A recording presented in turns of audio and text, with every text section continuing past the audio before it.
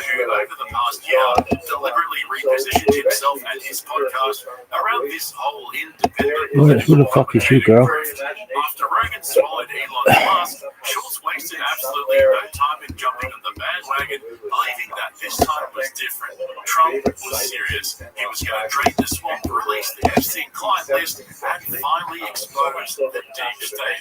Schultz even had him on the podcast where he had his people change up the set a little, make it all nice and cozy, and then proceeded to ask a total of 0 questions about Epstein or the list, and why he didn't release the files in his first administration. Instead, Schultz smiled and nodded while he ate up Trump's aura and hyped the idea that this was all about to happen, that Trump was finally going to deliver the goods. But now, after Trump told the whole nation to collectively shut the fuck up about the Epstein files, Schultz's audience has turned on him. Why didn't you guys ask Trump directly about his involvement with Epstein when Trump was on your show? Not only did you vote for this, you helped campaign for it. Imagine carrying water for this administration, then acting shocked when you find out they lied to you. Who was the president when Epstein unalived? Who was friends with him for years and years?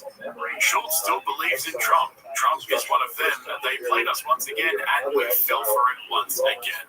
Trying to defend Trump at this point puts you in the cold. Round of applause for Flagrant. You all fucking campaigned for this. You are the guys who had Trump on your show and laughed your asses off with him.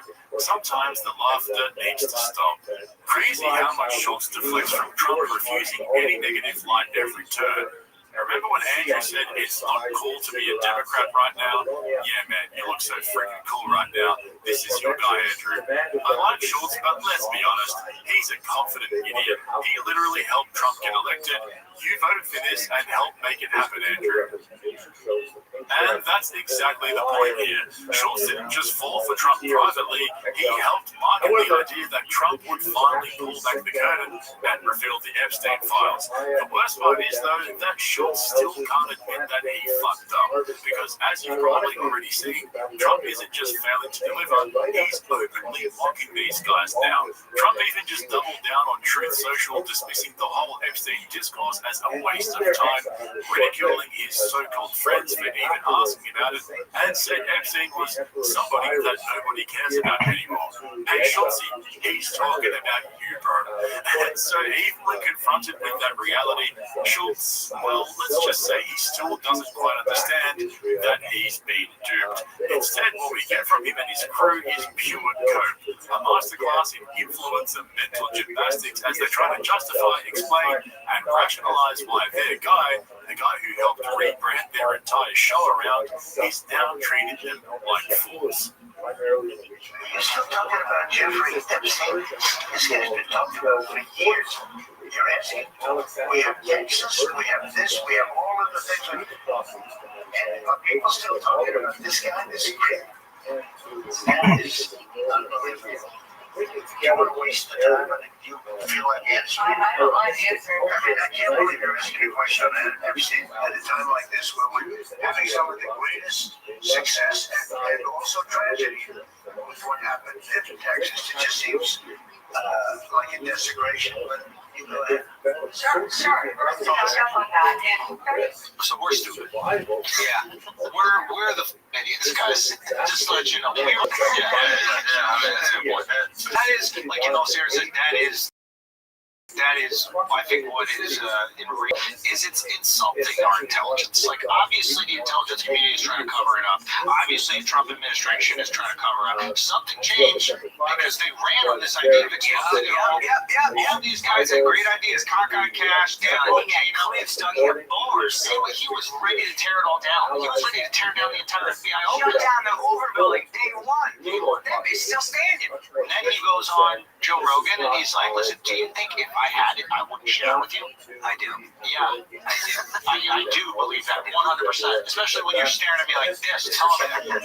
So after that moment, after Trump publicly dismisses Epstein as irrelevant and Schultz and the Flagrant crew half realize that they're fucking idiots, Schultz does exactly what you'd expect. He pivots. He doesn't confront the fact that he helped to build this narrative, he doesn't acknowledge that he himself spent the better part of a year hyping Trump as the man who was finally going to release the Epstein files and deliver the transparency that all these legacy media outlets supposedly couldn't. Instead, Schultz immediately reframes the whole thing as a matter of tone, as if what's really bothering people is simply how dismissive Trump sounded at that press conference. But this is where it gets beautiful, because Schultz can't even see that it isn't just Trump insulting their intelligence. It's so much worse for him than that, because Schultz is implicated in this shit show now too. The reason his audience is now turning on him isn't because they're suddenly shocked that Trump didn't follow through. It's because Schultz spent the last year positioning himself as the guy who knew better, as the independent thinker who had outgrown comedy and become something more serious, something smarter. I mean, how many times have we had to sit through epiphany after epiphany about the simplest shit most of us had figured out back in high school? And when he finally got Trump across the table, he didn't ask about Epstein, he didn't push back on anything substantive, he didn't challenge Trump on any of the contradictions. He smiled, nodded, licked it all up, and asked for more like a good boy. And even now, even after surviving this whole humiliation ritual, he still can't quite admit that he was part of the con. Maybe I'm wrong on this, but okay, you keep talking about this Epstein. They keep talking about this Epstein list. I got the list on my desk. Now they're saying nothing happened. So one or two things in my mind is possible. One, you're covering it up, or two, nothing really happened, and you exploited thousands of children to get your man elected. So which one do you want here? Because that one to me sounds just as bad, if not. This is where things get even funnier, because instead of sitting there in that studio and accepting what has just happened, that Trump has blown them off, that the Epstein list was never coming, that this entire narrative they've wrapped themselves in has imploded, Schultz and the Flagrant crew immediately started performing the exact routine we've seen from the podcaster ecosystem over and over again when they get caught with their pants down and their dicks in their hands. They don't admit fault, they don't acknowledge that they hyped all of this, they don't sit in the reality that they were duped. Instead, they pull out the mental gymnastics, because the best move in this situation is to continue to act like you're smarter and more independent than your average viewer. So what do? They start asking the questions they should have asked years ago. Maybe there's a cover-up. Maybe there's some dark national security reason why Trump had to walk this back. Maybe it's all a 4D chess move and they just don't have the clearance to understand it yet. Anything to avoid admitting that Trump simply used them and the Epstein list was never going to get released. So what does covering it up mean? Either there is an intelligence operation that's happening within the United States that is aiding and abetting the exploitation of children. So great. Our taxpayer dollars go to this and some type of CIA black budget. So we're now complicit in this thing, but it's for the greater good of America. Right? So we kind of are like, or Trump is implicated in some direct way because obviously he knew Jeffrey Epstein from back in the day, or both of those things. So let's talk about these two scenarios. But let's say it is an intelligence operation, like you just said, that our taxpayer dollars are going towards an abuse of. Do they have this conversation with Cash, Bongino, Trump, and the administration, and basically go, what do you want to do, guys? Do you want to tell the entire country that the CIA and potentially the FBI, that our organizations were doing this and that we're in on this and this is how upward we are? What will that mean for the rest of the world? How will the rest of the world view us? What are we capable of? We're supposed to be the good guys. We're supposed to hear. What is the collateral damage of sharing this with the world? Do you think they share that information with Trump? You would imagine that in order to keep the files from coming out, it's got to go on to the top. That's my assumption. Unless there's some type of like hidden agreement where it's like, hey, we're going to protect him from information so that he doesn't sound crazy and he can just kind of run with whatever the mainstream narrative is. But the fact that his tune is even switched up, leads me to believe that he knows something. So the reason he knows it is he's like, we're gonna showcase, we're gonna talk about this guy. They ran on it. They ran on cleaning up this swamp. They ran on all these. They brought all the influencers, gave them all binders with all this that was all redacted. You remember this? Yeah. They tried to promote this. Like they were building this excitement up for us to just get, I don't know, what's the term? Like the wind taken out of our sails? Yeah. So the fact that his tune has changed to from, hey, let's have a social media movement with the binders to, you guys are still talking about this guy? Yeah, we're talking about it because of you. Yeah. You're the one that keeps the conversation going when you hand out the binders to the social media influencers. Yeah. You're the one that keeps the conversation going when your FBI director goes on podcast and said nothing happened. He killed himself. Yeah. Okay. So it has to go down. Especially for anyone going, why are you guys still talking about this? Because you wanted us to talk about it. Yeah. You promoted it. Yeah. That has to be the biggest slap in the face to his audience I've ever seen. Schultz has a history of this, though. It's right up there with screwing over all his fans who paid for his special, only for him to release it on YouTube for free a few weeks later. A move so typically Andrew Schultz that he even bragged about it on his podcast after it all went down. He literally dropped the podcast where he bragged about how much money he made from his comedy special, and his fans ate it up and asked for more. Sort of makes you think, maybe they kind of deserved it, you know? And here he is again, caught in real time, realizing that Trump's promises around Epstein were exactly the same kind of transaction. And Schultz helped sell that fantasy. He positions himself and Flagrant as the place where this narrative would get broken down with nuance and insight, where you'd get real talk about Epstein, not just noise from the mainstream media. Meanwhile, Trump was playing them all along, dangling the Epstein list as bait and then discarding it as soon as shit started to get real, and everyone kept asking the same questions. And instead of calling it out for what it is, Schultz retreats into even more speculation, spinning up increasingly convoluted explanations for why Trump has now abandoned them. Seriously, the mental gymnastics in this episode was next level. I honestly can't wait to see if Rogan outdoes them this week. Alex Acosta said on record, we have this on record, Alex Acosta was, I think, at the time, the district attorney in Palm Beach. Yeah, Miami, Palm Beach. Yeah, but he said, he was the guy who gave the sweetheart deal to Epstein. He said, I did it because I was told he was intelligence. I was told to back off. Because he was intelligence. That is said. That you cannot wipe that clean from the record. That has been said by a, I don't want to say trusted source, but a source that is reliable and knows the weight of their words. To me, I think that's where we can at least, we can have some confidence that he does have connections to the intelligence community. Yes. So bare minimum, there's connections. Maximum, this is this like massive blackmail ring. It's not only blackmail. They've inserted themselves in governments, inserted themselves in like American intelligentsia, the highest levels of our universities. Like this is everywhere. Trump either is told that if we release the details on this, it will destroy confidence in America at home and abroad. Yeah, because what country runs a child blackmail ring on its own people? Yeah, like what would the collateral damage of that be? How would we react to that? What if we found out our alphabet agencies were doing that? We're like, you know, the thing I don't get is that what new information happened because Trump's first 4 years. This is when he got locked up. This is when he would have been told. That's also true, yeah. Hey, this is he's intelligence. This is compromise. Don't release it. So why would you use a run? That's Why true. run on this? That's a good point. There is a version where it's like, what is it? It's like a mutual assured destruction. So it is nukes on everybody.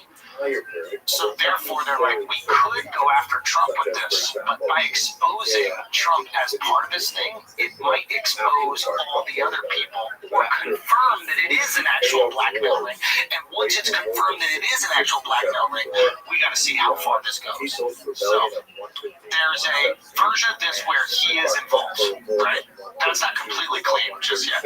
He is involved. To what extent, we do not know. But it's not like the most absurd thing, right? Like, the guy was partying with Epstein. I think, yeah, right? So his name was in the black book.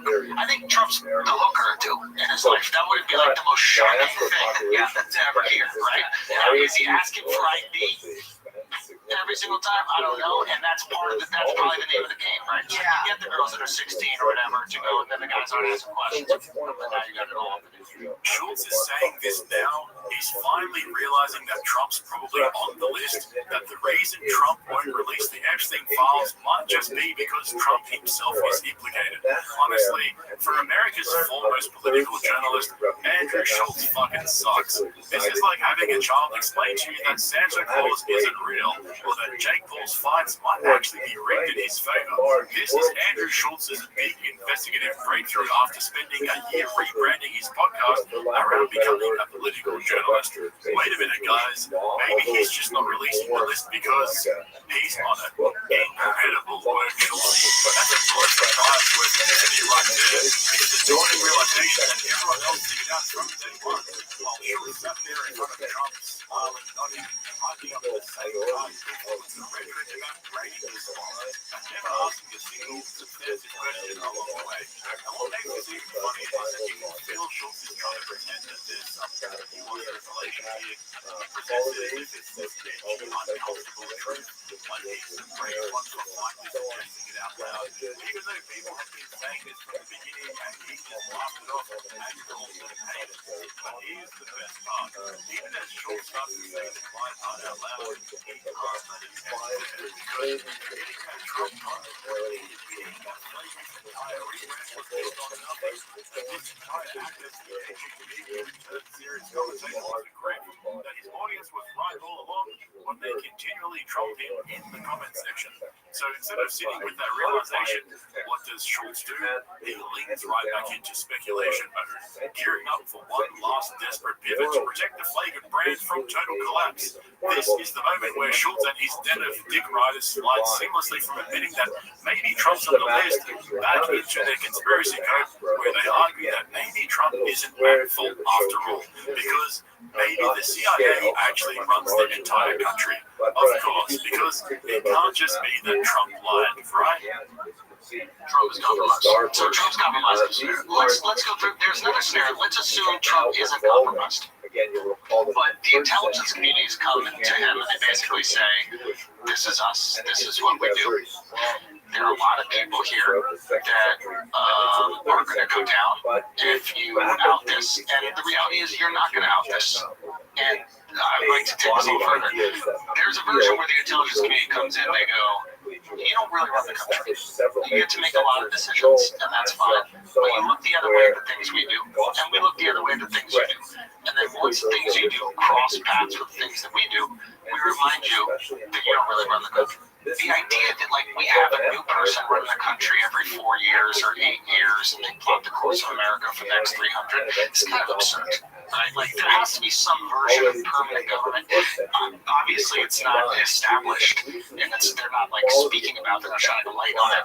But like there must be some version of this permanent government that like maintains the course and does to maintain the course just like every other country that's run as a dictatorship does to maintain the course. So it wouldn't be shocking to me that that happened. Maybe he's involved, maybe he's not involved, but he could have had a conversation. They could have come up to him and be like, you know, we missed on purpose, right? Like they could have sat him down and be like, you know, we missed on purpose, right? He goes, what? He goes, the guy who had the perfect shot on you from 100 meters away or whatever, like, we missed on purpose. You didn't look at him inside. Look at the sign got you closer. We missed on purpose. And we won't the next time, unless you tell people to look the other way about this episode. To me, I would not be surprised at all if the CIA and the FBI actually are running the country. Hang on.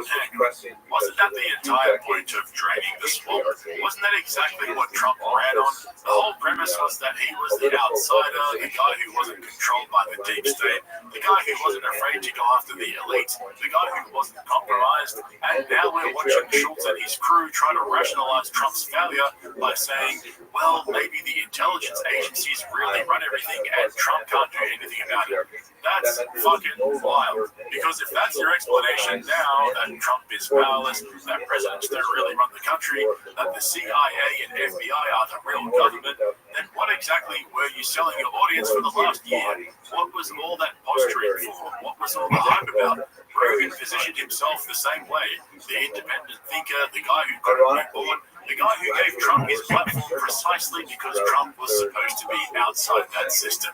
And now that Trump has turned around and not only failed to deliver, but doubled down and mocked them for never believing he would, what do? They as well. They twist themselves into knots explaining why it's all part of some bigger plan, why Trump isn't really to blame, why he's just a victim of forces too powerful for any president to overcome. And the best part, Trump himself is the one dismissing them now.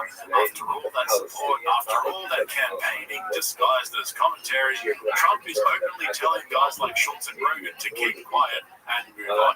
That's what makes this collapse so fucking funny. Not just that Schultz and Flagrant got duped, but that they helped sell the con to their own audience and spent the last year turning their podcast into a marketing channel for politicians. And now Trump himself has discarded them like the useful idiots they were all along. I find myself saying this in almost every video I make these days, but this shit is seriously so fucking predictable at this point that the script writes itself. But anyway, make sure if you haven't already, subscribe to this channel right here, then head over to my second channel, Podcast Cringe Bites, and subscribe there as well so you don't miss out on my uploads throughout the week. Also, don't forget to hit the link in the description to my Patreon, where you'll find all my uncensored, long-form content covering Rogan, Kill Tony, and everything in between.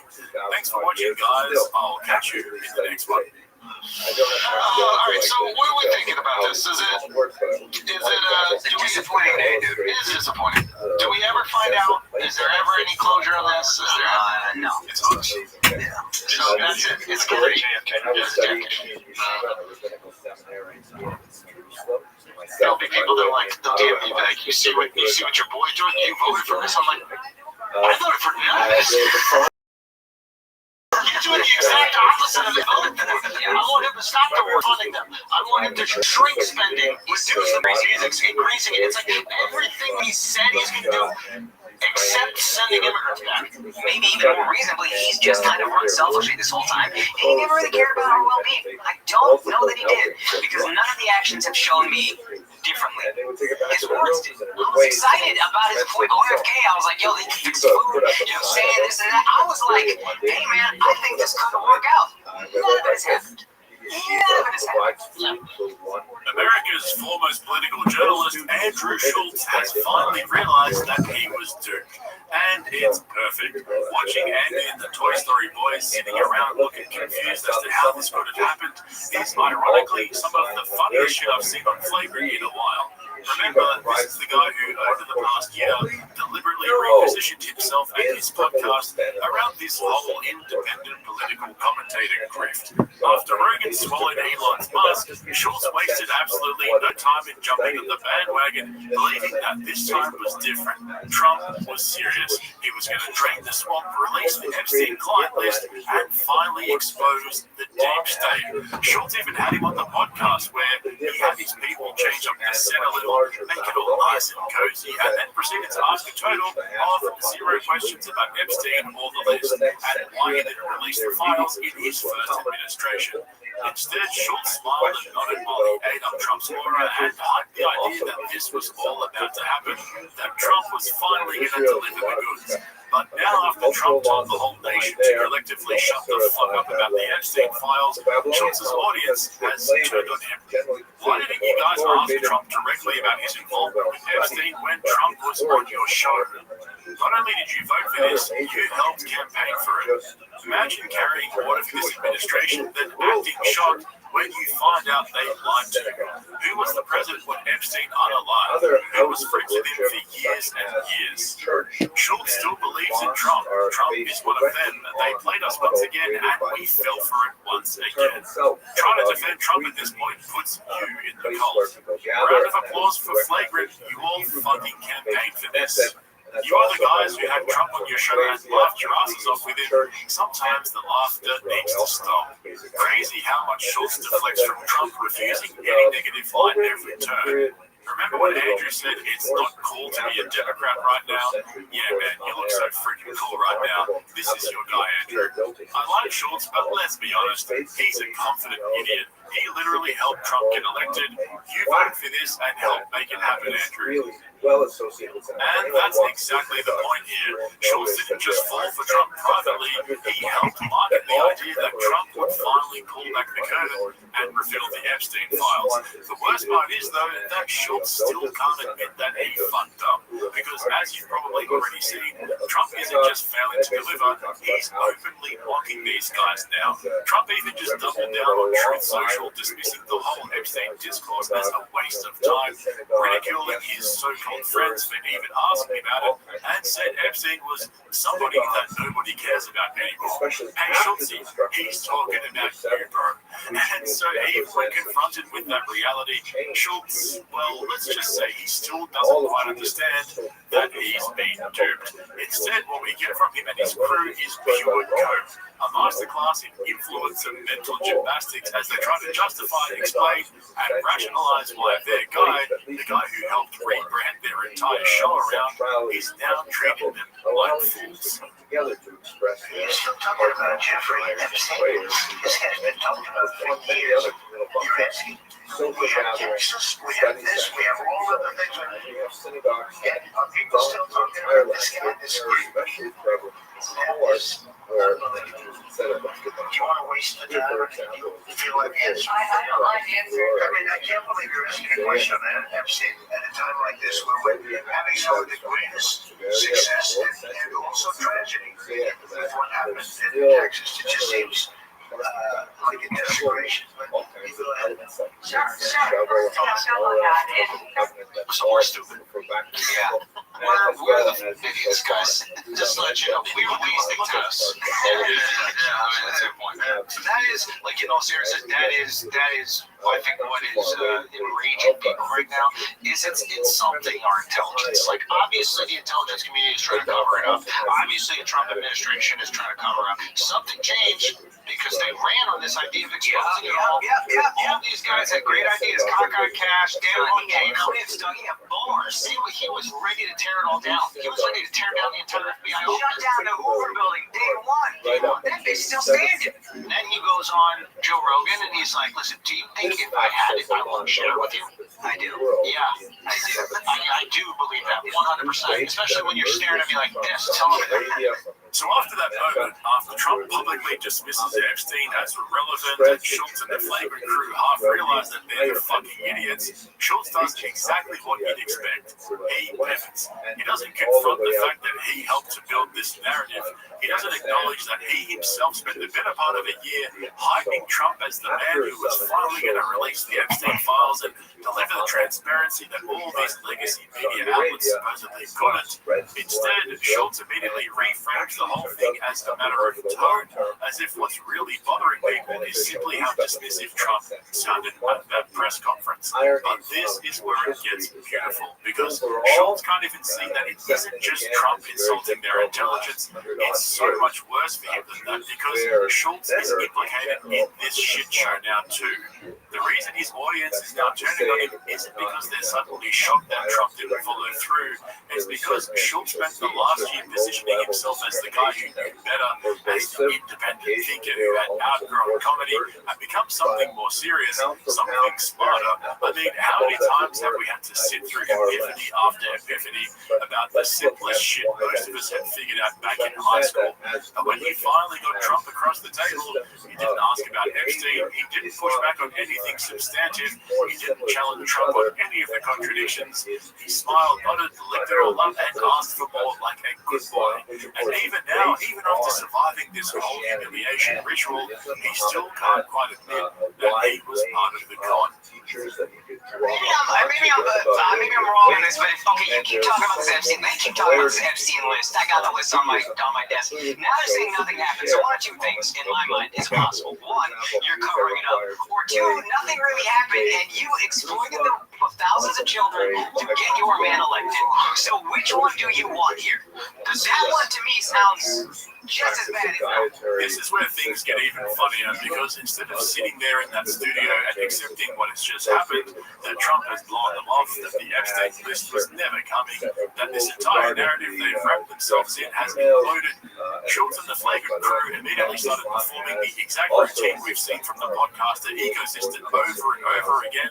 When they get caught with their pants down and their dicks in their hands, they don't admit fault, they don't acknowledge that they hyped all of this, they don't sit in the reality that they were duped. Instead, they pull out the mental gymnastics. instincts, because the best move in this situation is to continue to act like you're smarter and more independent than your average viewer.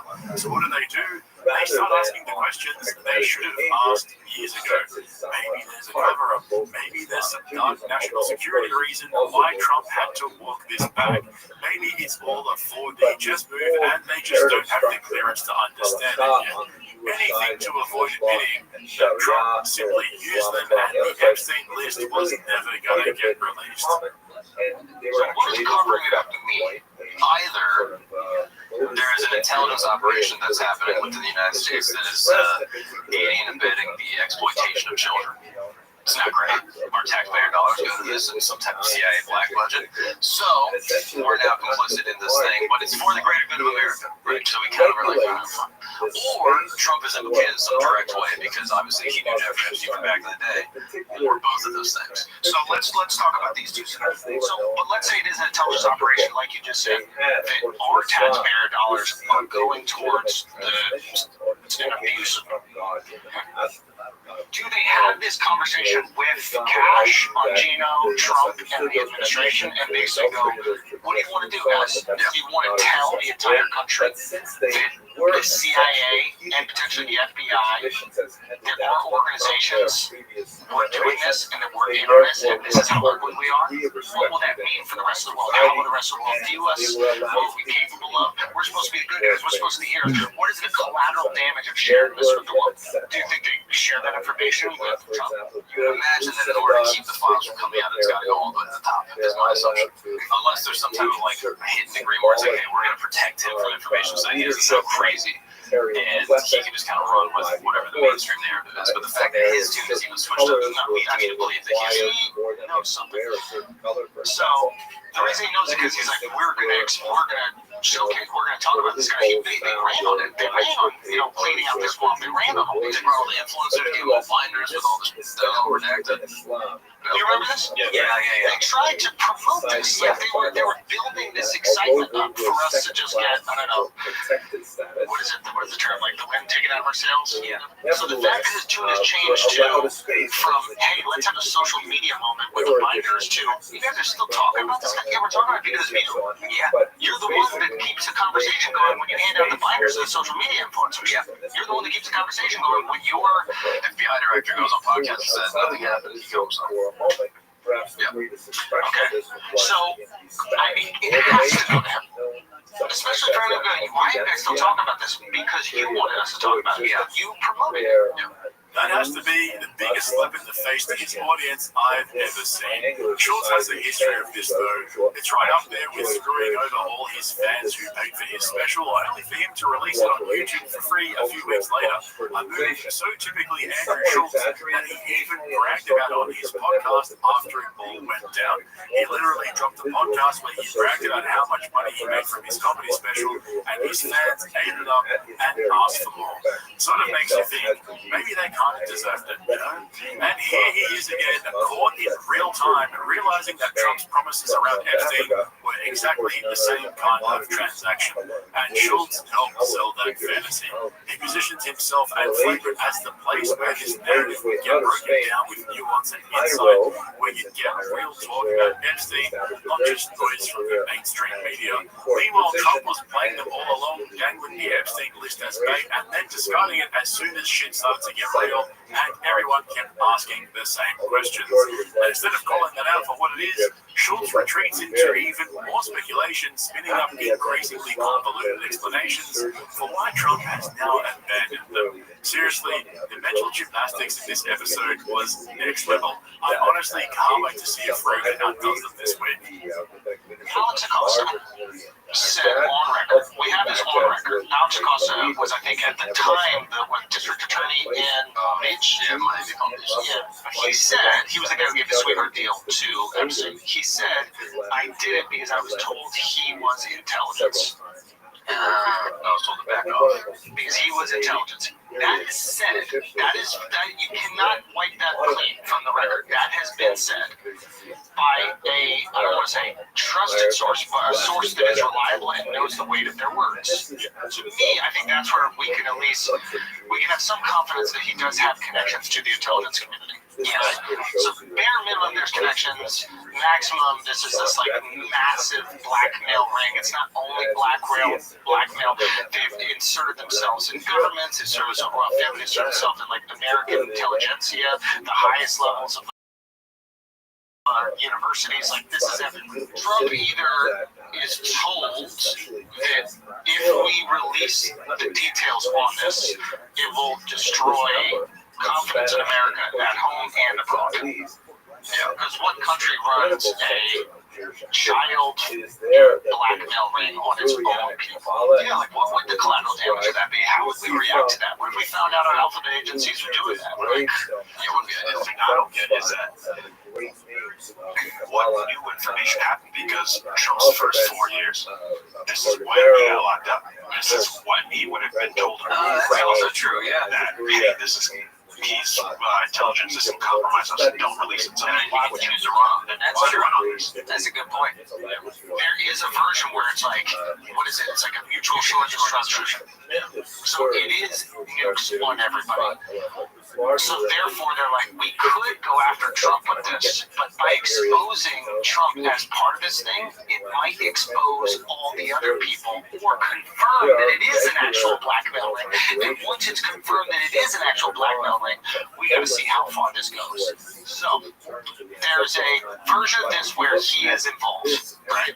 That's not completely clean just yet. He is involved. To what extent, we do not know. But it's not like the most absurd thing, right? Like the guy was partying with Epstein. I think, yeah, right? So His name was in the black book. I think Trump's the hooker or two in his life. That would be like the most shocking thing, yeah, that's ever here, right? Now, is he asking for ID every single time? I don't know, and that's probably the name of the game, right? So you get the girls that are 16 or whatever to go, and then the guys aren't asking questions. And now you got it all. Schultz is saying this now. He's finally realizing that Trump's probably on the list, that the reason Trump won't release the Epstein files might just be because Trump himself is implicated. Honestly, for America's foremost political journalist, Andrew Schultz fucking sucks. This is like having a child explain to you that Santa Claus isn't real, or that Jake Paul's fights might actually be rigged in his favor. This is Andrew Schultz's big investigative breakthrough after spending a year rebranding his podcast around becoming a political journalist. Wait a minute, guys. Maybe he's just not releasing the list because he's on it.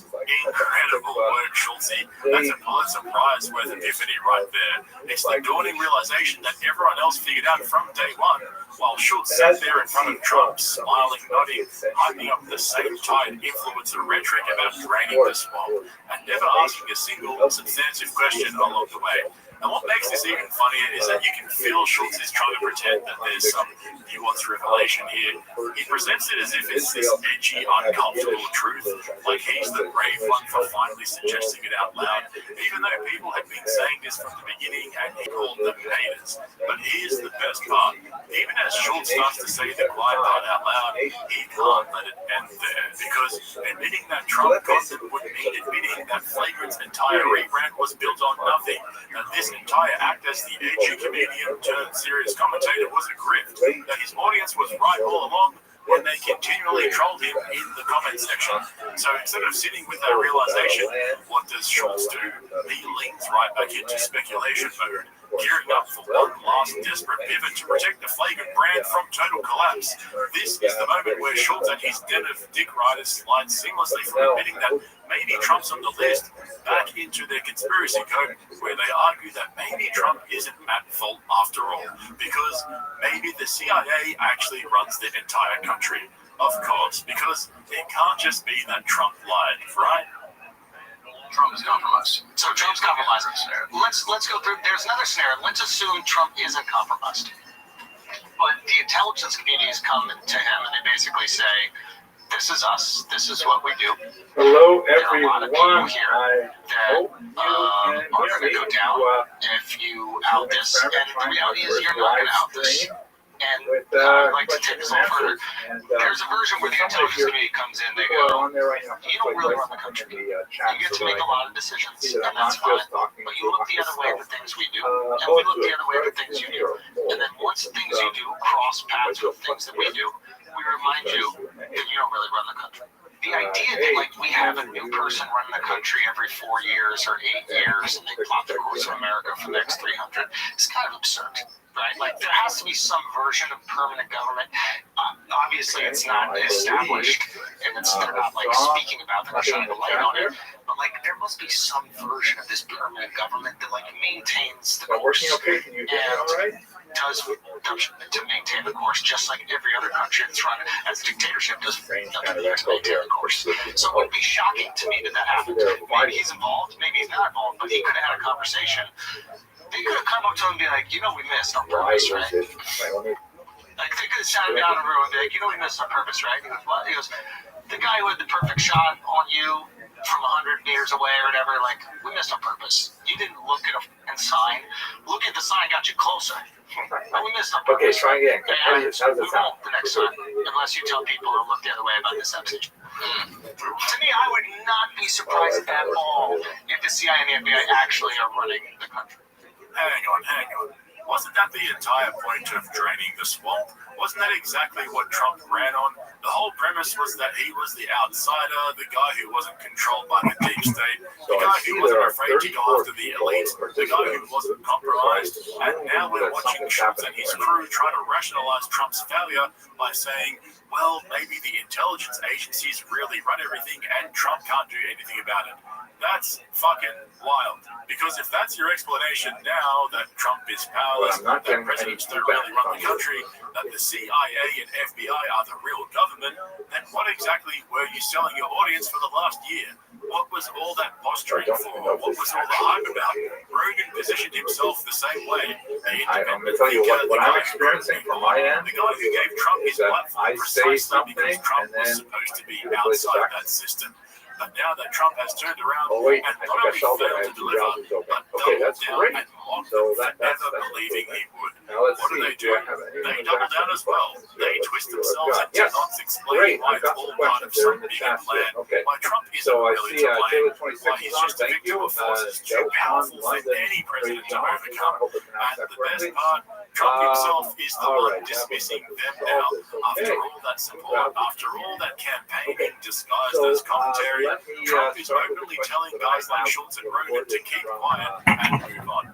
That's what makes this collapse so fucking funny. Not just that Schultz and Flagrant got duped, but that they helped sell the con to their own audience and spent the last year turning their podcast into a marketing channel for politicians. And now Trump himself has discarded them like the useful idiots they were all along. I find myself saying this in almost every video I make these days, but this shit is seriously so fucking predictable at this point that the script writes itself. But anyway, make sure if you haven't already, subscribe to this channel right here, then head over to my second channel, Podcast Cringe Bites, and subscribe there as well so you don't miss out on my uploads throughout the week. Also, don't forget to hit the link in the description to my Patreon where you'll find all my uncensored, long-form content covering Rogan, Kill Tony, and everything in between. Thanks for watching, guys. I'll catch you in the next one. Alright, so what are we thinking about this? Is it disappointing? Is disappointing? Do we ever find out? Is there ever any closure on this? No. It's close. So that's it. It's going to be on the stone There'll be exterior people that of the house. you see what your boy told you, voted for this. A couple of people said, well, maybe that strange one that looks like it says the word Roro is actually Duro, like the letter Resh in Hebrew, is very close to a Dalet. It's just a difference of a sharp corner, a right angle, as opposed to a slight curve. And that's possible, but it should be noted that this particular location is somewhat south of the Duro River. It's not really so close that somebody will want to write it there and also write it twice. So it's really quite a mystery. I still have to spend a lot of time thinking about this to get some sense of it. But I got a few other interesting suggestions. Yosef Israel writes, the last thing he ends, the description, it looks like it says the word ruach, spirit. And that's referring to the little horizontal line of one of the last letters that would actually spell that sound. But when you actually are up with the wall, you'll see that it's not actually carved into the wall. In the video, it shows up, but it's just a little bit of lichen. It could be that lichen is there because there was originally some kind of imperfection in the rock, but it's definitely not dug in as deeply, so I don't think it's quite that. Now, Stanislawski 2262 writes, the inscriptions would have to be analyzed and dated by archaeologists in the first place. True, I'm not a trained archaeologist at all. I'm a regular historian. I read fairly widely in archaeology, but I don't have all the tools here. The question is, how old are they really? Are they pre, during, or post-Inquisition? Could the stones have been reused from earlier buildings? Was the location affected by the Great Lisbon earthquake of 1755?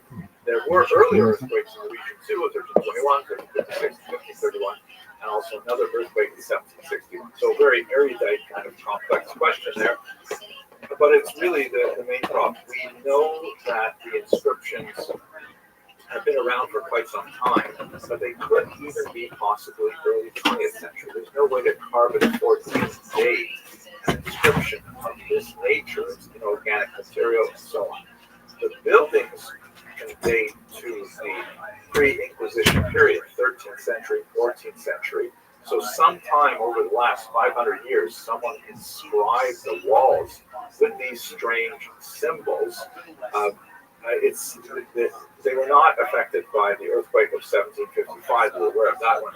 Totally destroyed much of Lisbon, but didn't have the same kind of impact on Troncoso. These buildings from the Inquisition period, but the inscriptions could have been added as late as the 20th century. In fact, I had a really interesting discussion with museumologists in Porto who suggest they may even have been inscribed for the purpose of attracting tourists. I mean, that was really wild, but not impossible at all. So it's still likely that they were inscribed most likely by Jews because this is a Jewish neighborhood and they don't appear nowhere near as frequently outside of the neighborhood, so we don't know really what they mean. Another user named Eliyahu Tishby suggests that Roro might be a nickname. Yeah, it could be, but why would you put that on a wall? Why would you inscribe it twice? It's on either side of the wall. It's just a bizarre thing to write on your door post, especially we're not talking about someone's tagging it with a spray paint. This is, inscribed in the wall. You'd have to spend a couple of hours with a hammer and chisel making a lot of notes, inscribing into it, so it's hard to say that. Desert Priere writes the same thing. Why would a Jew spend hours carving a nickname into the side of a house under the hot Portuguese sun? Good question. Anik Nathana 9463 adds that maybe it's a gematria, meaning it is it's a numerical equivalent, and it happens to be the numerical equivalent of the word bayit, meaning house, 412. But then why not just write the word house, or even write the word 412? It's just strange. And the last one here on this section, J.F. Joubert Quebec asks, are there crypto-Jewish personal names that can be identified? Yes, definitely. There's quite a few names. Nunez, Perez, Sanchez, Gonzalez. These are often very well associated with crypto-Jews. Carrière. He asks also, could a Jacob, a shoemaker from the Netherlands, hired to fight for Britain in the Revolutionary War in the U.S., be identified as Jewish? Well, Jacob is definitely a Jewish name, also a non-Jewish name too. Shoemakers, same. Netherlands, yep. So the answer is yeah, it could be Jewish, but it could easily be not Jewish. Okay, so those are all the questions that I What's up, recorded. pal? Not much money. Let me start with Brian. This is Texas Brian. Brian texted me and said, Daniel. we said we're I've gonna. read the book of Daniel. I said Why I'm does it about mix to buzz your historical house. events Yeah, it drives with me nuts. He keeps saying buzz your house, and I was like, oh, well, we're at the the author backyard Daniel swimming. anticipated the Brian, when he apocalypse says occurred buzz, shortly don't say after buzz. the It makes me massacre. mad. Yeah, he kept saying buzz. So He meant he's gonna fly over with his friend really Shane in a helicopter. It's chopper talk. It's chopper talk. Yeah, it's chopper talk. Daniel is It's called definitely chopper one of the most It's called chop complex talk. I'm in the pool with the whole fam, and and then Brian in this giant red helicopter was flying right over my house. Yeah. And I kept saying to Shane, I was like, go lower. Discussion in the Not in that Talmud neighborhood. that Because I said, you know, you there's could even land right there. I divine could. sanction That applied neighborhood, to they would. revealing some of the secrets that are written coated. That'd be so cool because he could land right there. I know, it's wide open. I thought maybe he would. Scholars approach this, I asked him, like, academic I'm like, scholars approach Brian it and that guy, with a my very buddy, I can get you riding. suggesting that it was Awesome, dude, like, no way. later and more scary written. No That way. would change Once the they way got we that, they'd be like, understand whoa, it's so public suggestions that are He's just cautious. He's different. definitely a massive topic. Joanna was down. She's like, I'm going. Interpretation of Set them it up. really I depends won't. very heavily on He what might be the nicest human being I've He's awesome. ever. I don't go say Buzz over Taylor there. Physics also asks, I buzz Rogan's house, what's my buzz your favorite house. commentary I on just the show Does up. Rogan come outside and wave like a kid? erotic? Yeah. I definitely am a I sent the video I too, love and I said, Rothschild. Brian thinks he's so cool. It's pretty cool. Humility, insight, intelligence, and he writes in such a Pretty cool. Oh, yeah, fair point. Pretty cool.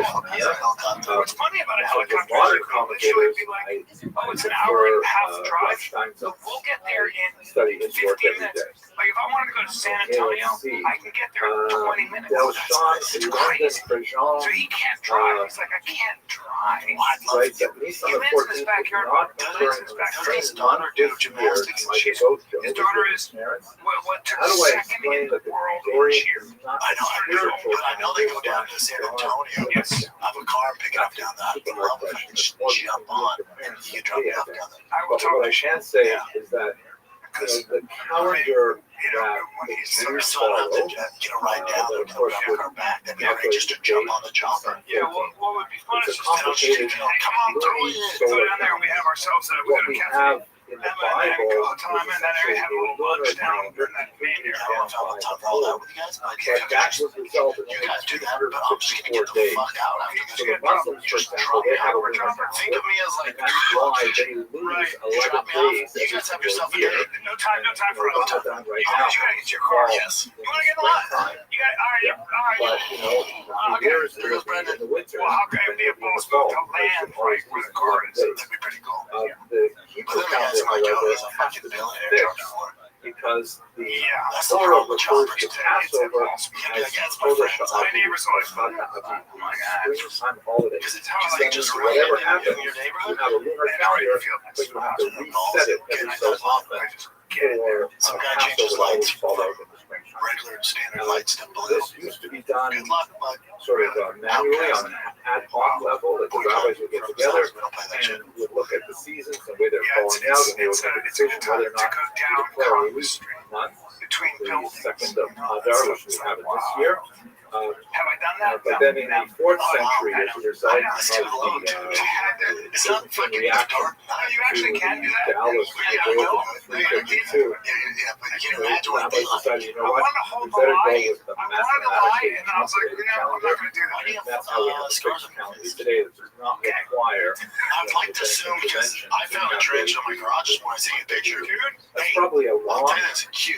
description of the well, calendar. he's a cutie pie, but I'll tell you who has, London, I'll tell you this. but Come on. Chewbacca has less fur than that thing. let's see, Chewbacca has this less is so fur. fun. Look how much fur is And on you know, if you handle it, like if I put it on top, those are little thorns. It's a leap year, right? So yeah, there's a whole Now, month it was added, cute, though. and there's a Trying cycle to like over kill him. I'm like, 19 I'm years. not killing him. It's awesome. It's kind of Give him a interesting name. that Hopefully this comes Sunday back. That's a big is a day that only appears when I don't there's a want to find out. leap Sure, year, the jump in 30th the day of Hummer. the month. He's running with the Hummer. Adar, Running Rishon. pretty. It You know, happens to that be garage is hot as personal shit anyway. anniversary for me and my That's a hell of a grandfather. fuck. But see, I figured that jumped on your stupid So face, that and means that's it why it doesn't marks. have Now, he's the probably, same day. no, that did not. I'm glad you asked. And somebody asked what happened. I go, I just spotted an eagle. They're different. It's impossible to That's tame. exactly what you would And do. they got a lot out of that. So, Jen, I sent you a video. Why don't you bring up what I did What is yesterday? the fragment of the Dead Sea Your hair's Scrolls looking better there. Your hair's looking better. 4Q541? It's fuller there. You're doing anything different? I don't know, person. I don't know offhand which particular scroll that it is, so please forgive me. That's a little too specific a question. This oven is to Let's pull the see. trigger and not Sven let go. asked me what do I think of the journal of Alexander? Who's filming? Was he just a Greek who was trying to self-explain Buddhism? With the general. Or What is is this? his understanding of N240 Buddhism Bravo. and At regardless 240 of Bravo? Yeah, I can hold the trick down in there.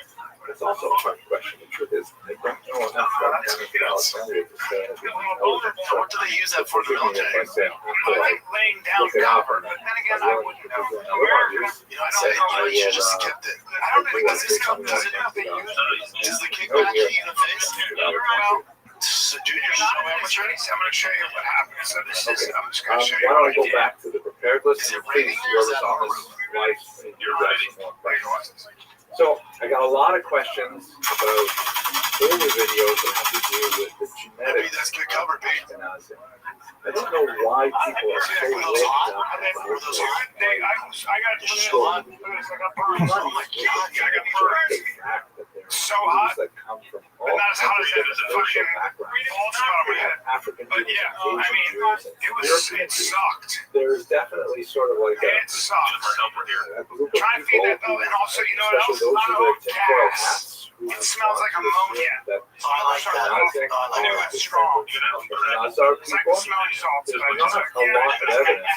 Just from There's the not blood. a lot of genetic evidence. How many rounds is it putting out? A second? So the Gatling gun, watch this. As much as the conspiracy-minded people would like to think so. And you can watch I my like videos it. where I You're look still at shooting and what looking to your have and right. so on. Well, because I'm burning, because it's burning me right now, and I'm trying to get it all They the wear way long home. sleeves so it doesn't burn you? You should wear long You're just not ready. And I wasn't ready. So where the fuck's that fuck up your face? Of Italian So, watch DNA this. as well. More. But Heather Pratt at 5288 God, it's going through that I freaking. hate to ask this, It's but great what ammo. many of the genetic additions Now, the to the Gatling Jewish gun. population are a result Is that the not of Gatling? intermarriage, but I instead have a of video of marriage. that. Oh, Jews it's were so brought fast. enslaved It by shoots the Roman 3,000 Empire. rounds per Female second. slaves are the sexual Each bullet's property about of $1.50. their enslavers. Isn't it the case that So, the yeah. reason that person is considered Jewish Did you have to I pay saw for it? 3,000 rounds per minute. 3,000 rounds per minute. 3,000. No, I did not. And it's very, very nice, but Super nice. Terrible question, but of course a it valid was so, historical even with question. a silencer on, And the or a answer sound is suppressor, it complex. scared me. The Like you reason can't Suppressor why for what, dude? If I was too loud, it'll plug your ears. And even outside, you can't shoot that with us. But if you have a cover, Yeah, you gotta cover when we your get to the Then what are 21st they- You gotta have century, earplugs, you gotta have a real earplugs. 20th century, then what are they? there are Sensors Jews off. who But what are they wanted using? to Right? define Software. Hey, barrel getting so hot. matrilineal Sometimes descent God gives you signs in life. definition of Jew. You have This is band-aids on your basically arms and the your face looks like you Oh, get no, attacked. so that happened A Jew is a child of the so Jewish mother it's or a not convert to then hold on. I'm Judaism. shooting machine That's guns the at then definition. I shot a that 308. has It's a hunting been rifle. the working Sniper rifle. definition for about And the problem is they 2,000 kick years. back. Yeah. So if your face is too close to the scope, Or if you you're don't have shy, it. or if You you're all definitely weak, right? see in the That's what it Bible is. some No, please don't say examples that. where Please don't say you that because I That's Jewish I did have a show males there Did and they tell you this? Goose and hit me. That was the first time. That was pretty neat. Because you and their They children did are it again. Jewish. And the other reason I'm not fucked because I had sunglasses on. Dude, Otherwise, I would give you black eyes. oh, bro, I would have been so Joseph and fucked. Like, others. it's what And so some scholars have said that there I is just heard you. My son played off. Jews from his father defined the second, another defined They get a shooter. They all look at traditional you. Jews They were not quite like that. Simply because there's a passage in the book of Deuteronomy that when you read it carefully, it indicates that grandchildren who are birth from one's daughter are Jewish, grandchildren birth from one's son, which is a non-Jewish woman, and not considered Jewish. There's a lot of discussion in the within the commentary about how you square these two facts. So when Joseph, Moses, married his parents who were non-Jewish women, there's no discussion of his version. So how do you square that? With the practice of recognizing children of women as being Jewish and not the children of men. There's lots more to say about how that works out, but in the 20th century, there were more liberal movements that said you should recognize men as well as children of Jews, and of course, everyone else can be but to get more specifically to this question, you can certainly assume that there is a significant amount of genetic material that is not belong to sexual violence. However, when you look at the economic situation in particular, there are these genetic bottlenecks where scholars are able to analyze the DNA work back 2 generations to when identifies incursion and other people I've been working out for 20 years. genetic scholars have identified 9th century, especially in important time, and in fact, especially among the Levites, they've identified 4 groups of Italian mothers see what it's about. So the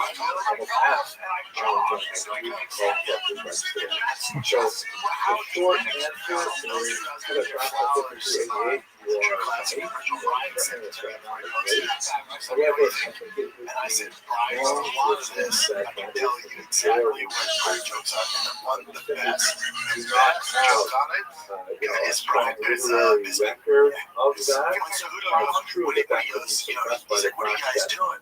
And then, so talk about rape. I forget what he said. He's like, yeah, pay the price. Well, you have But a broken neck and a glass eye. He goes, no doubt, and that's all the actually, price. so I really don't know I what wrote, to talk about, but I could say that that's my That's great. best guess. So that was the European play. Preponderance of the Bisbee evidence stole is the that show. there's Yep, that's my comment. He's a real but athlete. Come on with that. He's great. Bisbee's salary, yeah, super tight. They were all great, man. They were all great. Lots of things happened Wonder in Boy's January. We'll see. yeah, Wonder Boy's amazing. Leo Cheeto was perfect. Sven asked, Told me but they're somewhere gonna use sometimes Diogo wonder if Lopez, the but it makes no sense. really has Leoto. We have Leoto, he just like, he's, how nice is he? She talks to everyone? Yeah, that's my guy. That's my boy. He's the best. you know, well, had trained for a long time. tremendous Much bigger than he would expect. 220. I thought he was actually about a 185, but and the at idea 205. of At 205, yeah, bringing that champion. to Looks great. masses That's such a good guy. And the best. He lives in Florida now. important. Yes, yes. Teaches his kids and Propagation of especially the man. Christianity to And he was very funny and all kinds of great. I really liked it. I think that would be But true. let's take a little break. That You gotta think in generation of here. the You know, transitional sometimes generation, a man like myself first wants to think 50 in or here. 60 years And after Jesus' right death now, is you crucial. can go to I think that HIMS, one of the turning HIMS. points, of course, is You the can take a destruction of the picture of your temple thinning hair. that, You for can send it into Jews a health was seen professional. as a And they will get back to you within minutes. catastrophe. Yeah, but does it take Uh, 3 to that 6 some of the years early before you see Christians, results? Your pills will be in the mail the next day. They've got, it takes 3 to 6 months, dude. I'll send you up there. They've got, yes, that's right. Oh, yes, you've got, HIMS offers access to prescription treatments for growing hair in fellas 3 to 6 months. So that transitional generation did not last terribly Online, long. which means getting started has never been more convenient. No insurance is needed. Yeah, one low price covers everything from treatments to ongoing care. Plus, treatment options start just $35 per month. You're especially curious about that. Choose oral medications, serums, sprays, whatever. It's 100% online, like Brian said, and it's very convenient. Start your free online visit today at hims.com/fighter. That's HIMS.com/fighter for personalized hair loss treatment options. HIMS.com/fighter. Individual results may vary based on settings and top line, monoxide, non-stress, and short card. See website for full details, restrictions, and important safety information. Joseph had no part That business in got the show back with him. I what should. would you Oh, yeah. do? 10 years ago. Well, My dad's Dominic Reyes reminded me of you a little bit in his there's also size kind and of his jokes about how played he football, stayed yeah, at home. football. Yeah, a nice guy and just a nice guy and Let's see. just kind of cool. We were talking about like the Abraham and difference between Hagar. 125 and 135. This is Del His Sean size asking. were Abraham and like, Hagar's you know, child was you a have to take in different considerations. We can get knocked out with a jab. You see Derek Lewis when he threw Again, it that, really that depends on it how looked like nothing. It looked like you just clipped him and it's like, oh, 265 pounds. Yeah, you're going to sleep. It's so crazy. Tosfot Derek is Lewis, a very Tom important McGrath's body of awesome. scholars Yeah, in he's a good guy. Talmud.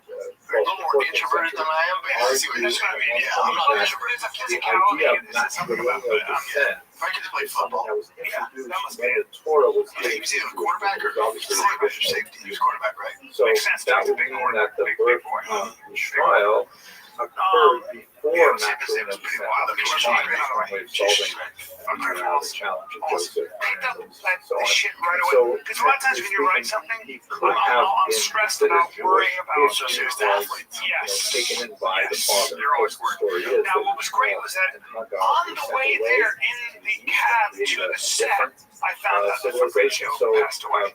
So that's good. complicated question, but I would Oh, consider one of my okay, close friends. guys, Let's get to shooting. So that was shoot Vegas. Vegas. Yeah. Understanding that through That's why I went to Vegas. Remember when I came back? Oh, Yeah, yeah. shoot.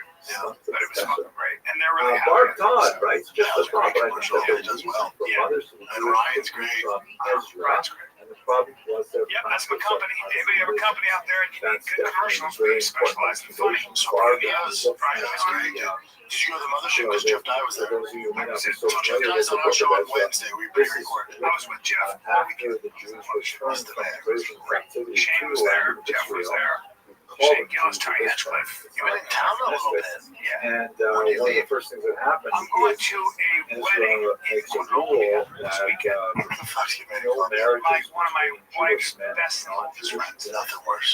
And, Gotta go to Colombia. God, so it was clearly at that It is what time it is. kind of You know how a it real is. acceptance that I'll leave Thursday. Jewish I'll men fly. produce Jewish Here's the thing. children. I'm not going And from that's Texas to basically how it's Colombia. I'm enshrined gonna go for to Atlanta. Miami Although, first. again, Spend the night. the then go to Colombia. historical scholarship still How far points to many is it? examples of From Jews who Miami? did not have Jewish mothers and still considered Because Miami is Jewish by at least the Israeli Yeah, if society. you ever want to do like this meaningless vacation, like if you want like Belize, the sleeper place, unbelievable place. How You want speaking of vacation, you Jesus, want are there any How far is writings that from here? attributed specifically to 2.5 him? hours. Oh, Belize is.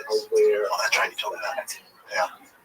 That's I mean, doable. the Gospels were all written by Now, his disciples. Will you have an amazing time in Bora Bora? Del Shaddai is Tahiti? gospel That's as all important it's to going our to be Jewish culture amazing. as It's like the you Yiddish, go the being English, on a Irish, plane, and then another plane, and then a boat. we have And a boat. Please take the day to travel. And make Joseph sure that writes the kids, that I am because the being kids misled love when I that. say That's it's easy. Italian And the kids don't give a fuck. Those Because whether you're in Bora Bora, if you're in San Diego, if you're in fucking Austin, Texas, the kids go, pool, cool. interesting. You're not doing it for the kids. If you think you're doing it for the kids, they don't give a fuck. We have snacks, hotel room, pool. Citation in the We chat could be in Ukraine. We don't give a fuck.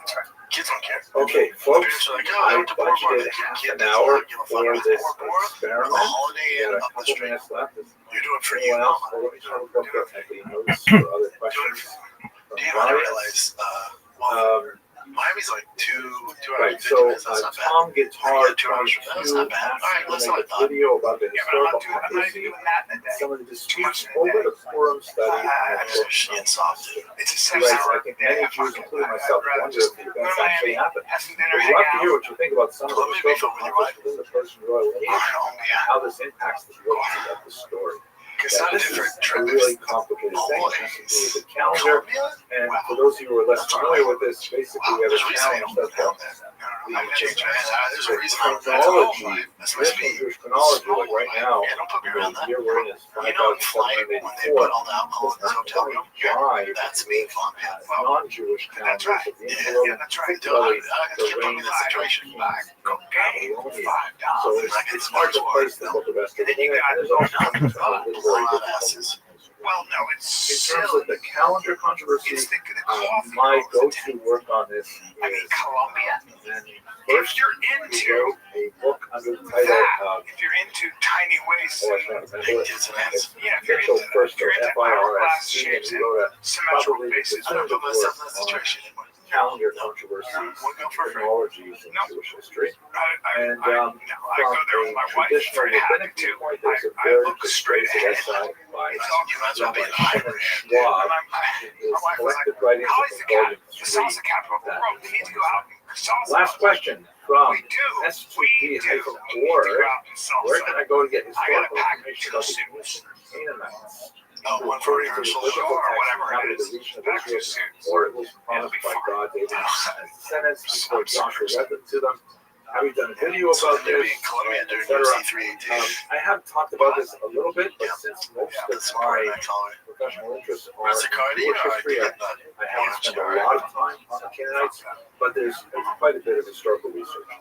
My go-to source, my beginning source, is By the way, Colombia. Rabbi, Quick story. G-R-A-B-B, One of my best friends, about 40 books, his girl, looking at kids together. ancient So they wanted Israel, to hire both a babysitter. before and And she was in after the Colombia. advent of the And Israelites. she was And I would start with insanely hot. So it was to the point where all our friends were just talking There's about also scenes and they were really just nice asking. thin And volume. the girl, my not the wife, but his girlfriend, who has kids with, she's like, C-L-E-I-N. well, if he's going to cheat on me, then don't know. And I it's mean, a like, really if he's short going book, to be a cheater, then introduction I'll to but don't do biblical that to him. archaeology. I know. It was like he's a recovered alcoholic. And like, yeah, I'm sure that whiskey in every room. Well, no, just don't have to be fucking whiskey in the room. The 40 thing books. is, listen, You you know, where book that's under Arnold's the 200 best pages, example. so just a quick introduction. Arnold's found I like that heads. book, right? And then he was like, look at this warlock that has a positive attitude. Yeah, and I thought make a that kid with it. Delshon He also only mentioned takes so that much I as a man. referred to the Yiddish language as Yeah, a I had an experience like this. My first wife was very beautiful, of course. She was very confident because she was beautiful. So she brought in And this Morano gal Pashitani says he three likes this. languages Try and again, maybe was we should. Swedish, Ethiopian, Okay, and and Angel. do I have any lectures where I Came talk in about the like Rabbi this, of like in Klausenberg? I couture haven't done clothing. I that came in yet. with this logo thing, and I was like, I looked at my wife, I go, let me explain something. Okay, I guess that's it for this experiment. I think this was kind of fun. That's right, you were there. She's fucking right.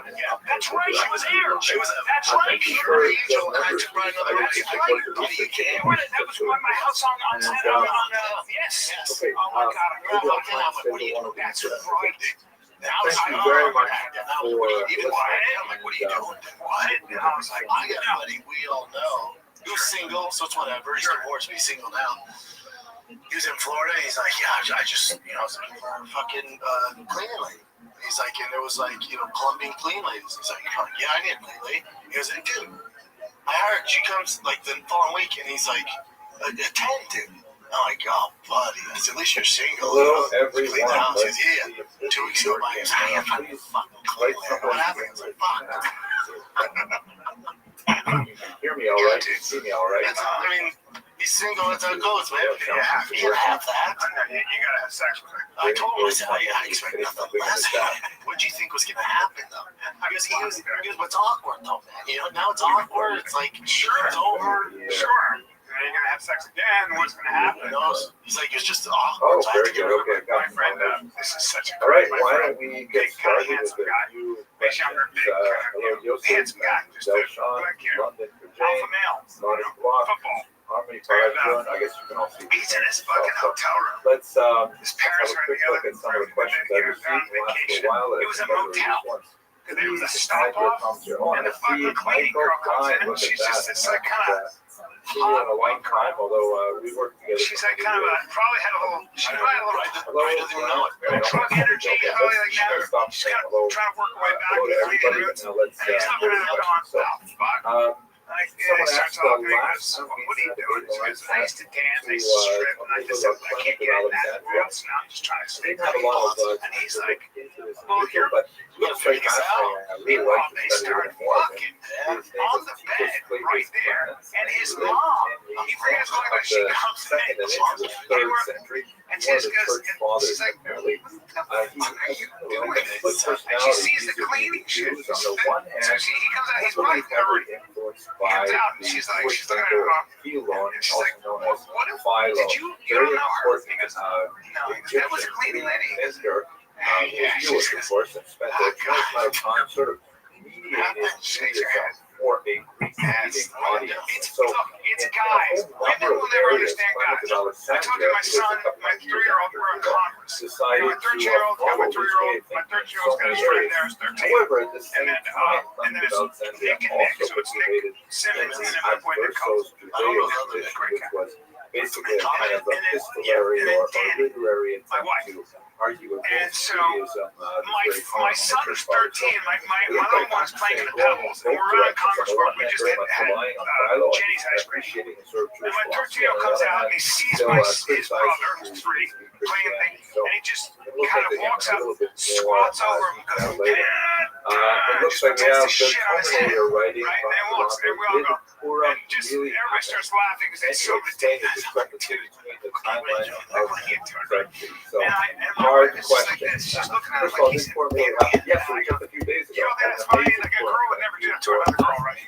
She was like, I suppose never what in a really million caused, years. Like, never would you fake shit on your brother's head. really happened. So, I think the answer to that question depends on who you want to Yeah, so Chin, It will ask we brought this rabbis up that you need to hire a Colombian nanny. believing Jews who retain the oral tradition of You know, we're gonna finish the story about how I got these. Yeah, I thought it was what it was. Yeah, all these the guns. people What? and all The these guns things was happen. Where So they, no, it wasn't a bullet. It literary was, I scholarship shot a with rifle, scholars and he from was the looking at me. He said, "Oh, that's what I'm Yeah, saying." you're right. tend to disagree and say that the book of You Esther still- probably comprised Take the quite a Gatling bit gun, later you know? during the Hellenistic period. We'll just give up on that. And so this is like It's- one of those it's key just areas where you insane. have a sort of It's actually divergence interesting, between but keep talking. I'll find rabbinic it. world Just try and to the text scholarly Georgian, get a world. Colombian Sure, husband. the holiday of Purim, as I indicated in my argument, is is definitely deeply That's one way. entwined No, thank in you. Jewish Oh, memory wow. and What's that? tradition, Think of the and upside. is Maybe you fall observed in love. Finally have a friend. tremendous They are excitement, so freaking gorgeous. especially I by can't. People talk about it like it's a Nordic Hardcore.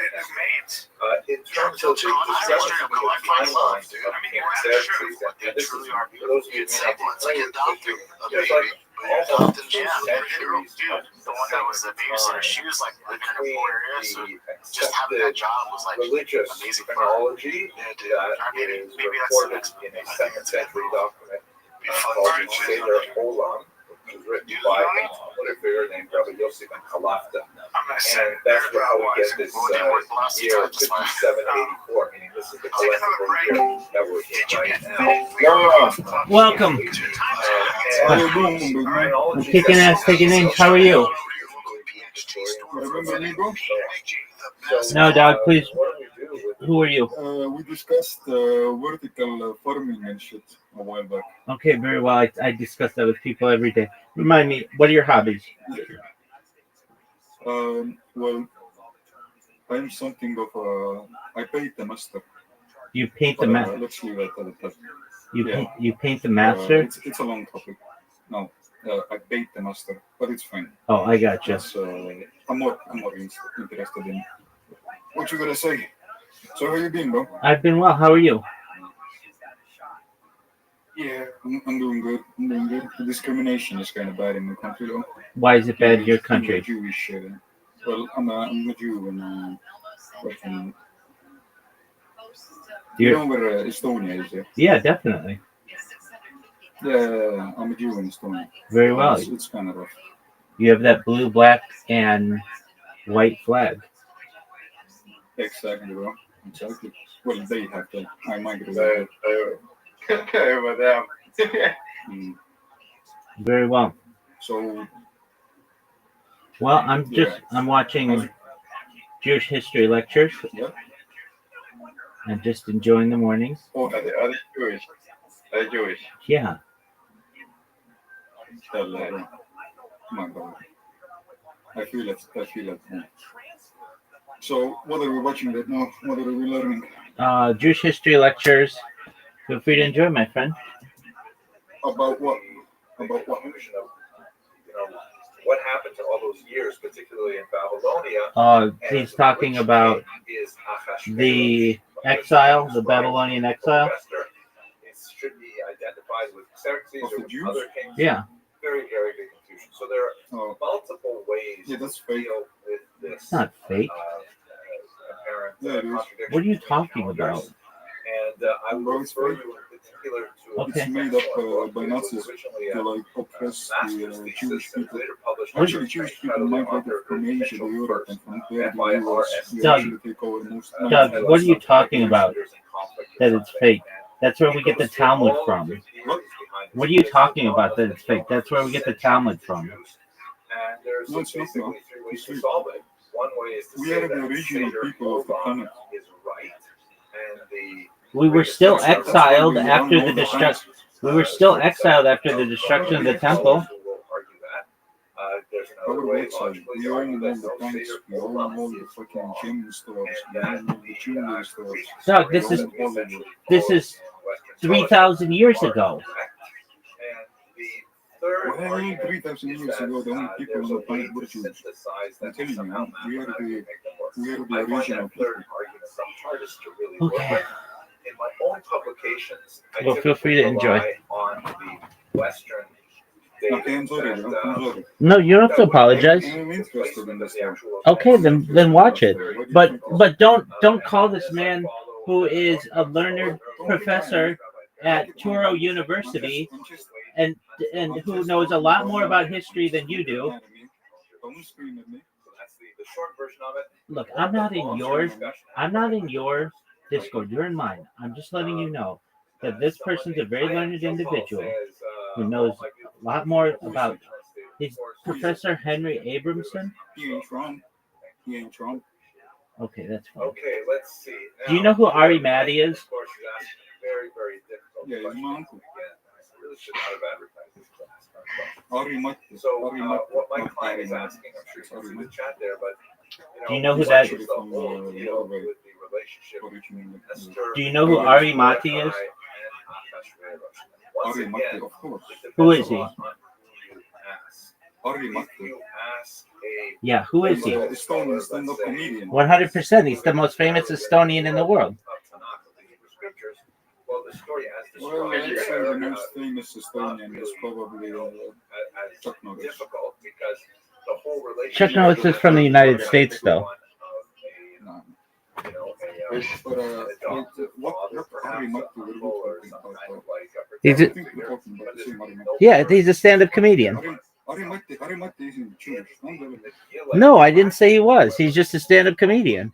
Which just is mind blowing in terms of the kinds of things it says about what actually happens to the book master, which are like, wow, huge, amazing divergences from the text, and with tremendous pedagogic lessons buried into them. What like, for example, off the top of my head, Esther. So what do you eat? Described in I'm trying to like cook new shit beautiful and stuff I'm never made before. I'm just wondering what you recommend. I'm planning cooking something. But in the Talmudic text, it says that she had a green complexion. Maybe you could say nicely all of What it, up, pimp? But the text seems to imply. I'm planning to cook something. I don't know what you got any recommendations. What do you cook usually? Oh, I like brisket. I like, yeah, I like chicken. What is brisket? Brisket? It's a beef from a cow. Is brisket like a steak? Brisket. Brisket. Brisket. B-R-I-S-K-E-T. No, not Trisket. Those are crackers. Brisket. B-R-I-S-K-E-T.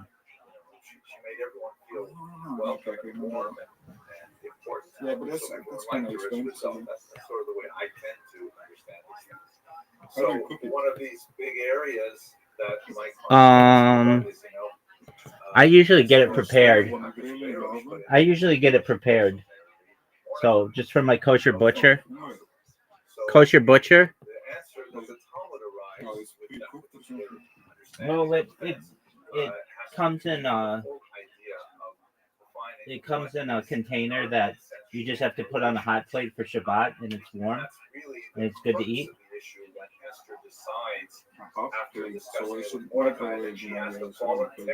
No, it's not microwave. It's not microwave. You can't microwave, or you shouldn't on Shabbat. It's on a hot plate. That's why Yeah. it's considered such a Plate plus microwave. you're asking a really tough question. Much better to discuss this. No, Is that it's not a microwave. It's a hot plate. Appreciate the hard questions. Let me go back up to what we got here. We have Look up hot plate, and you'll see what it is. Here I'm dividend. Thank you for supporting research. That's very nice of you.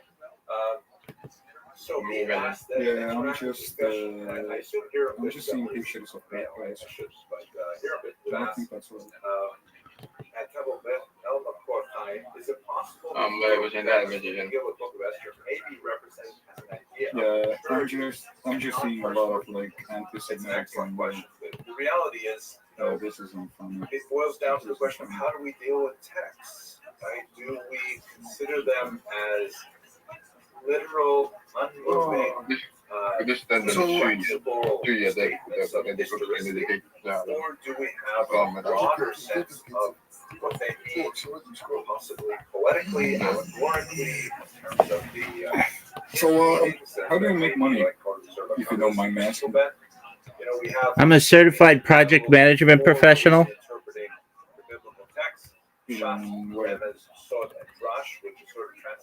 California. Simple meaning, Yeah, I mean like in what expertise and what business. Fortune 100 companies, app development. I've launched apps on the App Store and Google Play. What is one of that? I've signed non-disclosure agreements, so I can't reveal that information. If it's posted publicly on the App Store, what do you do? Because I've signed non-disclosure agreements and I'm on camera right now. And if I tell you, I could get sued.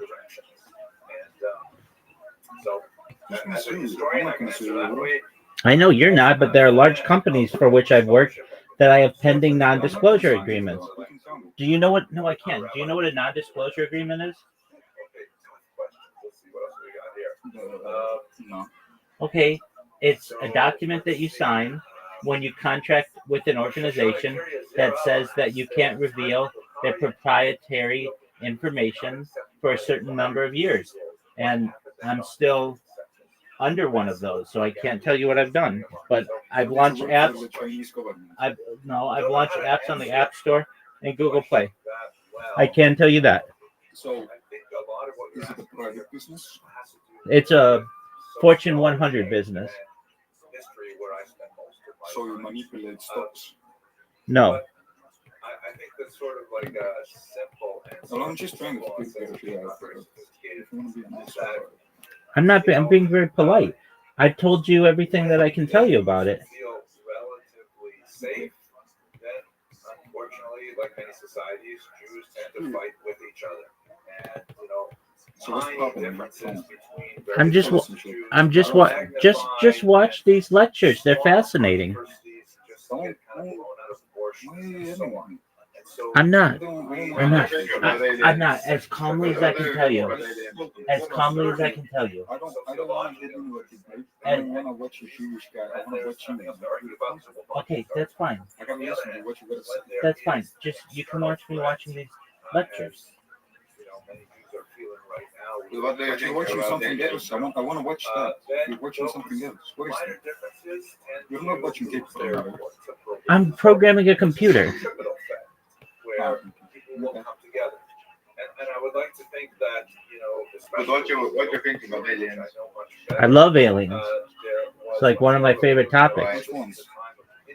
I love it. The ones in the bottom of the earth or the ones in the sky? Ones in the sky, predominantly. Arguably, yeah. What do you know about what happened, especially That they exist, that they've been visiting our planet, that for like perhaps tens of thousands, hundreds of thousands, if not millions of years, and that we were perhaps seated here. Question here. I have a crazy thought. This is not blowing your mind right.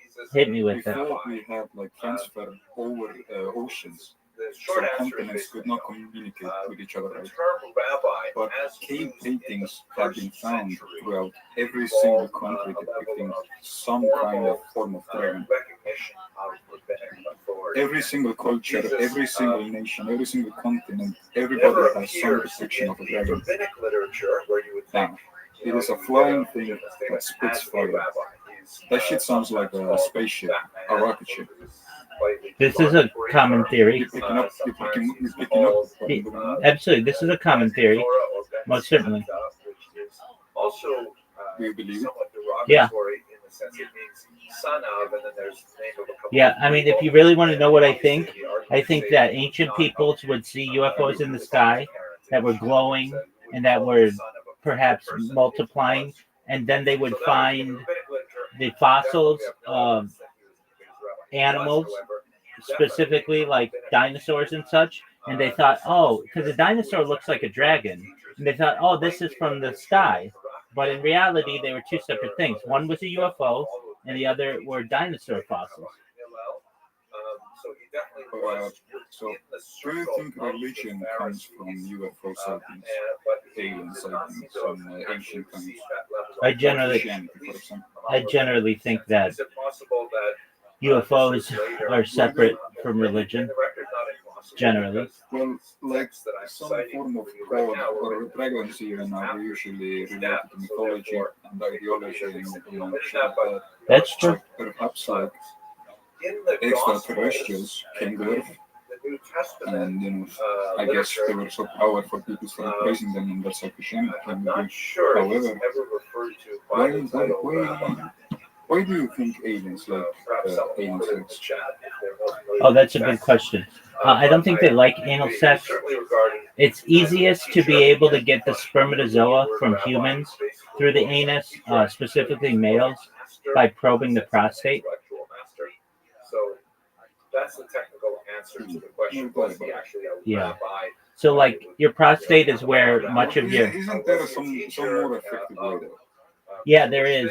There's a machine that I've heard from alien abductees that they can put on your stomach, and that's what's used generally on women, and it can remove their ovum or their eggs. Controversial figure even Have you used it? No, I don't have access to that type of technology. Jewish sources looking back in time, whatever distortions may happen in historical record passages.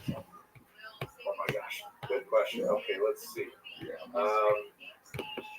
Okay, let's see. You gotta come visit sometime. Sounds like a plan. What do I think of Yehuda? Abraham Friedman asks, what do I think of Yehuda Landi and bank correlations archaeological research was written firm in the Persian Empire and Empire Yirmiyahu? Unfortunately, I haven't read either of those books, so I don't know what to say about that.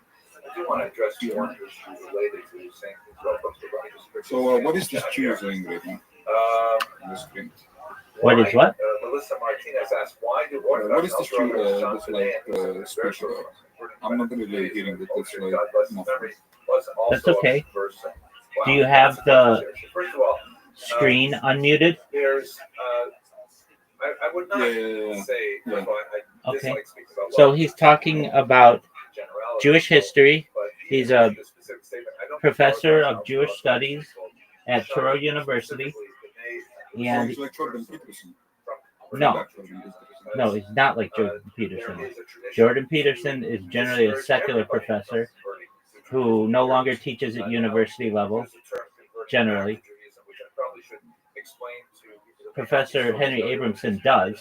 He's the chair of the history program at Touro University, which is a Jewish university located in New York City. Is Jordan Peterson Jewish? Not to my knowledge.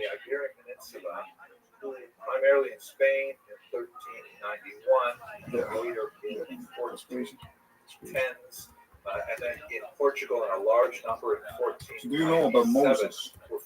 Yeah, I know some about Moses. Yeah, he was apparently, I read some books. There is a public library in the area that you can search up pastoral education, family leadership. It turns out that I'm personally related. Same here, man. Catholics who had adopted Very much Jewish rubbish. behavior. 100%. So even though they were formally considered Christianity, Why are there like windows covered with the blanket? coercion Oh, because I have a projector, and if I let light in, it makes it so I can't see the projector. Why do you look like you kill your victims with a chainsaw? I don't know why I look like that. Okay. It's just like crazy, so I'm sorry. You're okay. The walls look like they're covered in bed sheets, and the only decorative object in the room is and in the 20th century, these movies began to explore their original Jewish identity from hundreds of years ago, and some of them, wanted to maintain their current behaviors. I use Apple, Linux, Chromium, and Windows.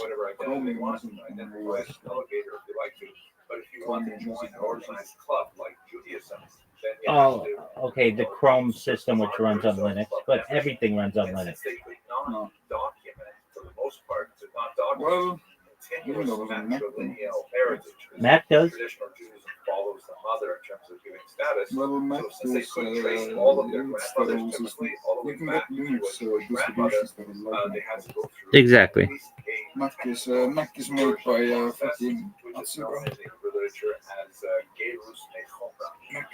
Mac is an anti-Semitic company that runs important. I was just put on those Usually pieces it was right a now. little bit lighter process, but it did involve, for example, circumcision for men.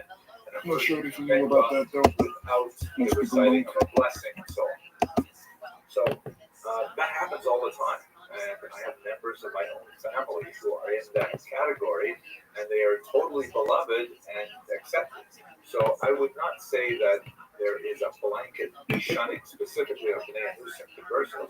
However, the whole idea of coming into the Jewish fold when you don't necessarily have to is specifically shunned, not shunned is the right word, discouraged, ever since the Hashmonayim, the Maccabean kings way back in the 2nd century. If you want to play Roblox with me, Forcibly converted. I don't play Roblox, but if you want to play it in here, I'll watch you.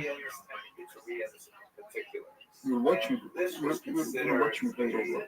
If you want to, I'll watch you. Fuck you, man.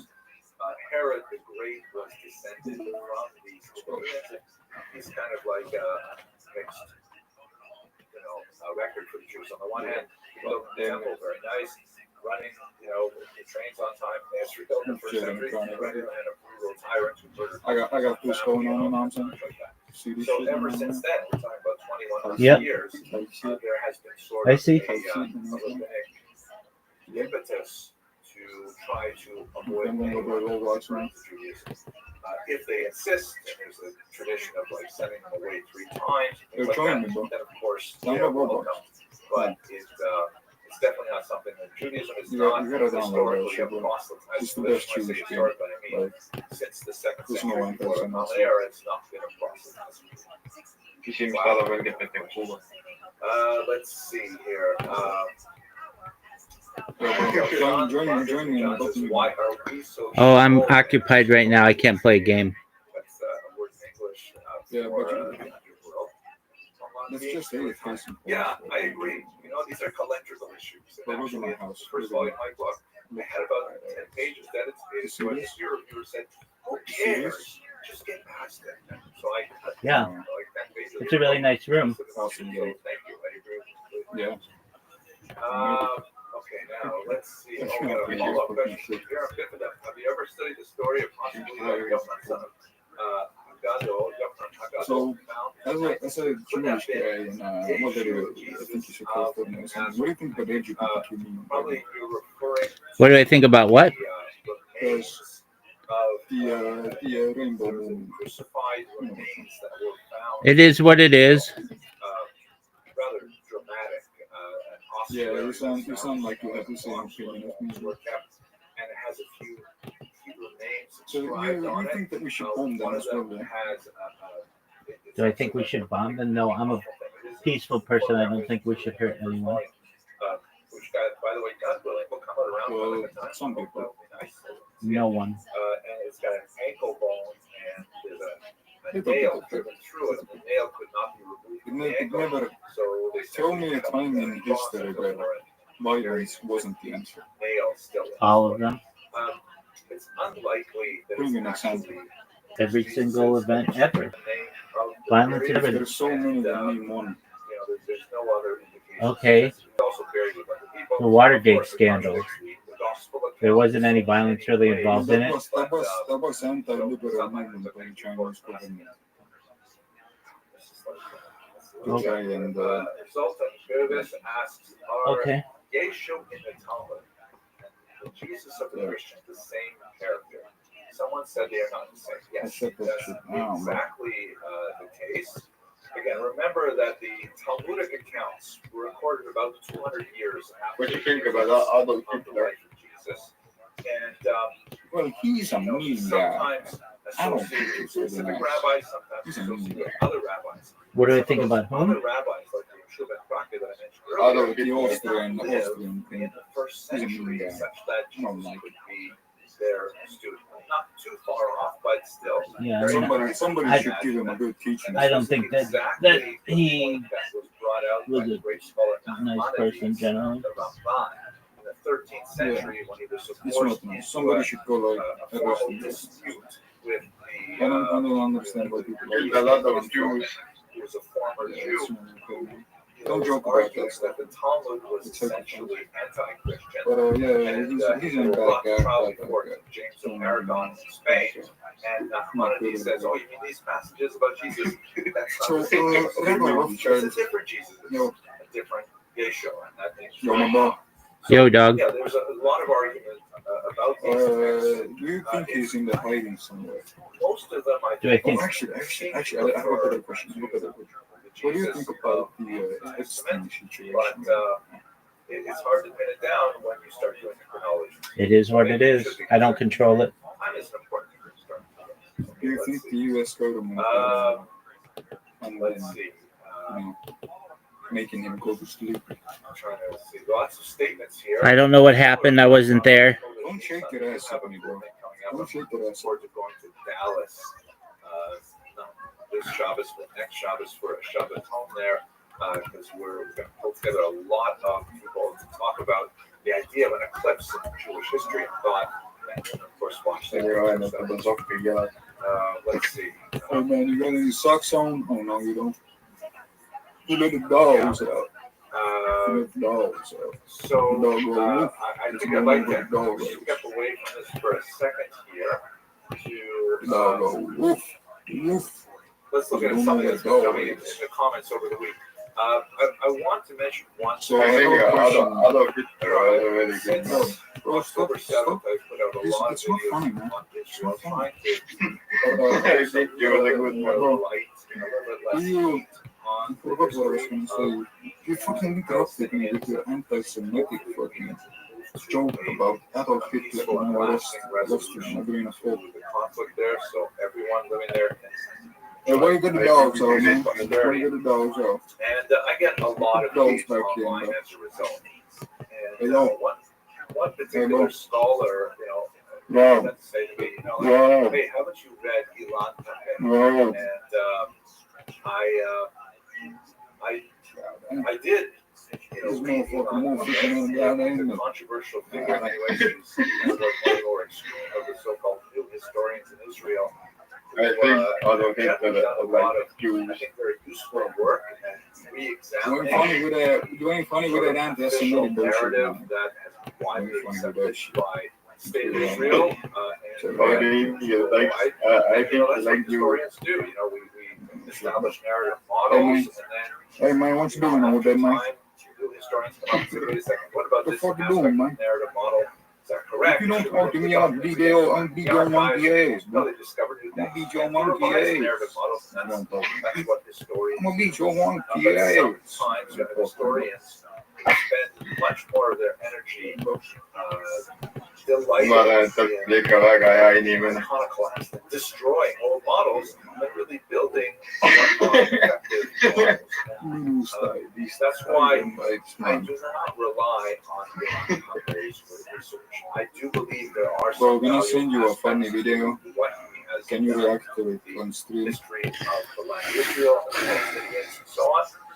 And I talk about them in Yo, can I send you a funny I video? don't make that review. Can you react to it on stream? Perhaps, but not right now. I think it's worthwhile talking about. No, it's kind of I important. disagree with, but I Okay, well, I'm busy right now. share my negativity with But why you got the dogs out, man? positivity. Don't shake your dogs in. Put out there. That shit malformed, bro. Why your toes upside down? They might want my opinion on something. I do Why your toes upside down, man? So Pead seda pistängi elus ega minna hoiama. let's see. Anna, kappekada. Hey, man. What up, pimp? Dogs away, my nigga. It's right now some motherfuckers spinning black, you know what I'm saying? They gonna- I mean, you can shut my camera off. Yo, put the dogs away, man. You can always shut my camera off. Crazy ass nigga. Shut your ass up. Saad sa minna sinna? Boy, sitting there with their own bad jam bands talking about people. Show me them dogs. Nah, get the fuck out. Get the fuck out. Saad sa minna Show me sinna? them naked dogs and think you're sitting around back rows, man. Milline su näha? Enne saasta ei teevad jah. Hey man, I'm gonna dip right now, you know what I'm saying? I'm gonna be back later. Do some monkey ass. Milline su näha? It's actually the greater degree of demands placed on Mormons that may be more attractive to people. In other words, why should we assume that people always like things juicier? Maybe people like things harder. Maybe people like things stricter. Maybe people feel that rules, boundaries, things like that are actually good. And I would think, I remember being very impressed with that argument, I would think that not only does that speak to a degree of motivation or conversion to Orthodox Judaism or not to use the word conversion because a lot of Jews are attracted to it, so it's really the Hebrew word would be kiru, meaning drawing closer. But at any rate, an adoption of an Orthodox lifestyle. And I think, first of all, there's a lot of appealing things to it intrinsically, a lot of really good things about it that, of course, I enjoy myself. But there is a sociological emphasis. I mean, having no boundaries also means no structure, no definition. It really is hard on building communities. Like, for example, the fact that Orthodox Jews will not drive on the Sabbath means that we have to live close together in order to gather in synagogue. And that means that we build very tightly knit, dense communities, that we know our neighbors, and that we spend time not engaged in electronic communication, but in actual face-to-face communication.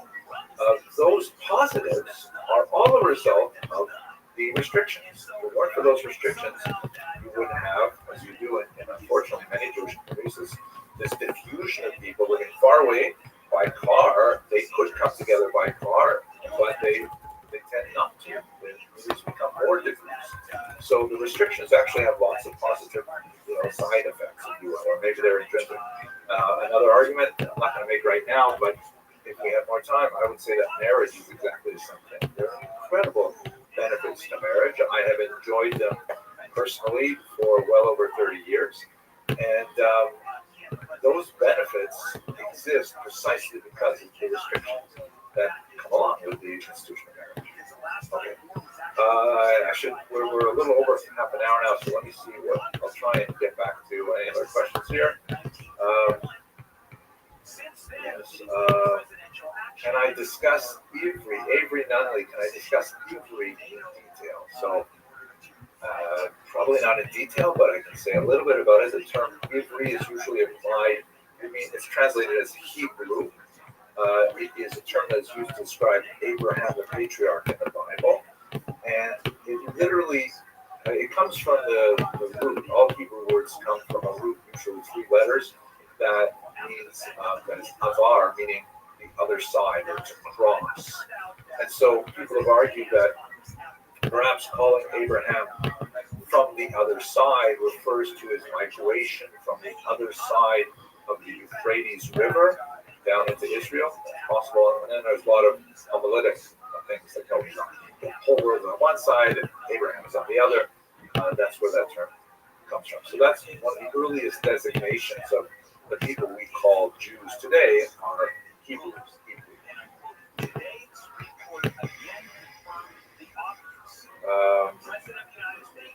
Let's see. I should really cut this off here. Rodnar BRS asks, do I know how many people have unbroken lineages verifying them as Kohanim? How is this verified historically, and would these men be acceptable, quote unquote, for future sacrificial temple service?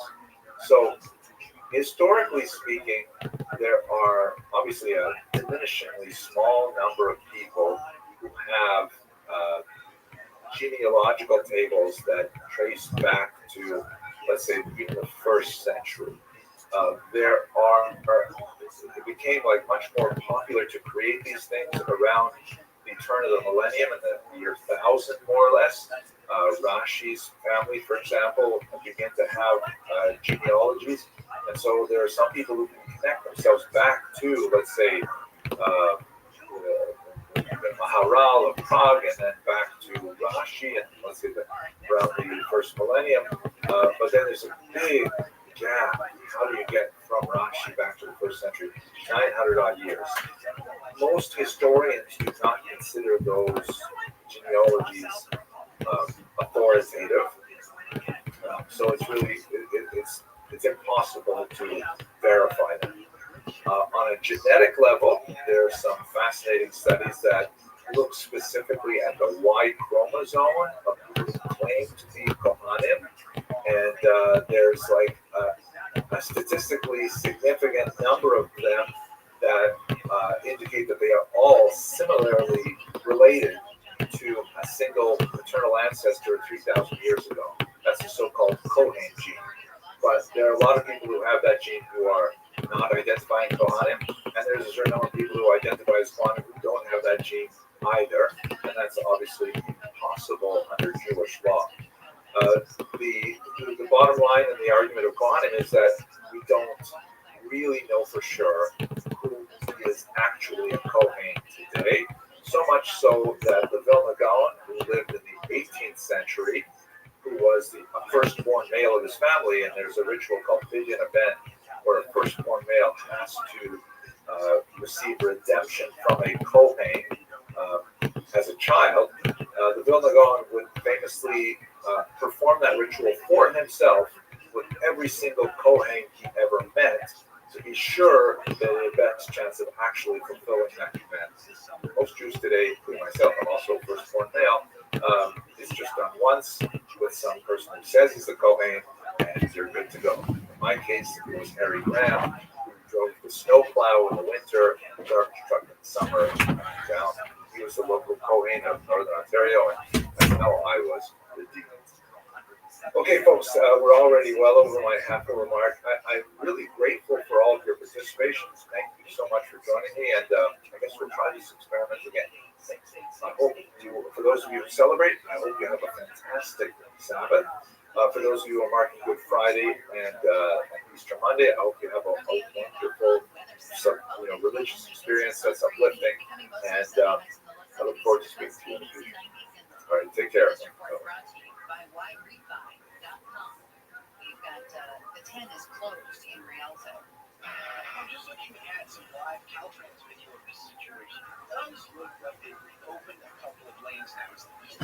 Hello, fellow students of Jewish history. So I'm really excited about this new set that I just received from Korn Publishers. It's a really amazing set. It takes up about a meter of space on my bookshelf.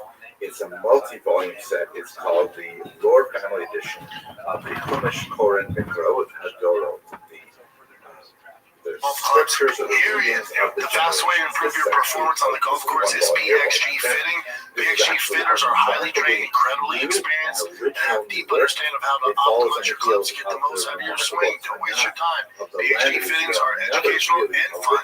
Schedule your fitting today. It's super easy. For a limited time, you can save up to 20% off your entire order. Head on over to bxg.com/TFATK. That's bxg.com/TFATK to save up to 20% off your entire order. Restrictions apply. See site for details. I love the fight for, I'm really excited about this. So let me tell you about this particular book, which is really cool.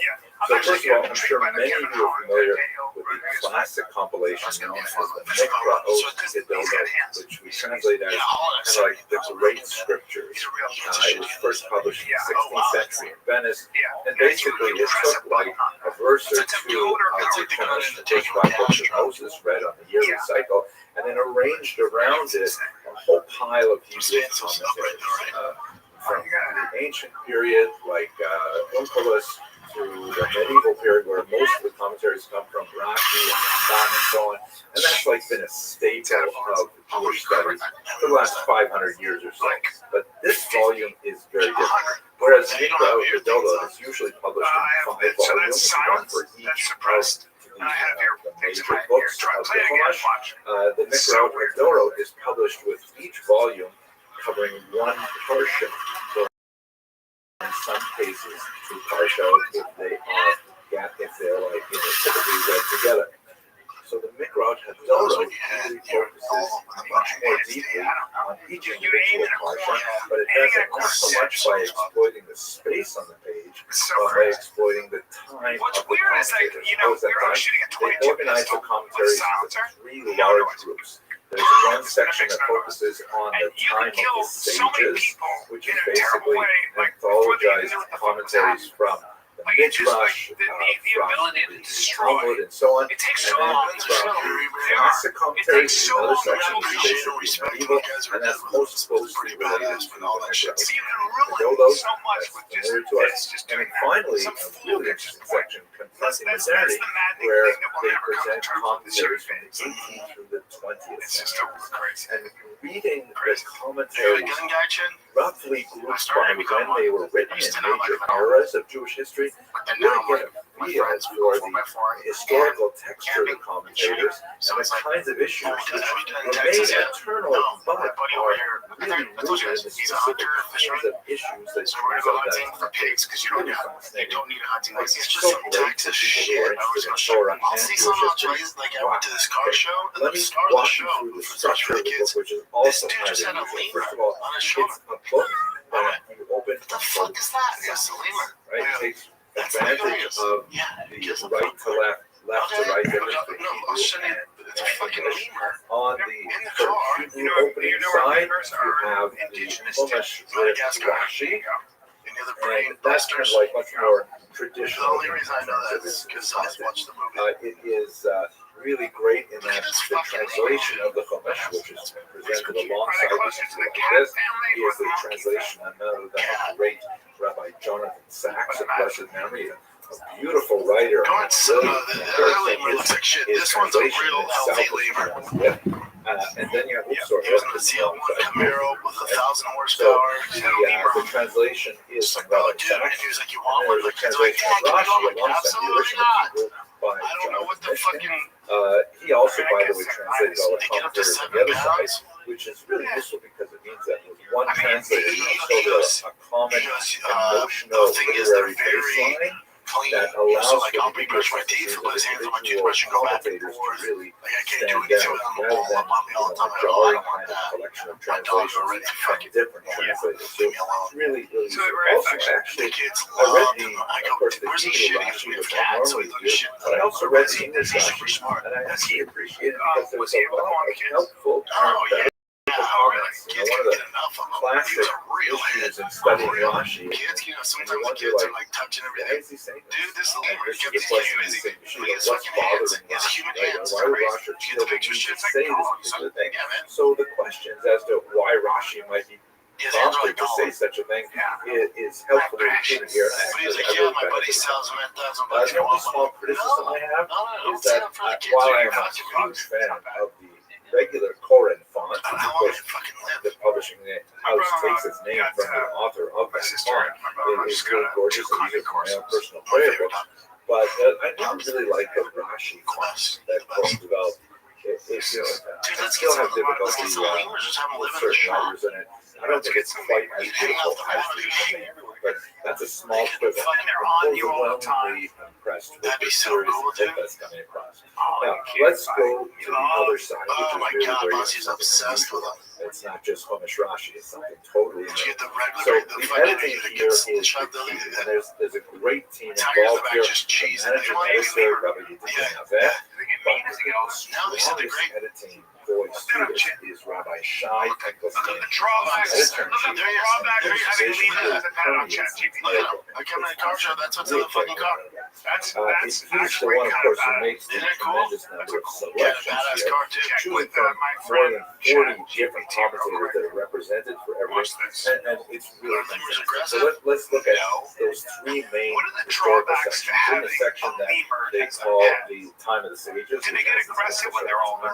It will be It's not hard here to like meet this. women. There are standards like the It will be the very Talmud hard to meet Bavli, women. the Talmud Yerushalmi, You will see lots like a of weirdo midrash and carrying so a on. monkey And on your also, shoulder around Austin. What? I never studied. You're what some were referred to as how I say, loser. Pieces of him, but you know, selecting the sections from Philo that make him stand out really give you a sense of how different the Torah of Alexandria was from the Torah of, let's say, Tiberias or Jerusalem, a place like that. I really appreciate that very much. Then in the middle section, there's the classical commentators, which is more standard, like look at Rashi, Rambam, and so on, and others.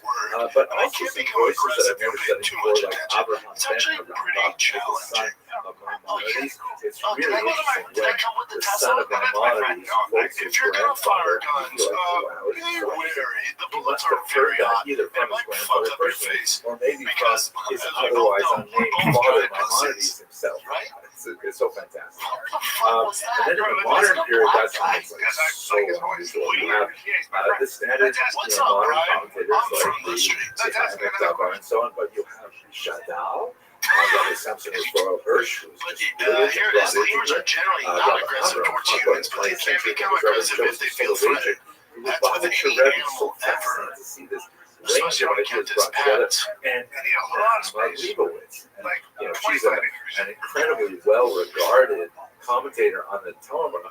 It's so refreshing to see a woman Yeah, this whole thing, represented this guy's mythology like this. It's really quite unusual. They're super and smart. breaking like They're potty most trained of this fast one. as fuck. Then the book I just don't know what you would do with it, man. Gives you Michael Jackson vibes. Besides, with the center section, which has a selection of three brief essays by Rabbi Finkelstein, which I read for yesterday's Parsha from Mikra. I have to say, they were like really insightful. I got a lot out of them.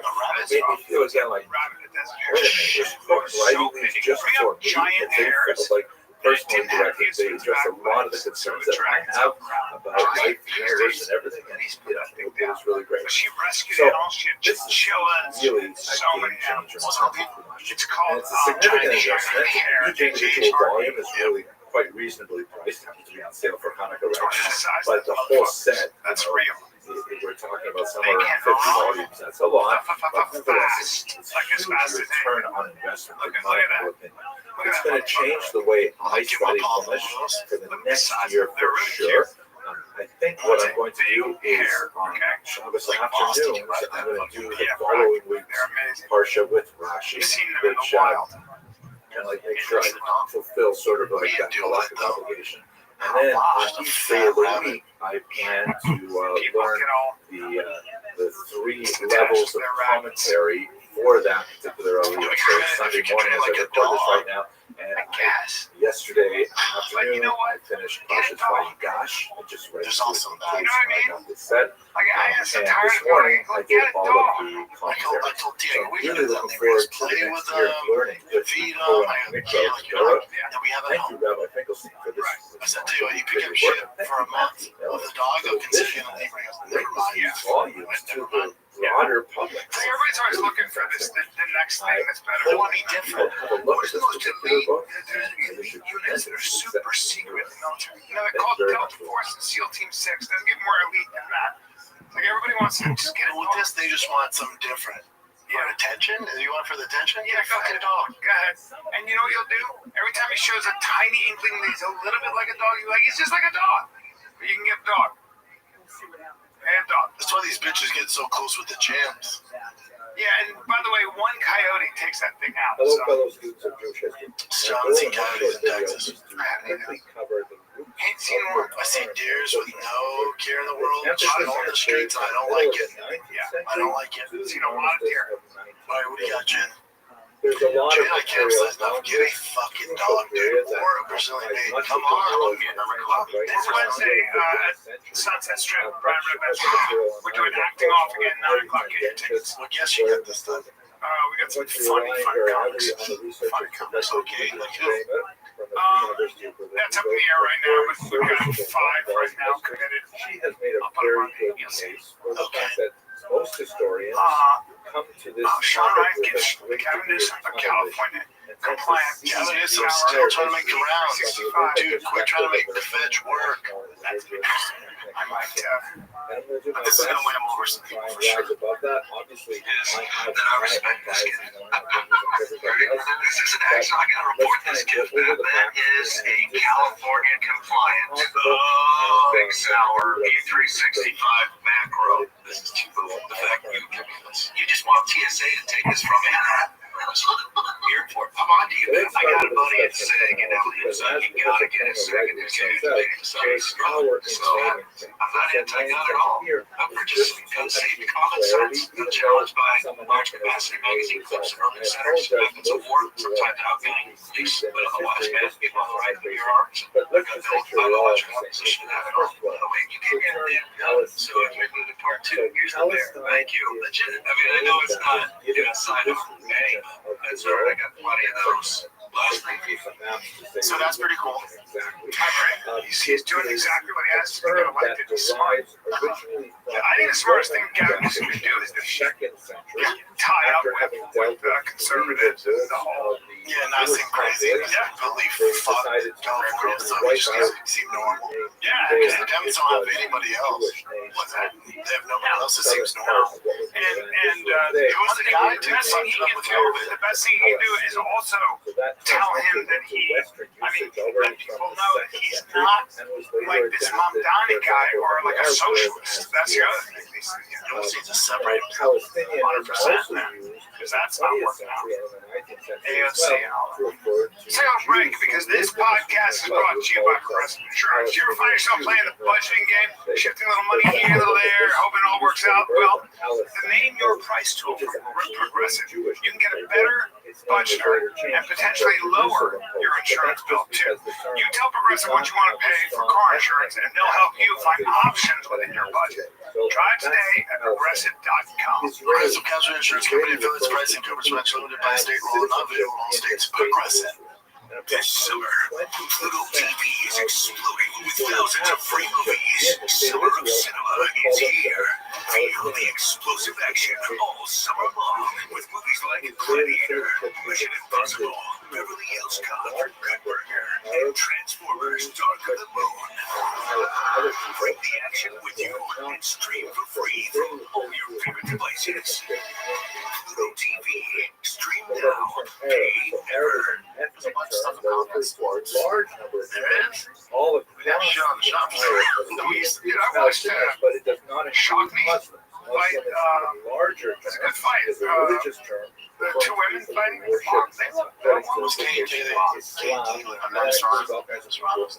Yes, I didn't see that. The term Jew is also This is Jake it's a Paul. religious term, but it's also an I was a kid, ethnic term because many people who are Jews do not Respond to consider themselves Okay. religious, but nevertheless still And follow the the issue basic or the and as I thing about mentioned, the about 80% in of an all Israelis female are also fighting Jewish. hard. But And about the half of the sexualization world's Jews of women. are not Well, Israeli. a lot of people have said Israel that houses about white half of don't the have entire boys or population of the none world. of any of them at all. Finally, I just want to bring to the attention the conversation of it. the term Zionism was coined in Jay the late Biden wants to 19th send an century application to be a ring boy and described this movement send it to that towards young man. reestablishing a Jewish homeland in the land of called Palestine. This My question is for Jake Paul. is an aspiration that does not necessarily mean it has to. Why don't you? Then you do it. I would have said, listen, you look like a good-looking guy. Let's get you in a speedo. Let's get you moving around. If you want it, we'll have you go to the third round. You want to do the third round? That's how. Yeah, we're here to fucking sell tickets. And you don't watch this boxing primarily, so we're gonna have. We'll see how that card did. The all-female card did. I can tell you, but we'll see how it goes. That's Yeah, I'd like to actually know. country that tolerates a very wide this is, range of different Vitor Petrino. And then I want you to drink him, man. Because I know you didn't watch the fight, so he used to fight at light heavyweight. He comes to heavyweight, and he's every bit of 240 and bodied the fuck up. That's as bodied up as it gets. Where exactly That's- is Palestine? Drink him in, dude. I'm doing it just for you. I said to Sean, I go, I can't wait for fun kids to show Brian, Vitor Petrino. I cannot wait for you to drink It's his simply There is never been Shizzle from the gods. of well, I'm a gay man. I know you are. I can tell you that guy is my new already boyfriend. What is going It on is there? especially well used after the And how 7th tall is he? century when it becomes an Islamic Not tall for heavyweight. of Ottoman Empire. So he's kind of stocky. built for No, he's not short. Don't get twisted. He's over 6 foot. 6'3". It was actually divided between two What's he want? administrative 249. sections that Yeah, had it's the like way in that of their Yeah, heavyweight does this. You don't watch it. identity of Palestine or an Arabic Right. Palestine. That's Very well ridiculous. developed. Really. Vitor Petrino. Rock hard now. It nevertheless I am. did have I am, but not as hard as his chest. newspaper, Skin, which was actually established in 1909. Yeah, that's Very that early kid's a on stud. in his period. That is a good athlete. The term Palestine And, geographically was we could use some life, man. How was his skill set? Good. I mean, his first heavyweight fight was, against Lane, which, it's a good first heavyweight fight. Lane 6'6". River to the sea, the Jordan River on the Yeah, west some heavy big boys. Mediterranean Sea. Well, that's where I laughed too. Playing in the By NFL. saying You got the right, yeah. He came from daylight contenders. Yeah. at least this What position do you play? that there's no space I want to say for DN. space for Palestine. He has a giant tattoo that says burn the bones, but he can't surrender. And it's tough when you have all those gnarly tattoos and you get choked out. It's like, God, it sucks. So, So in other words, a monster. boundaries Yeah, like, no Looks like he's working with a piece too. Looks like they both might be. those are jock straps. Lane for sure. I don't know about the other dude. Lane for sure. Ginormous. The next video He has a close on too. It's a beak. He's got a beak. Exactly, the beak. Yeah. Well, progressive proper also. Gaza Their West physicality. Yeah, I'm surprised I missed that one. Now, Yeah. this is I'm gonna basically go watch that territory that we're going to be with some speaking about. Vaseline and some tissue. Yeah, positive attitude. And a positive attitude. I knew you would. I can only be happy, dude. Yeah. Horrible What else you got, Jeff? My friend, Jewish my friend, claims at their or root college. are based on the This guy idea goes, that this he goes, I'm a producer, photographer. You can make a lot of money as a model. Send that to you. No, he said it's my friend. I remember my friend. I'll tell you what it is. I said my friend goes, yeah, my friend was like, telling me that. And I was like, even then I was like, that smells fishy. He goes, nice guy, dude. Nice guy. I saw with two of my grandchildren the other day. They're having I don't mean to a glass of wine at his place. Okay. And he says, are you, it's probably important to know, just for the business, because it is a very gay business. Are you a gay man or straight? I said, I'm straight. Because if you ever experiment. So, and my the younger child was sitting on it, and the older child wanted to take it from the younger child. You can, one of the things to kind of see where you stand in that space. He saw something that distracted her. Talk to him into it. He's grooming him. Is just take a dildo, a small one, and in that and time, move the it up older and child put it, just ease it in your ass and just sit with it and see the younger child, seeing that she was out loud goes, a whole bunch of what the fighting. fuck? But basically, that's the same Out loud, he goes, thing. what the fuck am I doing here? Versus And he gets you up and left, goes, and then and he I calls me up, because this had been going on for a while, and then he goes up, he goes, hey man, that girl told me, maybe that guy told me to put a dildo in my ass. I go, yeah, I could have told him that. And he goes, I go, what are you going to do now? He goes, I'm going to church.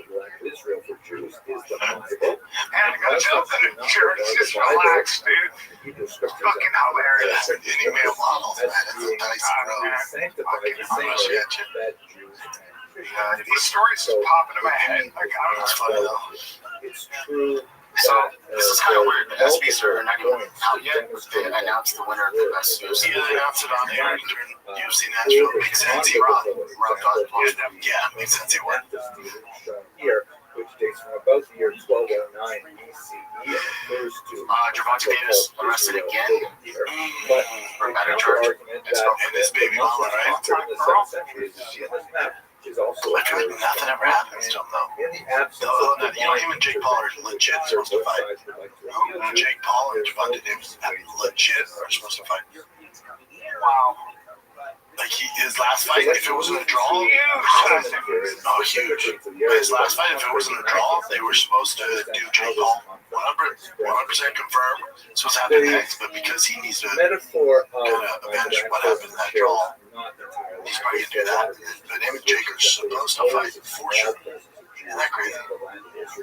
Let's take a little break. Be all right, folks. Some specials in the air in the Big Easy. That's New Orleans. UFC 318 is coming to New Orleans. It's absolutely stacked. The BMF title is on the line.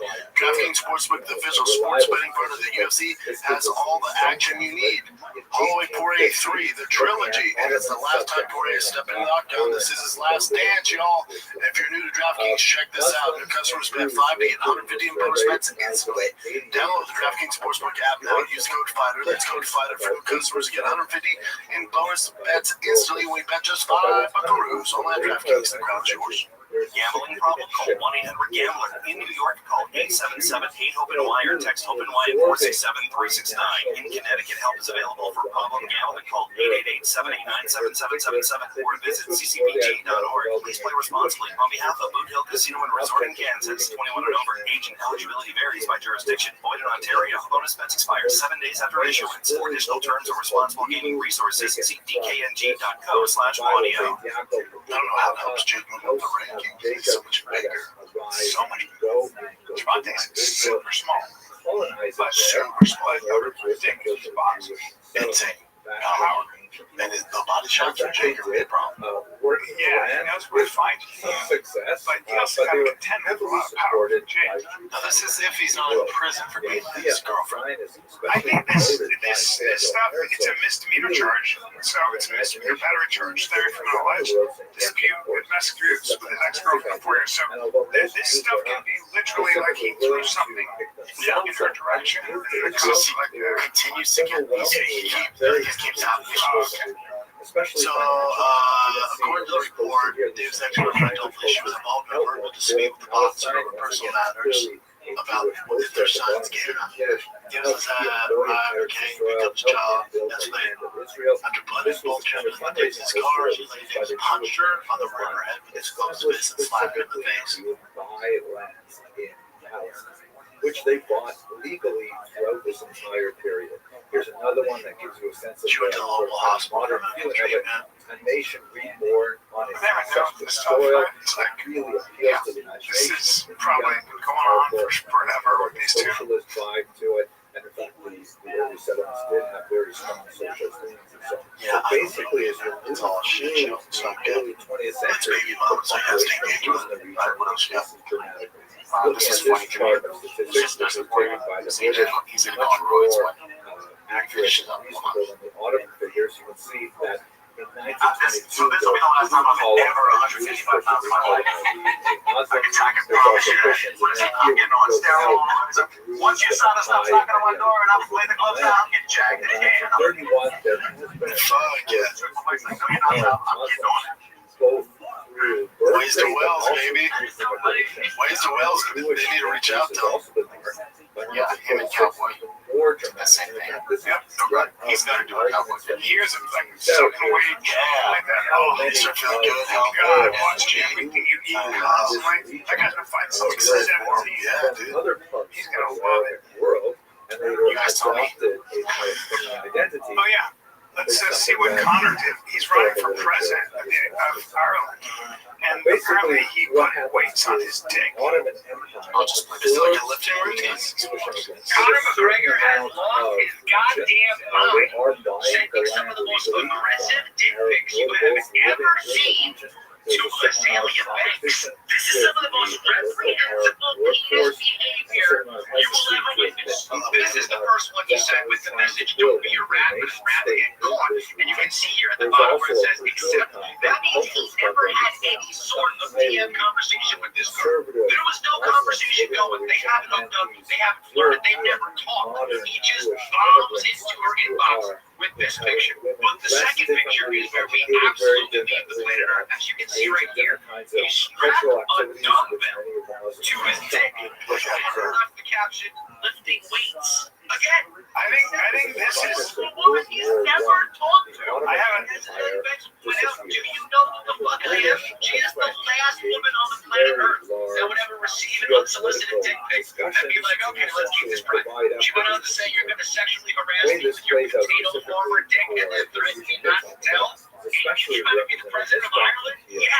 This man right here has been found liable of sexual assault in 6 cases. Has been beating up old men. Constantly loses in the ring, and now is sending unsolicited dick pics with dumbbells strapped to it. That looks like he's trolling her. That looks like he was trolling her. I cannot believe there is anybody left on the planet Earth who still likes this guy.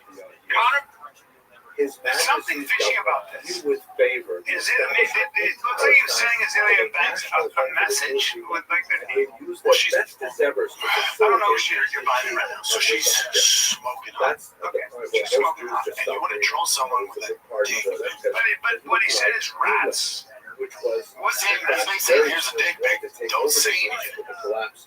Yeah, but no, because Yeah. So I don't send you. Don't fucking out me. Yeah. But the second part of the paragraph reads, What being if- clearly understood that nothing what a shall be head done scratching. to prejudice the What are you civil doing? religious Why are you rights of attaching a existing weight to your dick non-Jewish lifting weights again? people, That's a funny or the rights bit to send to your buddy. enjoyed by Jews.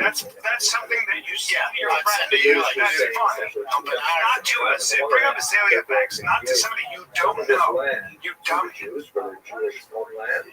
But It's at the just same time, sad saying, as scratches. long as the Arab people Who is she? do not object. A singer? And that's basically going to be impossible. She's It's super also pretty.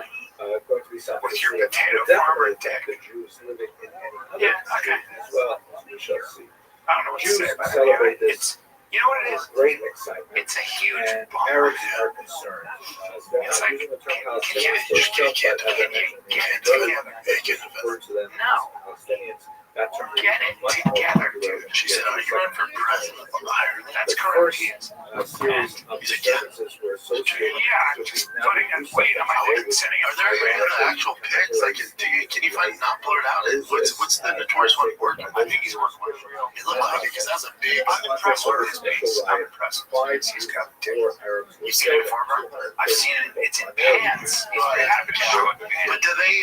We've seen the pant look before. Yeah.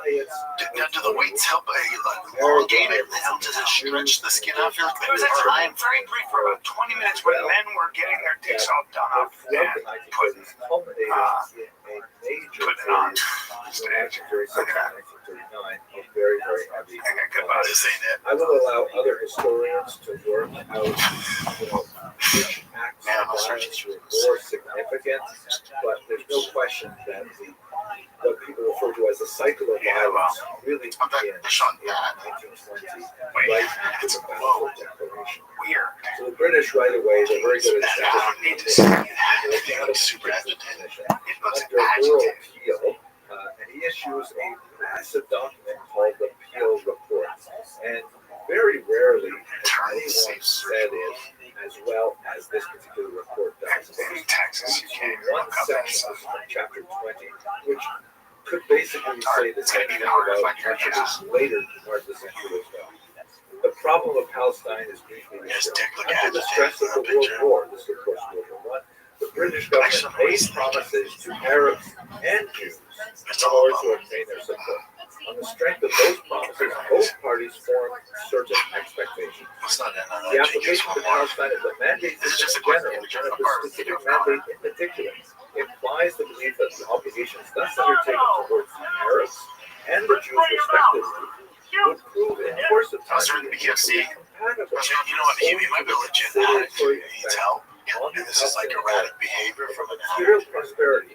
What's he doing Jewish there? immigration and I mean, he did a great job. He's a great promoter. He's like the best speaker ever, but he goes like this no point of it being to justified. get the residue that In other words, snorting fucking double the standard. British said that they were hoping that the common Jews do this and improve the economy. Let this be my kid at the Hard Rock Hotel, so you know this Saturday night with a flagship event with a world of fighting machines, topped by a heavyweight knockout sensation, Luis Cesario, says over as he circles full final fight honors.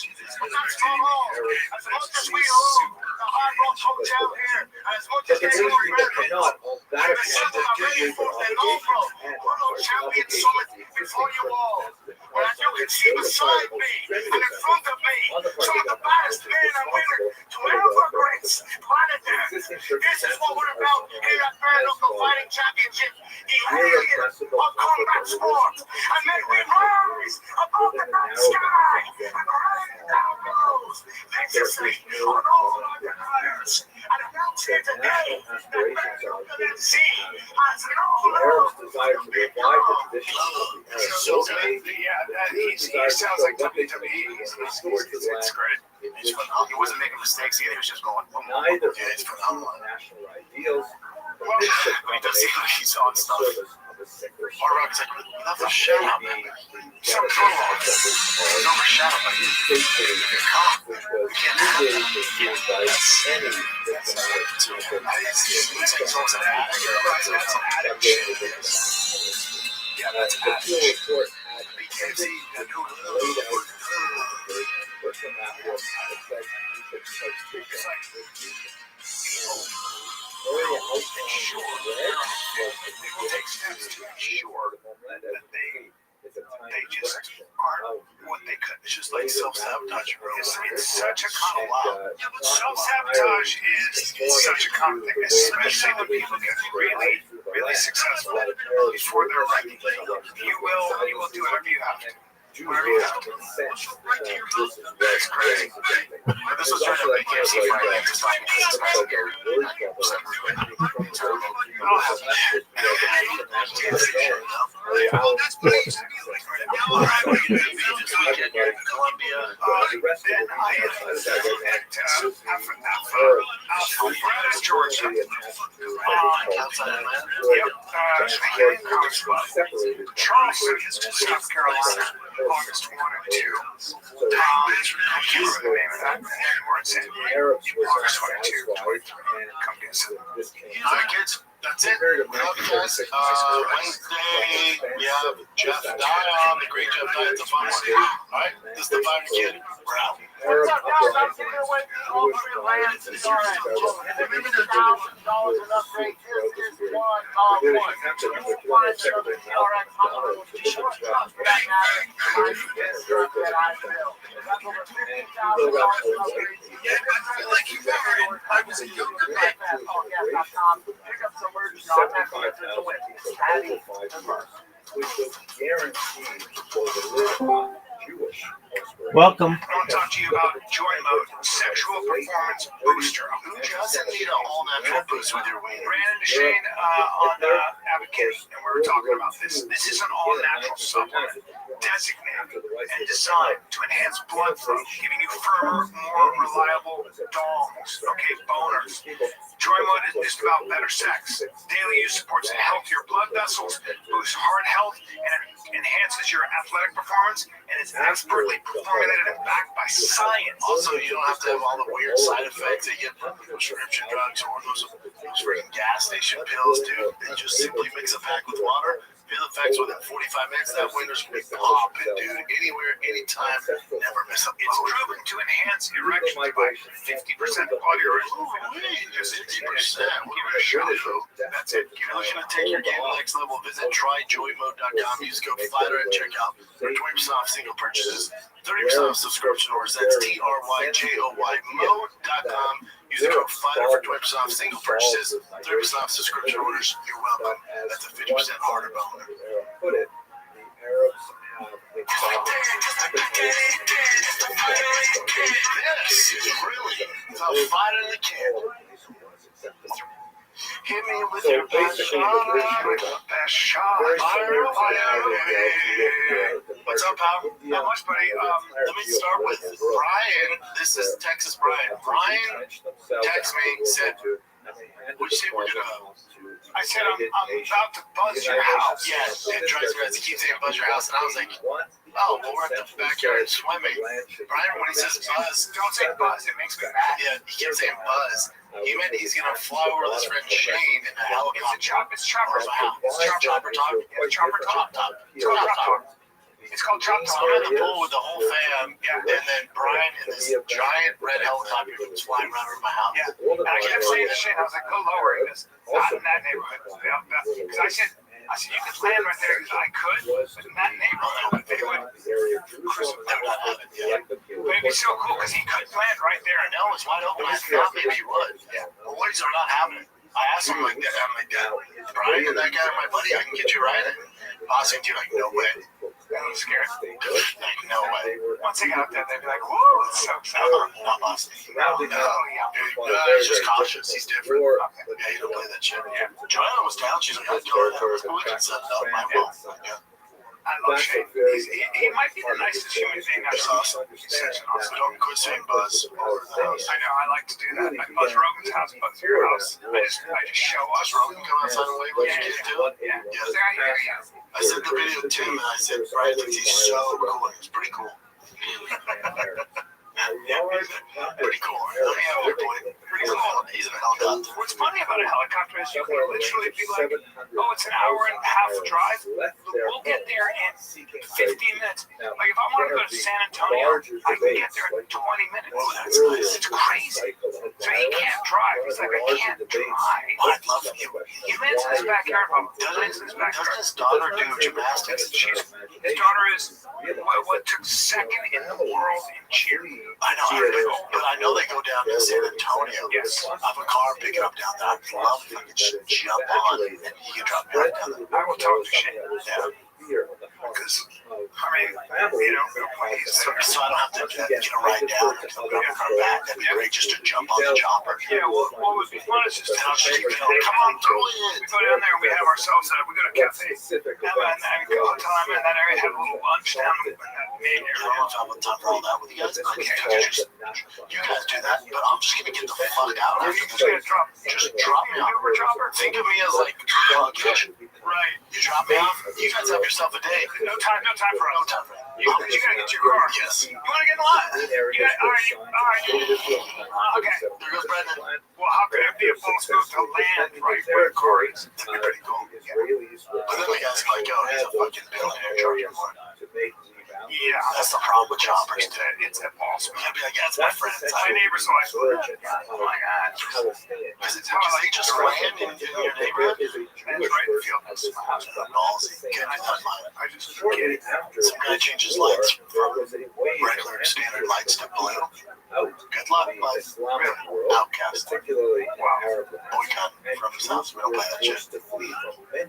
Yeah, it's a good time to go down Congress Street between buildings. That stuff is like, wow. Have I done that? No. That's too low, dude. It's not fucking the dark. You actually can do that. Yeah, but you can imagine what it'd be like. I wanted to hold the line. And then I was like, no, I'm not going to do that. Why do you have scars on your face? Okay. I would like to assume because I found a trench on my garage door and see a picture.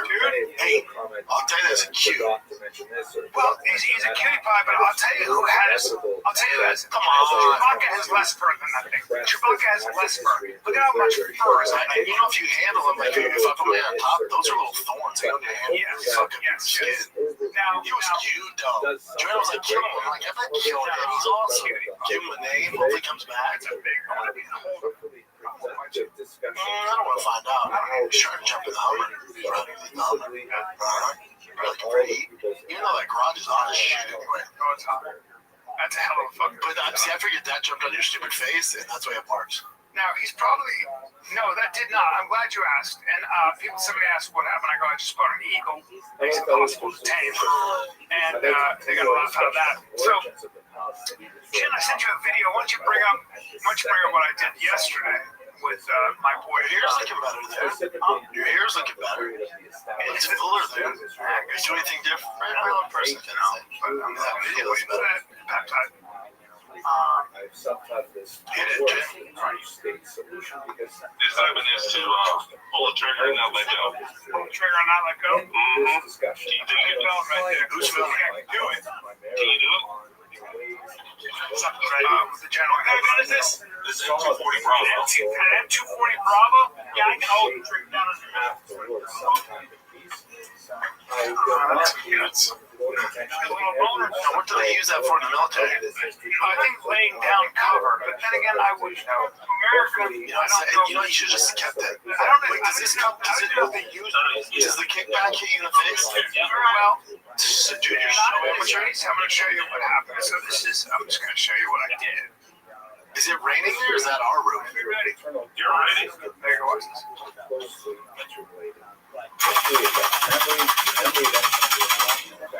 That's good cover, babe. Simplistic view of history is Were those hot? Were those hot? I got Is it so hot? I got burns. Oh my god. I got burns. So hot, but not as hot as that. It's a fucking cold spot on my head. But yeah, I mean, it sucked. It sucked.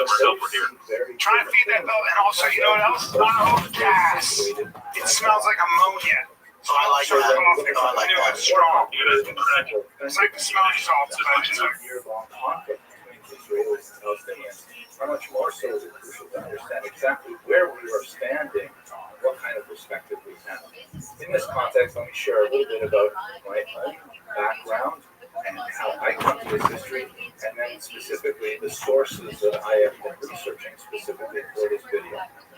So I was born, obviously, to a Jewish family in the 1960s in Canada, and I was raised on a fairly steady diet of what I call the heroic school of Israeli historiography, which basically presents materials in a way that describes the struggle of the young Israeli nation in a very positive light, obviously, and displays the behavior of the enemies of the state of Israel in a very negative light. To be understood as a national historiography that aims to create an affinity for the state of Israel, for the ideals of Zionism, and so on. And I believe that the skeletal structure of that historiographic model is basically sound. However, as memory and history interact, and specifically as people go back to the archival sources and revisit more details and different perspectives on those same events, some of those historical evaluations have to be reevaluated. And so I'm going to rely for this presentation on much of my prior research based in that heroic school, but also on newer research that I think qualifies that material significance. First of all, I'm going to rely on a lot of the excellent work done by Professor Benny Morris of Ben-Gurion University.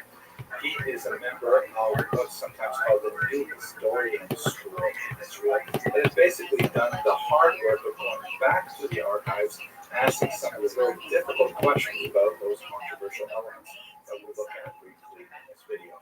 His recent book, Righteous Victims, A History of the Zionist-Arab Conflict, 1881 to 2001, is sometimes very difficult reading, and there are definitely some elements that are conceived with great controversy. I've also relied, obviously, on a Palestinian perspective. Professor Rothschild'S from Columbia University, who is the author of The 100 Years' War in Palestine, A History of Settler Colonialism and Resistance in the 2017. And his perspective, like Professor Morris's, is definitely partisan. But what I think is very useful about both of them is that despite their very deeply involved and cherished beliefs about the nature of the trajectory of this conflict, they are both very quite self-critical and are willing to look at their own units and to determine what went wrong within Zionism or within the Palestinian movement. And so with those caveats, let me present to you how I see the major developments of the Palestinian-Israeli conflict so we can have a better handle on understanding what's happening today and hopefully make some progress towards a rational dialogue and some collective peace. For the Israelis and Palestinians, the original sin was certainly the period that the Palestinians call the Nakba, Israelis call the Nakba or catastrophe refers to the forced displacement of a large number, something like 700,000 plus refugees, Arab refugees, Palestinian refugees from what would be later Israeli territory and to various refugee camps and diaspora.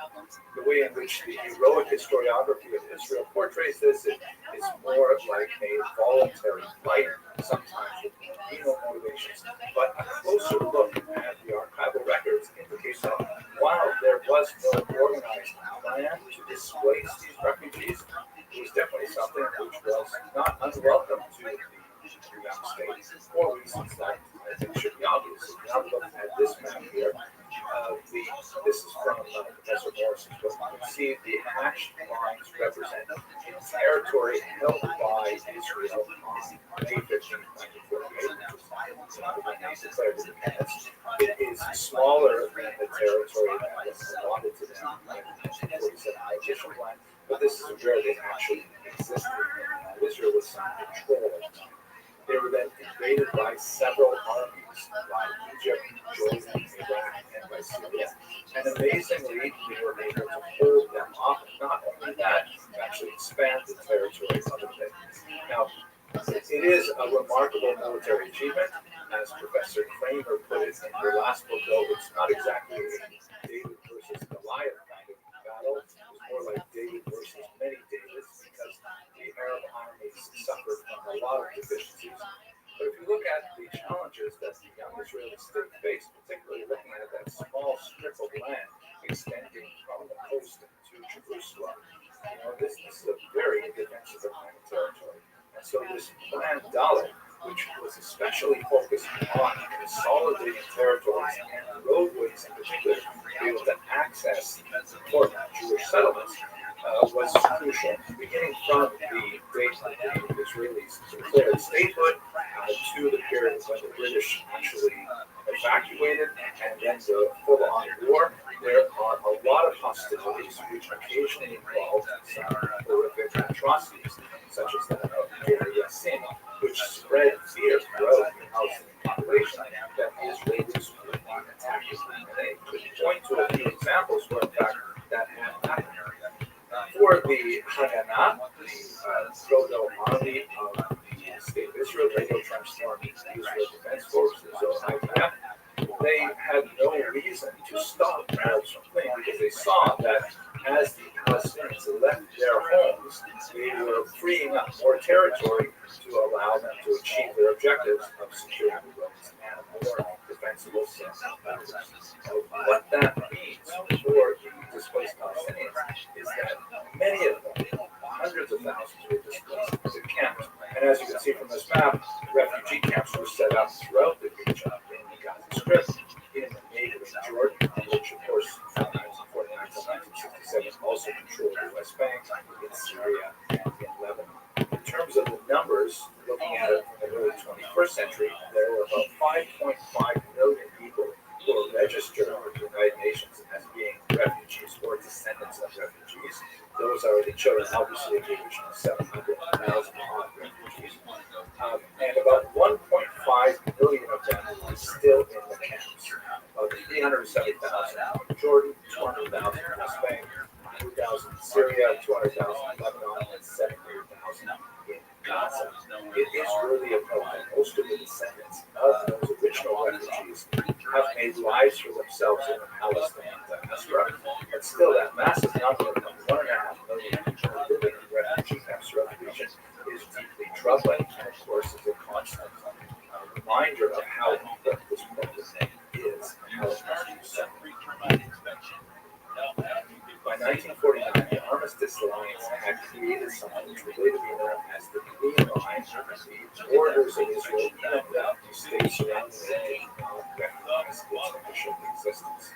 Israel continued to deal with infiltrations from neighboring countries, from Egypt in particular, and there were conflicts like the 1946 Sinai War that were very relevant for many other reasons, but I want to focus on the 1967 Six-Day War because that is especially crucial from the Palestinian perspective. If you have a look at this map here, in June of 1967, Israel looked like a map on its left. You can see Gaza was a part of Egypt, and the West Bank was a part of Jordan. Israel then fought a war primarily with Egypt, but also with Jordan and with Syria as well. And amazingly, over the course of a very brief period of time, 6 days, specifically through establishing air superiority early on, Israel was able to actually expand its territory dramatically. It was rather a surprising victory for everyone involved, and Israel had to decide what it was going to do. And this is extremely important, so let me slow down a little bit. They decided to annex 2 parts of the region. Annex meaning they took those parts and they made them permanently part of the state of Israel, never to be returned in any future. Specifically, the eastern part of Jerusalem. Jerusalem had been a divided city since 1949, and actually the holiest site of Jewish geography, the Temple Mount, was located on the Jordanian side. Since Jerusalem is the historic capital of the Jewish people, East Jerusalem was annexed outright and made part of the state of Israel.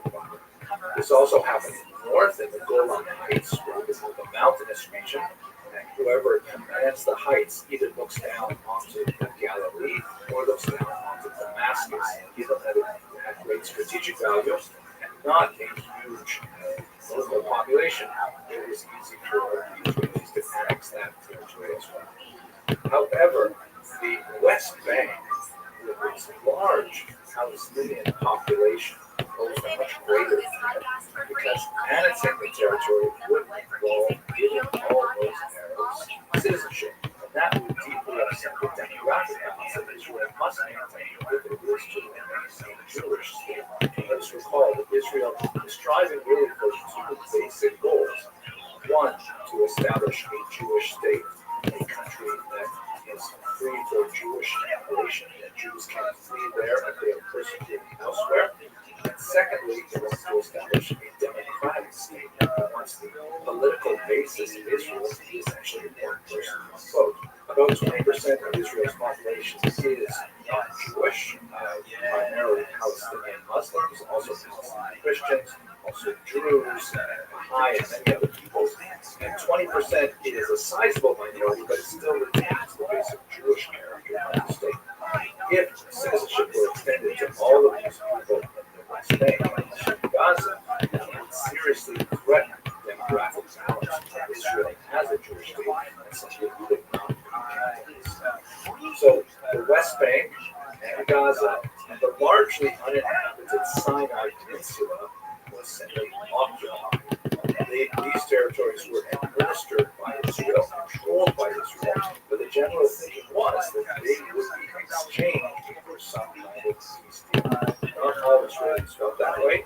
Some said that peace should be exchanged for peace and the territory should remain by Israel, but by and large the dominant view was that these territories would be given back. In fact, this is what happened to Sinai, as we'll discuss today. But here's a really important moment for the Palestinians.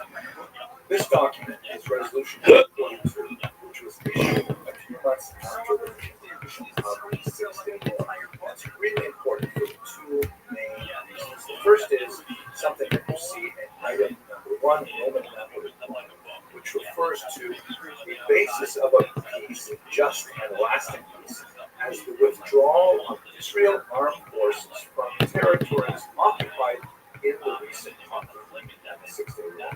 What this implicitly said was that there would be a just and lasting peace going back to the mainline boundaries of 1949. That if Israel were to give up these territories that it conquered, then in fact a just and lasting peace would be achieved. This is actually a big plus for Israel in many ways, because the surrounding Arab states did not recognize the 1949 boundaries as a permanent and lasting peace. They regarded it as a kind of larger ceasefire, like armistice for the time being. So that was a big win for Israel in that sense. And note, by the way, I've included the French, which is also the official version, but the French version has a very key, small distinction that includes the phrase "des territoires," as opposed to simply territories, which is much more demanding than all of those territories have to be returned. Whereas in the English version, implies that some of the territories, from territories, not from the territories. The other thing which is hugely important about this document is something which is not written, and that is the Palestinian. This entire document reflects a relationship between the state of Israel, now recognized with boundaries in 1949, and its neighbor nation states. This was not something that affected the Palestinians, according to the document. It was something that affected Jordan, Egypt, and Syria in particular. And peace would be made between those groups, not involving Palestinians. And this, I think, is perhaps one of the most important drivers of the Israeli-Palestinian conflict from the beginning up until the present day. And that is that the Israelis failed to adequately understand the Palestinians. The Palestinians failed to adequately understand the Israelis. Let me just take a very brief moment to speak about that. In terms of the Palestinian misunderstanding of the Israelis, they failed to grasp just how desperate this people was after the Holocaust. Palestinians through the 1960s, and many pro-Palestinian enthusiasts today, seem to take it for granted that Israeli Jews would be prepared to accept to live as kind of like, guests within a generous, benign Islamic host society.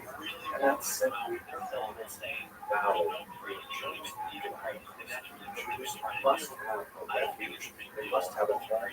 The earth is so big, Jews demand a small portion for themselves, and believes that it is totally within their moral right to demand it, especially in their ancestral name.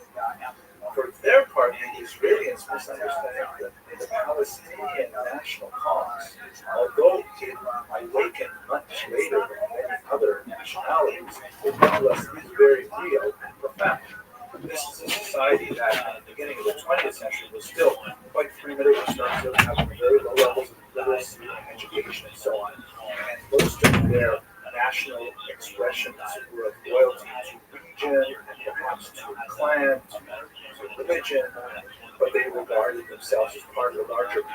Arabic society. Those things are all very true. But by discounting the Palestinian drive for self-determination, which really awakened in the second half of the 20th century, but never taking those concerns seriously, Israelis tended to miss the boat and to disrespect the Palestinians in ways that would be incredibly tragic. This resolution 242 has become the pinnacle of that statement coming from the United Nations that completely ignores Palestinian considerations. Now, we would see this come to fruition in this very jovial photograph here that shows the Egyptian leader Anwar Sadat on the left, the American President Jimmy Carter in the center, and the Israeli Prime Minister Menachem Begin, who had faced off against each other in the 1973 war launched by Egypt in particular. But the reason why these three men are smiling here is because after that war was fought, and Egypt was able to retain some pride, and after demonstrating that Egypt could inflict damage on Israel, he was able to call up Begin and effect a peace treaty. In the late 1970s, Israel, with some significant internal controversy, gave the entire Sinai Peninsula back to Egypt, but Egypt was unwilling to take back the Gaza Strip with its high concentration of Western Palestinians. Many of them showed an affinity for the Muslim Brotherhood, an organization which later would spawn Hamas. And Egypt felt that they were sent to destabilize an element to bring into their polity. Anwar Sadat's vision of peace in the Middle East came to fruition, and although the relationship between Israel and Egypt has not decidedly warmed, it has nevertheless maintained peaceful relations since the 1990s. But Anwar Sadat himself would pay for this with his life, and some of his own bodyguard, incensed with the idea that he would make peace, turned on him and shot him dead. The turning point for the Palestinian movement was undoubtedly the establishment of the Palestine Liberation Organization led by Yasser Arafat. This was to be the focal point of Palestinian national efforts, and although they had to elbow their way to the table not only at the United Nations and elsewhere, but even among other Arab allies, nevertheless they took the lead in articulating what they wanted for themselves, rather than allowing the Arab states in the region to dictate what would be the fate of the Palestinians. They wrote a national charter in 1964 that was thoroughly realistic, laying out essentially a one-state Palestinian vision of the land of Israel, where only those Jews and their descendants who had lived in the territory before the Balfour Declaration in 1917 would have any rights, and furthermore, that armed struggle was the only way to liberate Palestine. This notion of a one-state solution, combined with violence to achieve that end, was thoroughly unacceptable to the Israelis. The PLO then sought to gain attention for its policy through some very dramatic terrorist activities throughout Europe and the Middle East, which included things like airplane hijacking in particular, the massacre of the Israeli athletes and many other elements. It is important to note that in this brief video, I'm speaking about the PLO generally, but we should understand that it is essentially an umbrella organization. There are many different factions that come together under this umbrella, and a more nuanced look at various groups would say a lot more about the internal debate over the value of these kinds of activities. But we can say in general that the PLO, under Arafat's leadership at this time, failed to grasp some very important emerging realities about the future of the nation. First of all, they completely misunderstood the importance of public opinion in Europe, and especially in America, where the Israelis had far greater experience with the media environment, with the culture, with development connections, and so on. And the PLO was not going to win their propaganda war through terrorism. In fact, it was just burying them further and sidelining the movement as being one associated with criminality and violence. Secondly, the PLO failed to realize that their conduct and even their mere presence in states bordering Israel made them increasingly unwelcome. Jordan, for example, which was one of the Ei, joo. Jõudud. See vend kadus või? Joo, Blau. See vend on seal kantide taga või? see nagu veeres valda on. Ei, see on potsis. Ma tunnen, me peame uue diskiga otsa tegema, et hakata hoidma. Diski. See on itsutont. Ei viitsi.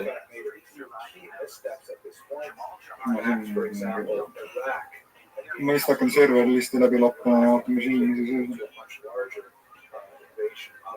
sees on.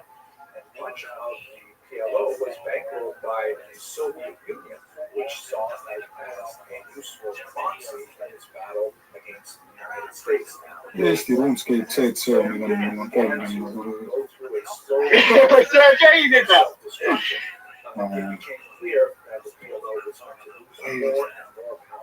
Ultimately, by the time you get to the early 1990s, the PLO has figured this out. They amended their charter significantly to favor the kind of things that Israel would want to see, including the acceptance of Resolution 232. Lähme sinna, Semut, sinna Voice-Kalle äkki keegi tuleb. Ei. Abandoning the notion that armed struggle is the only way to liberate Palestine. This is when we start talking seriously about a two-state solution. That is the idea of Israel as a Jewish state and Palestine as a neutral Palestinian state in the same region, one form or another. It is unlikely, however, that this two-state model will receive any traction were it not for the first intifada that broke out in December of 1987. The term intifada in Arabic refers to a kind of like an uprising in general revolt that is kind of like a spontaneous grassroots, and that was a fair description of what began to happen. Arafat, although the titular head of the PLO, was severely weakened in his hideout in Tunis. Many of his allies had been co-opted by their states or assassinated by Israel, and he simply had lost a lot of power, although he still had symbolic role to play as the figurehead of the Palestinians. What happened in December 1970 is that the Palestinians themselves in Gaza and the West Bank began to rise up spontaneously. And the character of the uprising was rather different than before. The first intifada was not characterized by widespread terrorism in the sense of things that would later become much more associated with the second intifada, blowing up of buses and pizza shops and things like that. It was rather a kind of a symbolic attack on the IDF, as we see in this. Just from the bullets? Yeah, there you go. How many rounds is it putting out a second? So the Gatling gun, watch this. Look at that shit. I don't like how you were still shooting and looking to your right. Well, because I'm burning, because it's burning me right now, and I'm trying to get a Don't they wear long sleeves so it doesn't burn you? You should wear long You're just not ready. and I wasn't ready. So where the fuck's it fuck up your face? Oh, so watch this. More. God, it's going through that freaking It's crazy. ammo. Now the Gatling gun. Is that the Gatling? No, that I have a video of that. Oh, it's so fast. It shoots 3,000 rounds per second. Each bullet's about $1.50. So yeah. Did you pay for it? 3,000 rounds per minute. 3,000 rounds per minute. 3,000? And I did not finish. They were very, very nice, but Super nice. bro, it was so, even with a silencer on, or a sound suppressor, it scared me. You Sound can't. suppressor for what, dude? For little players, even outside, you can't shoot that. Cover. Yeah, you gotta cover your. But then what are You can't have they? earplugs. You gotta have real earplugs. It's like no joke. Then what are they? You sound super soft. But what are they using? Right? Sound for And the barrel gets so hot. Sometimes God gives you signs in life. You have Band-Aids It's on your arms, and your face looks like you're I attacked know, by a so that fucking happened eagle. because It's not for you. no, hold on. I'm shooting machine guns, and then I shot a 308. It's a hunting rifle, a sniper rifle. Sure. And the problem is they kick back. Yeah. So if your face is too close to the scope, if you don't have it on your shoulder, Weak, right? That's what it is. No, please don't say that. Please don't say that because I did have my shoulder there. Did And they my tell you this? Gosh, and it hit me. That was the first time I was bleeding. Did you go, ah? And it did again. And the only reason I'm not more fucked up is I had sunglasses on. Dude, Otherwise, it would have given you black eyes. oh, bro, I would have been so fucked. Like, it's like, gosh, like I went, like that. And I just heard you go, oh, and my son goes, ooh, damn. My own son at 13 goes, ooh, damn. Did you shoot it? They all looked at it, yeah. Did you like They were just into the fucking machine gun, the handheld machine guns, the Uzis and shit. Like they, But that one you were using that's like $10 million per round per minute. What's that used for in combat? that would be so when you were in a helicopter and you want to fucking strafe the ground, you would use that for that. It's a Good luck running away from the You're hand. not anything. It literally. So when you see those, presentation of materials that Palestinians are for the first time really bringing forward about themselves. The second intifada, we haven't heard that in this significantly as we should be, but in the period of the first intifada, Reported live in Austin, Texas, USA. put all of these things together.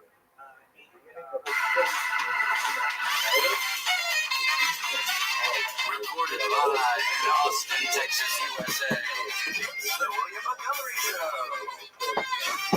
Starring William Montgomery. Minutes left of the small, there, and my, As always, William is joined by the lovely Erica. I'm Casey Rocket. Now here he is, the big red machine, the Memphis Straggler, William Montgomery.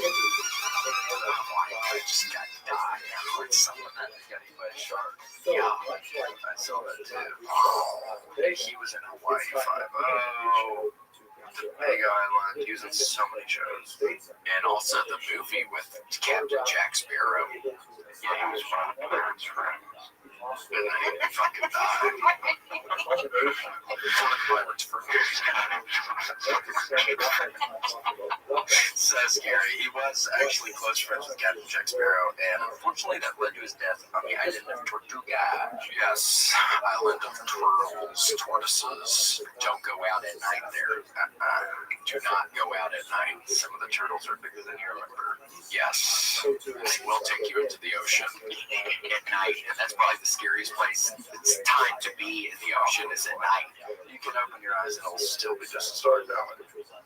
Yeah, it's like I don't even want to put my leg in the ocean at night. And we're recording. We are.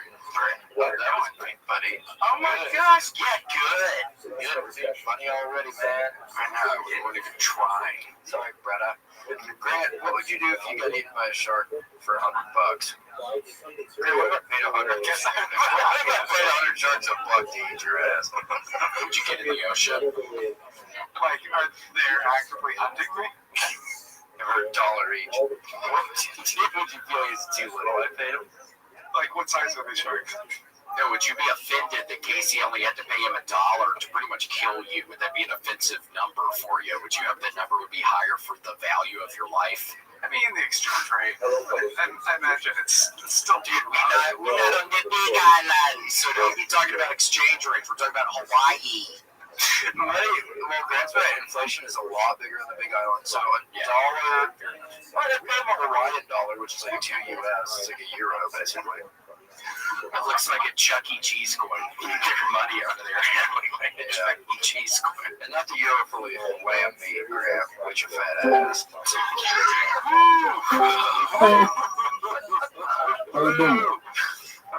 Well, how are you?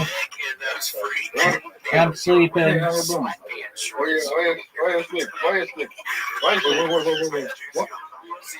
You said something wrong. Well, what you say, man? Where do you get off? I'm That's sleeping. actually pretty cool. Yeah, thanks. You're not I sleeping. did a quick turnaround on that. That's actually pretty cool. It's probably hot though, isn't it? It's real hot. It's in Austin now. It's probably hot getting into your Corvette with the leather and those pants, the sweatpants. Well, what's going So I don't know on? how you do it. What's going on? Yeah, it's very sweaty. Yeah, I don't envy you, man. I've turned the temperature down quite a bit to kind of regulate. Yeah. Bro. Hey, how you doing? Yeah, notice Mike isn't here again today. This is 2 days in a row we've been here. Mike isn't here again. Something weird's going on. Erica, something weird's going on with Mike. I don't think we need to look into it. You should have been here yesterday, Erica. Grab, we walked in and he had these little red dots on his shirt. I said, is that blood? He said, no, I was painting the green room. I said, the green room? This was in a club. And he said, the red room. I was painting the red room. And yeah, tell that he was lying. Yeah, it's the craziest. It's like, what were you planning? Excuse me. Oh, gosh. How did you think you would get away with it? I don't know. Yeah, you didn't think we were going to notice the room was now red? It's not even red, it's blue. Yeah, for now. Yeah, what are you going to paint again today? That's where you expose your secret. You're going to be painting 3 rooms to bury 3 bodies. Yeah, how are your daughters doing with your wife out of town? We're doing okay. We're just curious. I was going to talk about the murder, Grant, but I want to know your family's safe. Yeah, they're fine. Cool. What you want to just like stay up last night or something? I went and had them watch The Dark Knight or Batman Begins with me yesterday. You had them. What, did they not want to watch it? Well, they're they don't know any better than just watch, silly YouTube shows like William Montgomery Show if they have their brothers. They love the show. Oh my gosh, they're big fans. Big fans. What's up, girls? What's up, girls? Your dad hurt a man. Yeah. Dad hurt a man. I don't know if he killed him yet, but we haven't seen him. They don't need to hear that part. Wait, so did they like the movie? Yeah, I thought it was great. That's exciting. So you got to watch. It was the first time them watching the Batman movie, and you got to watch it with them. Yeah. That's pretty good. Yeah. Next up, Jurassic Park. I already did that. Check that one off too. Your pick, What? Casey. Yeah. Oh God. The salamander lunch. Oh, the salamander lunch. I don't know if they're open up in that yet. That's the scariest movie I ever saw as a kid. It's Brendan Fraser and Matthew McConaughey. And they get a pet salamander and his eyes are totally CGI. Really? Yeah. Was that early CGI? Was that early? Damn. I could just see the green screen. And I kept asking my dad, he's not real, right? My dad would not answer me. Well, that's cool, man. Jurassic Park was scared. Not much. I remember it being a lot scarier when I was a kid then. I guess it is. Yeah, I was scared. It was really scary. Yes.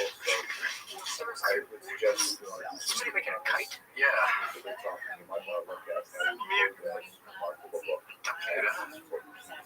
Grant, G. Yes, we did. God, I remember flying a kite, Casey, down in Destin, Florida one time, and I stuck a bunch of the big spools together. I was able to tie them together, so it was up. I don't even know how high. You couldn't even see it anymore. And then a storm rolls in, and I start getting like electric shocks in it, and I was having to hold the thing by the sand, so it wouldn't be shocking me, and I just had to let it go. I'm gonna get hit by lightning or something. Can it travel down the lightning? I don't know. I swear I started getting like a static electricity shock. It was very weird and popping noises, and then I just had to let it go. That could have been dangerous, maybe. I know. I dodged a bullet on that one. That's how Ben Franklin discovered electricity. He had a key tied to a kite. And what did the key do? The key was just so the lightning would hit it, or the key was down? Was the key at the top or the bottom? And also, what did the experiment prove? Yeah, how did he get electricity from that? It proved that lightning was electric. I think we knew that, bitch boy. Yeah, people have been hit by lightning before that. I mean, which of all that? It's crazy. Well, I guess the key was a conductor, right? Very nice. So it's the top. Yeah, what does that prove? Oh my God, this lightning. How do you harness it? Dumb. Yeah. Just a fucking idiot. I think most of those people back in the 1700s were just dumbasses. Fucking idiots. Fucking wooden teeth. And George Washington had wooden teeth. You know, and that's so gross. God, he ate cherries out of a tree and chopped it down. There he is. So he passed. I know, right? And that's the biggest part of the story. It's like he died. Yeah. Why is he credited with anything with electricity? The guy died during his experiment. No, that's not very ambitious. It was probably a suicide attempt. No shit. That's the craziest sick thing happened with the super soaker guy. He ended up dying from. He put a timer on the trigger of the super soaker, and he went to sleep with his mouth open. And so after like an hour, when he hit REM sleep, it went off, filled his belly. Burst. It's like these TikToks. I see Erica watching these TikToks sometimes where she's just going through it, and it's these people in some other country, and they're acting all scared, and it's like this giant looking just water balloon, and people are like tipping in the water balloon. They keep they keep on counting up to 10. It's like the craziest thing. I'll watch it for a little while. It's insane. I know. I still haven't seen one pop in real time. I want to see one pop. These balloons or whatever they are get giant. Why are they counting? I don't know. Is that it? Good.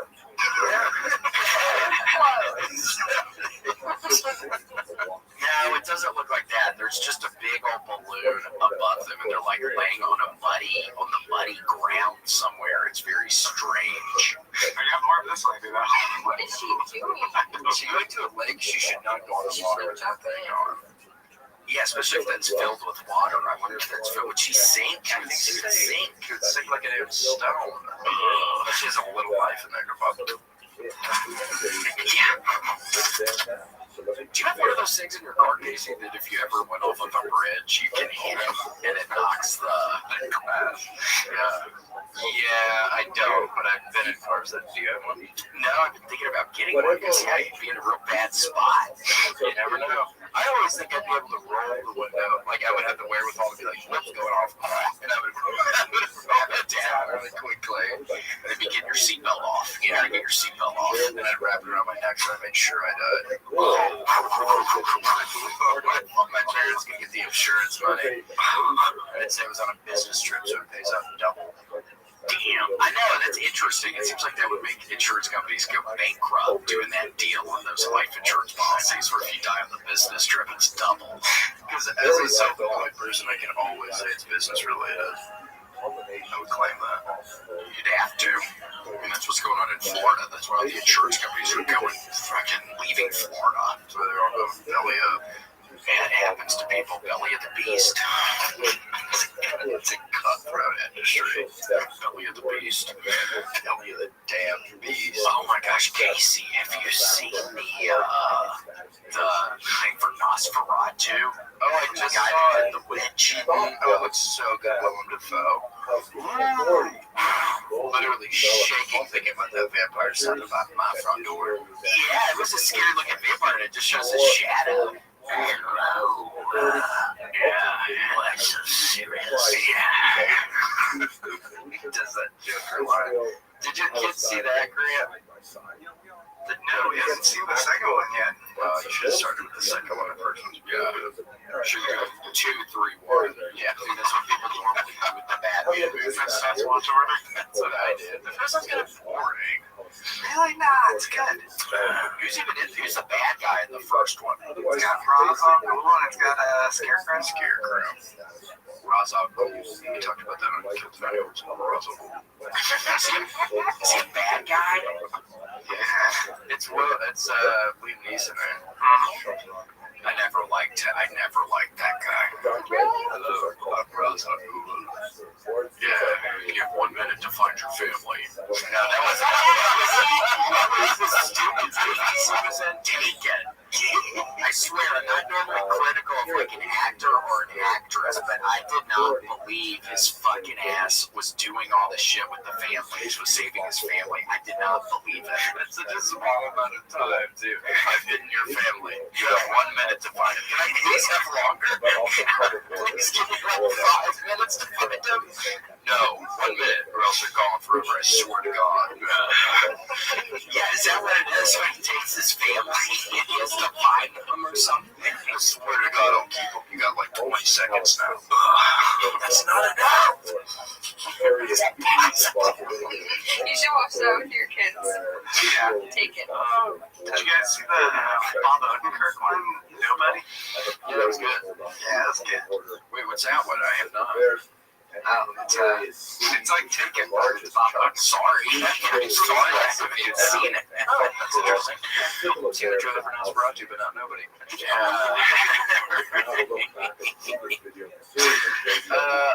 That's funny. I bet your kids would like Taken, and then Grant, you can say, I would do that for you. If you got Taken, I would do that for you.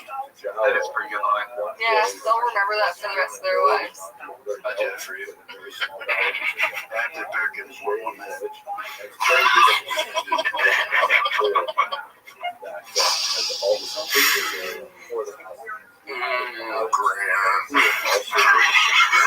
Oh, gee. Oh, man. How are you feeling? Sometimes I'm feeling a little overwhelmed, and I wake up a little mad, and the only way I know how to combat it is BetterHelp.com. BetterHelp.com has been a godsend for me. And Casey, it's weird you bring up the waking up, feeling weird in the morning, because I swear to you, if there's a chance throughout the day where I'm sending a weird text to somebody or calling somebody, really getting into it, it's in the morning. I get real cranky in the morning. I get so upset. I'll wake up and I'll immediately start attacking those closest to me. I know, because they're right there. They have nowhere to go. I just start spewing vitriol. Oh, it's a vitriolic in the morning.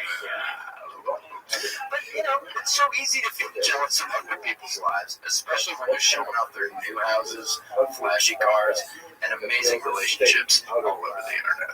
Yeah, I mean, sometimes I wake up, I'm already in the bad freaking mood, get on Facebook, and a buddy just bought a new freaking Stingray Corvette. It's like, okay, where's my loved one? I need to attack. What is going on? Lash out. And I start thinking about some of these new houses that my boys are buying, and I'm starting to look around and I'm going, somebody's got to get screwed with that. Yeah, this is impossible. How are they affording these houses, especially in this housing market right now? But yeah, therapy is an amazing tool to help you focus on what you want out of life instead of on what everybody else is doing. Yeah, man, I gotta tell you, BetterHelp is amazing. They're 100% online. You can schedule sessions whenever works for you, and it's so easy to fit into your daily life. And you can talk with your therapist by phone message or video call, whatever makes you feel the most comfortable. You have to feel comfortable. Life's about comfort and not about screaming at those you care about. Just fill out a quick questionnaire to get matched up with a licensed therapist, and you'll be on your way to a happier life. And I did that, William, and I've done 2 appointments now. And I'm all smiles. How are they? Yeah, so how was it after the first one? The second one was good. The second one was good. My therapist, her name's Shannon. She's really nice.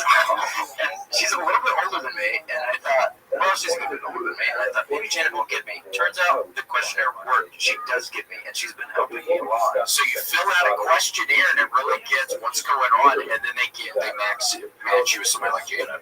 Yes. Find your Janet at BetterHelp.com. Stop comparing and start focusing with BetterHelp. Visit BetterHelp.com/WMS today to get 10% off your first month.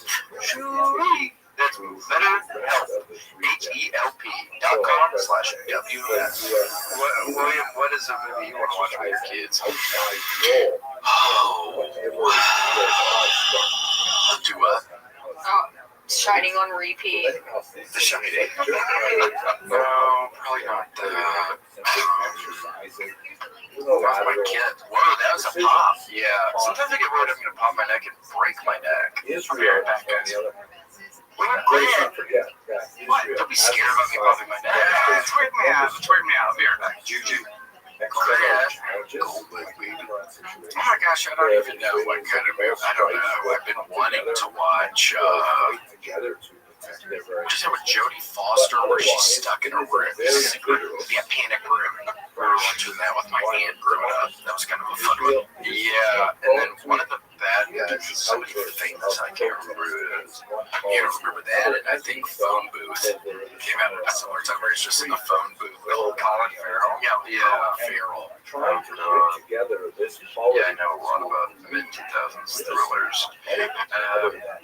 The Others, but that's more of a horror movie. That's a good one. Jared Leto's one of the bad guys. We watched that, I think, during the pandemic. Panic Room. Panic Room. Well, when you click this actor, I have to have Grant Lewis. I don't know what that's about. Mel Rodriguez. He has half a mustache. He's not looking good. We hope you're doing better, Mel. Mel, we really, really like you a lot, and you look kind of sick in your picture online. God, yeah, I'd like to watch Panic Room. It's good to show kids Jodie Foster early. 1,000% before they realize that she's a lesbian. No, it turns them off. When they shouldn't, obviously. So that you should get them to love her, and then once they watch the fifth movie, you go, she's a lesbian. Huh.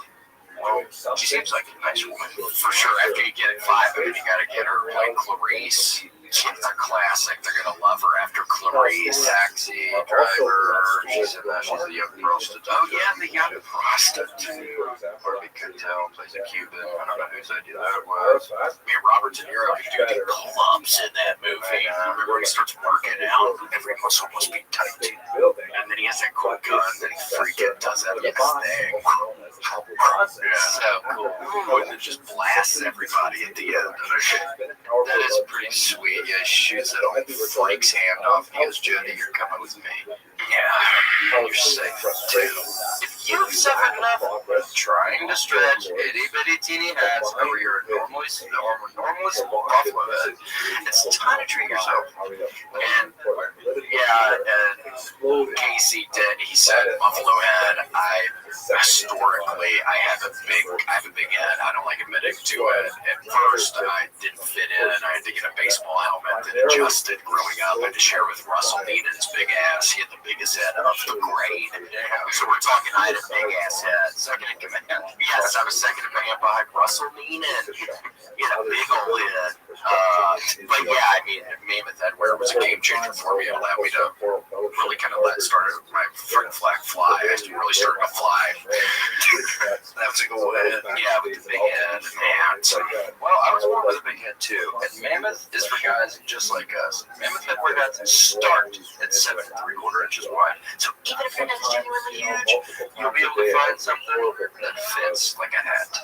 And we're talking hats. We're talking trucker hats, beanies, snapbacks, sunglasses that will fit your big head without snapping in half. We need sunglasses as big headed people.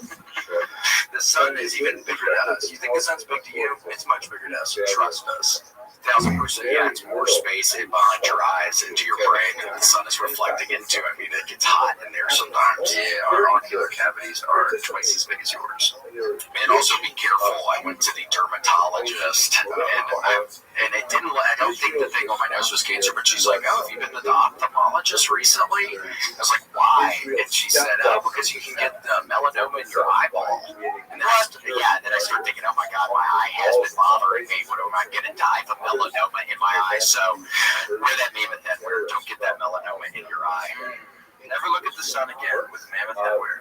They even have a line of performance hats, which are awesome to wear on a hike or a run, as long as you're not looking at the sun. Yes, keep your head down when you're biking, hiking, or running. Head to mammothheadwear.com and use code WMS for 15% off and free shipping on U.S. orders. That's mammothheadwear.com, code WMS, or click the link in our show notes. Give that giant hat. Here's the gift of Mammoth Headwear. We're just bringing us back. Come back. GG. I just had to go move the table real quick. Took a little break. Move the table. What are you doing? Just in the store? In the other. Shit's going down outside. We need to get safe. He's sacrificing his life for us. Thank you, Grant. Just basically, I'm leaving you some that big one. Well, Casey, what do you think? Should we talk with, should we do some calls today? I feel like it's been a little while. Yeah, I would like to. I would like to see what's up with the freaks and beautifuls. Yeah, we gotta see. Yeah. Bring back my gals. That's what RuPaul says on Drag Race. Bring back my gals. And then what does RuPaul say at the end? You better learn, bitch. How are you gonna love yourself if you don't even wait? How are you gonna love? Yeah, how you gonna love somebody else if you can't even love yourself? Can I get an amen? Yeah, how are you never gonna love yourself if you can't? What is it? I don't know. You can't love me Can you love me? I don't know. She's like, so and so, you stay, and then the other one, sashay away. Shantae, you stay. Yeah, Shantae, you stay, and then sashay away. They have to leave. I used to watch it during the pandemic. It's good. It was good. Competition's fun. We went to a couple in Austin. Wait, really? Yeah, we went to a couple. You should go. Yeah, one of the people from the show. I was starstruck. Lala Ree. I was starstruck. We bought a T-shirt. I haven't worn it. Have you ever worn it? She has a really good security skill. Yeah, her merch was the whatever. It was the security. That's what it says on the shirt. Because I do like comedy and stuff. They have to be a little bit funny. Yeah, some of them were funnier than others. Yeah, they do stuff in between the dances and stuff. And yeah, it was an experience. It's high pressure. Oh, I can't imagine. Yeah, one of the local ones, she's so funny. We gotta get her on the podcast. Celia Light. Oh my gosh, we gotta get Celia. Oh, I love that. William complimented her comedy and asked if she's ever done any stand-up. Because she was really funny. Yeah. Hilarious. A hosting type that's always there. Yeah. A hosting type. The hosting kind of drag. Yeah. You guys ready for me to bring someone? Drag. It's not just for hosting anymore. Yeah, sure. Person and hosting. Oh my god, we should do the Davis Dib for my 30th birthday. Yes. No, I was thinking we could have a...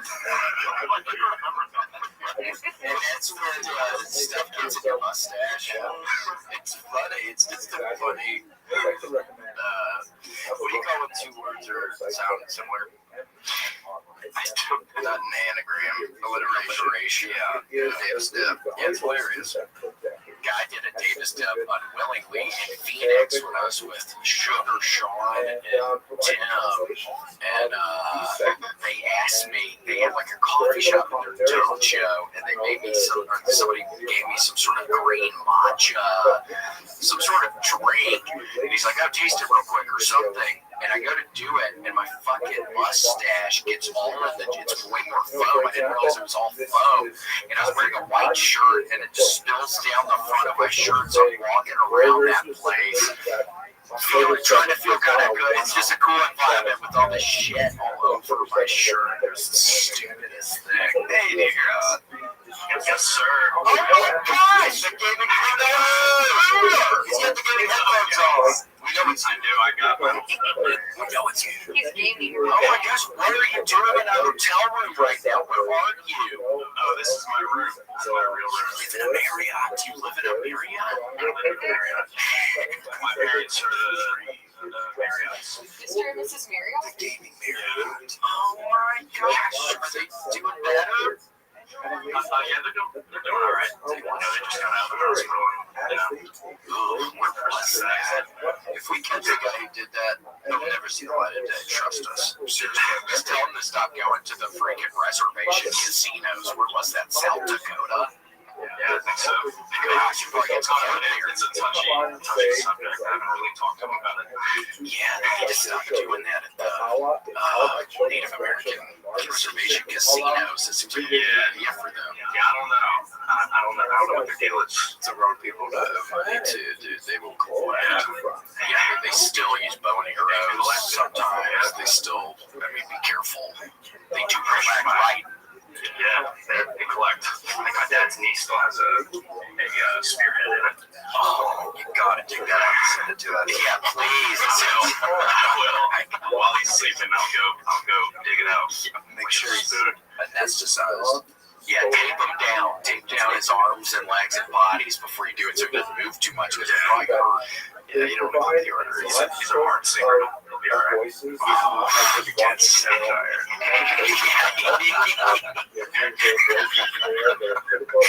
Easy, I'm coming to see you in Philly this Friday. Oh, cool. Yeah, I'm stoked. I'll try to do some new stuff. Should be fun. I'm bringing my girlfriend, and she doesn't watch you as much as I do, but I'm making her go. Well, there's something in there for everyone. So. Yeah, oh my gosh. Yeah, she knows what she's getting into. It'll be fun. It'll be fun. Those are the best shows I've ever done. Was Philadelphia a couple months ago, so I'm excited to come back. Best shows I've seen. I've never been to Helio, but I'm very excited. Oh, it's rocking. We're gonna have a laugh. It's wonderful. That place is wonderful. That's so great. And everyone has fun. Well, what are you playing on now, gaming crew? I got my PlayStation 5 here, but I got my PC as well, so I kind of switch back and forth, but I do a little bit of streaming, so I use my PC for that, play on my PlayStation. Oh my gosh, well, you need to get one of these mini mood things, mini mood, whatever it's called. I know exactly what you're talking about. Oh, they're so great. They're wonderful. They sell them on TikTok shop. I get fucking ads for those all the time. Oh, really? Yeah. Oh, I didn't want to hear that. Those are those secrets. Yeah, I didn't want to hear that. It's like a little emulator, right? It looks like a Game Boy Nintendo game ever. Yeah, Game Boy game. Yeah, oh my gosh, pick one of that. Do you think the people you can stream something like that, or would it work as good if it's showing a handheld thing? Or does anybody stream using a handheld thing? I've seen people stream them like just their hands playing it, but I've also seen people stream like an actual game. I don't know. You get the feel they do that. Yeah. I don't know. Maybe like a HDMI cord or something. Yeah, we need to look into that because people might watch you and I can't see about Pokemon. Yeah, there's dual streams. Wow. Great. I was a big switch from Diablo to Pokemon. Diablo.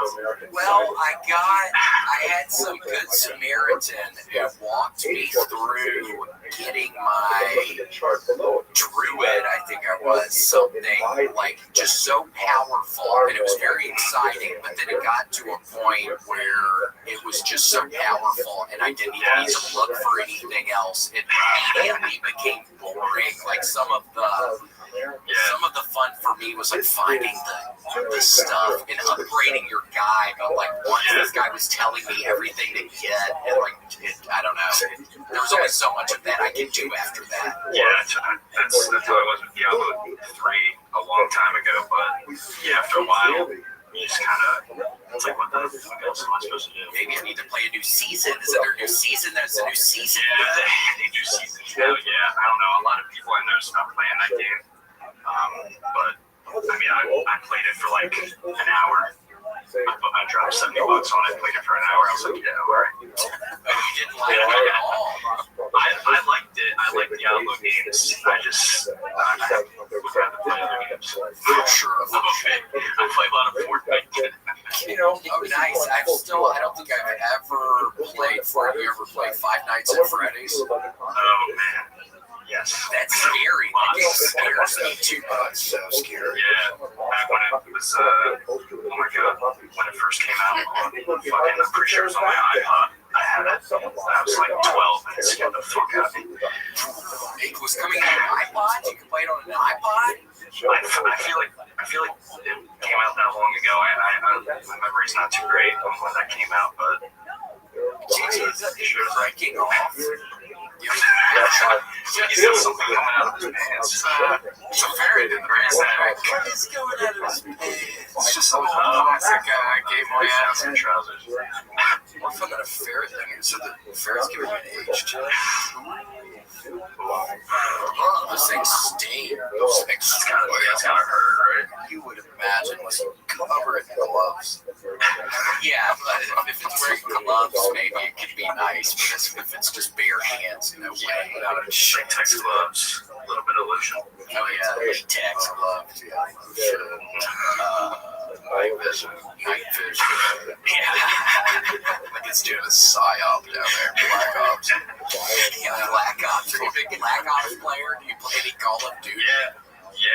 I haven't played the most recent Call of Duty because they kind of been going downhill, but Black Ops 6 is supposed to come out in October, so I'm definitely getting that. Oh, cool. You know, ever since the South Koreans started putting their hands in those games. I know, they're grubby little hands.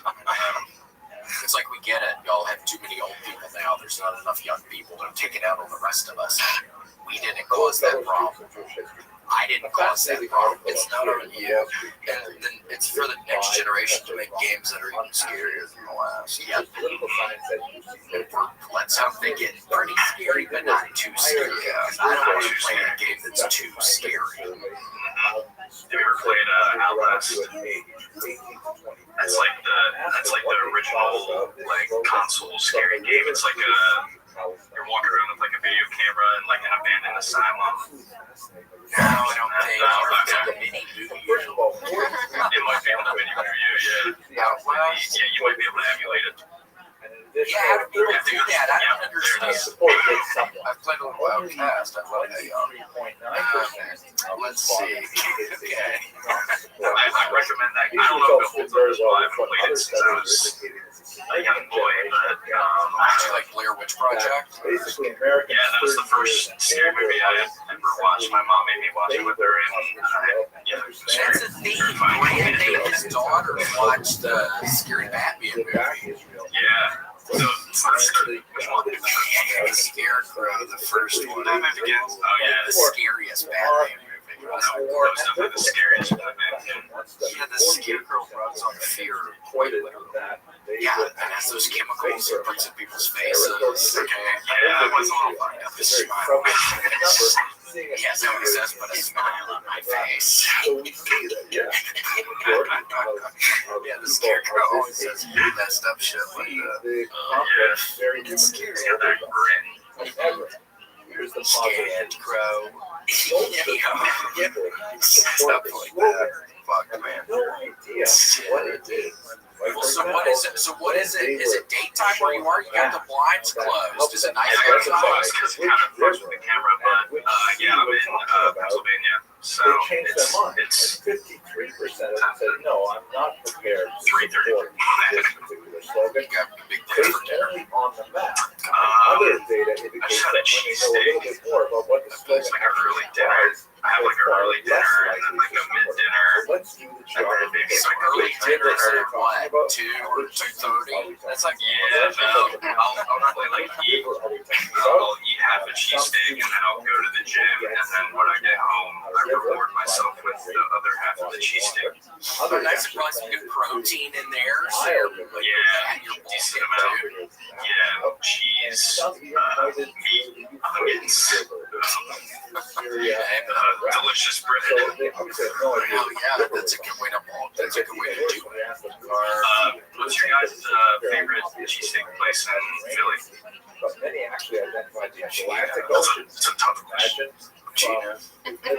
All the way Yeah, out it was Geno's. That's like one of the super popular ones. What's the other one? Aren't there two right next to each other? Yeah, Geno's and Lincoln right now. It's like a longer name. I went to one. I can't remember which one I went to, but I really enjoyed it. But I don't know what it was. I might have went to Gina's after my Philly show. We went somewhere, and the cheesesteak was cold. And I said, "It's cold." And I said, "That's normal. It shouldn't be." Yeah. Seriously? Yeah, that's a hot sandwich. It should be hot, frankly. Yeah, it's a hot sub. Thoughts up. Gosh. Yeah, I hate that. Stuff like that goes down. I know. I'm not a fan of cold subs. Unless it's an Italian. Even that. Yeah, I need my something heated up. Just a sandwich. You make just a turkey sandwich with a little cheese on top, put your broiler one in the oven. That's going to really amplify that It's called sandwich. a grinder. Oh, yeah. Sub shop. You call it a grinder, like a cold sub, and you throw it in the oven. Ooh, I love grinders. worst. Yeah, me too. It's also mad. It's also mad. Probably have a boy grinder with your wife calling. They change from being enthusiastic. No, we don't riff like that. I know, I'm kidding. I don't riff like that, Gigi. Chris, did your wife go on vacation without you or something? Just a work trip. Work trip. Work cheering down for a month. So. Well, if she is livelihood or Oh, you know she's out there taking her life insurance policies. Right. Oh, yeah. 7 million money. Business trip. Grant, no, I know, Grant. This isn't good. It's not going to look good for you. Dude, Grant's getting a decent amount of cash money. You guys going to get a bunch of skrill if something goes wrong on a business trip. Oh, yeah, double it. That's what Joe Buddy Ramsey, that's what that was. That was in Colorado. Yes, Buddy grab. I know, I think her family got a bunch of money. They got $1 million cash. Yeah. The phrase in Arabic yeah, business trip. They were just putting clothes on in the house. They were able to say that was a business trip. Yeah, they said it was a business expense. There are a couple different words. It's brutal. Some of this stuff I hate all the time. I hate it. Wait, so hold on, Gaming Criminal. What do you think happened to John Benet Ramsey? Was it the brother, the dad, some guy who broke in? What do you think? I honestly, I'm not too read up on what happened with that story. What you guess? What is our gut telling you? I'm gonna guess the brother is probably really jealous. Good guess. Good guess. Yeah, I think that's probably a good You guess. want to be in the It's normally the sibling, right? normally. That's The jealous sibling. Yeah. It's a good saying. To see that young? Oh, yeah. 7 out of 10 murders always look to the sibling. Yeah, but That's an FBI crime. yeah, that's in Quantico. That's straight from Quantico. Yeah, Quantico's their mother. Rue's their sister. Yeah, you gotta figure out what a sibling is. 1,000%, I agree. Jodie Foster can tell you that. She was Agent Starling. Gosh. Did you know she was a lesbian? I didn't know that, but I might be more behind You ever seen that movie? I don't think so. Oh my God, Silence of the Lambs? Oh, Silence of the Lambs. Yeah. What movie did you think we were talking about? That was the second. I thought you were talking about the one with Jodie Foster from earlier. Panic Room. That's what Silence of the Lambs was the second scary movie that I ever watched for the first time. What was the first? Oh my gosh. Blair Witch Project. Yeah, that was great. Yeah, hiding in a corner. Oh my gosh, hold on, Casey. Are you okay? Sorry, I mean, I have to put down a little bit more of this delicious. We should get Are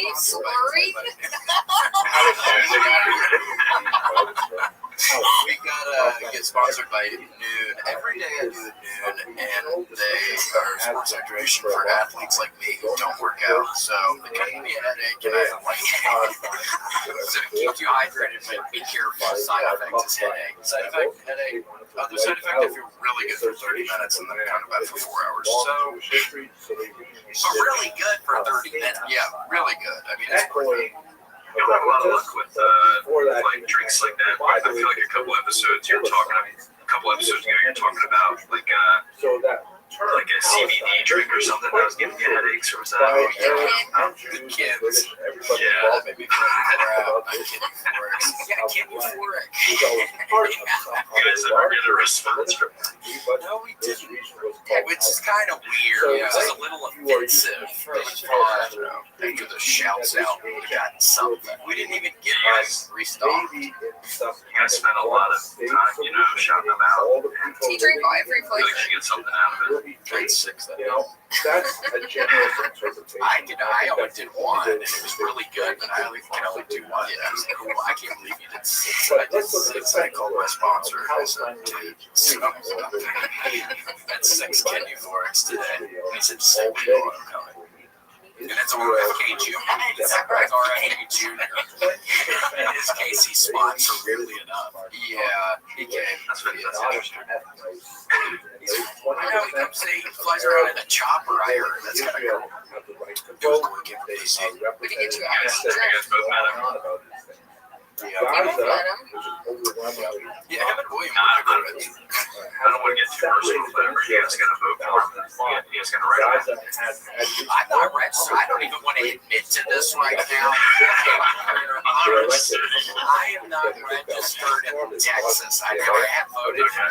past, but I'm currently not even registered.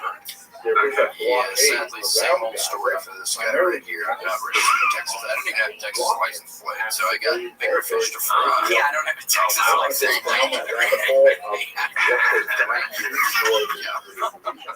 So if you're watching this, yeah, don't vote. Don't register to vote. Don't vote. It's really Just for the other people. waste of time. There's other people to go. You can get friends to do Get it. a milkshake or something. Get on Voting day. Yeah, get a You want to milkshake. say, what Yeah, about let your free flag fly a little bit. Maybe go to a Dairy Queen. Get a blizzard, dipped cone, Get a Buster Bar box to go. or Dilly bar. that Yeah, is Dilly bar. Dilly bar. Oh my gosh, what did we Just get? had one last night. You had a dilly last night. Yeah. Chocolate or Heath? Just normal chocolate. We're eating this. So what do? Do you eat off all the chocolate and then suck on the ice cream, or just eat it in bites? I eat the chocolate around the ice Yes, cream, correct. and then I start to eat it. Correct. Yeah, William caught me doing that. Yeah, I caught Erica's ass doing that. I do not approve of anybody that eats like that, so I did not want to hear that. No, I'm kidding. Yeah, recently it's just too good, so I'm just biting into those things. No, I get that too. I think that's why I do it. I gotta get my teeth acclimated. I have sensitive teeth. I gotta get them acclimated to the temperature first. Yeah, I'm mad about that. We had some in the crock pot yesterday, and I was starving, and I freaking take a bite, and I already know it's gonna be too hot, but I don't care, and I take a bite, and it's killing the inside of my mouth, and then I just think I'm gonna swallow it. And then I swallow it, and then my fucking throat's hurting more than it even was before. Why did I swallow that? I should just spit it out. I was just so scared, I panicked and swallowed it. Yeah, that's a crazy gut reaction. I gotta get this thing in me. It's so hot, like your body's gonna cool it. I've had those done before. Oh, I'm just gonna get it down really quick. It hurts.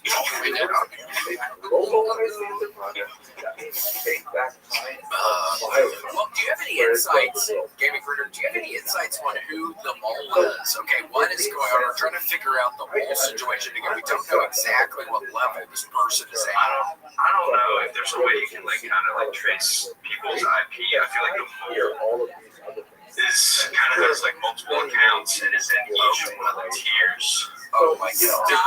He's in every tier. He's in every I tier. have a feeling he's in every tier, so he kind of Well, he's in all my tiers. I've been sobbing about this one. Oh, God. Sobbing about this one. Yeah, I've been trying to, somehow get Brand to hack into each one of our accounts and kind of figure out who has the same IP. Hey, do you think that thing's real? No. It better not be. Yeah, what is that grin out? It's making me sick. It's in last month. The Yankee show on HBO. Mushroom zombie. There was that movie from a long time ago. Let's see if I can find it quick. It has the giant mole. They all live in that underground city. Trimmers. You know what I'm talking about? No. Shell shock. Aftershock. That's where they evolve. Isn't that where they evolve? They start walking on 2 feet. Runners. Yeah. It's scary. Wait, are you talking about The Descent? City of Ember. City of Ember. Okay. Tom Cruise. Tom Cruise is in it. Yeah, I remember it came out in 2008. Rather different than Everyone's having so much fun with this. So Murray, that's what I was trying to. My great uncle is actually in high school. Yeah, he's like the mean mayor. He's like, no, you can't go above ground. And there's the mole. There's the giant mole. They're like small people. And the mole is like. What is it, like a regular size mole, but it just looks big because they're so small? Is that the twist? Assuming it's a regular size. Yeah, they're actually just really small. It's the twist. Oh, it's huge, dude. You were not kidding. And it can barely fit in there in the hallways and shit. It's like running around trying to eat them. It's a pretty horrifying hostilities between the Yeah, like we were talking about yesterday, the Brave Little Toaster. It's a scary kids movie. Oh my gosh, look it up. So you can watch it on 35 millimeter on YouTube. They have a 35 millimeter version on YouTube. Oh my gosh, please watch it and let us know what you think. It's the beginning of Pixar. It's a hell of a ride. The Brave Little Toaster. I cannot believe I grew up watching it. He wasn't the only brave one. Well, they were toasters. Yeah, I don't get that part. I've seen this toaster before. I've seen the toaster. Toaster and Phil Hartman is the voice of the suicidal air conditioner at the beginning. Rest in peace. He sounds like Jack Nicholson, which is fun.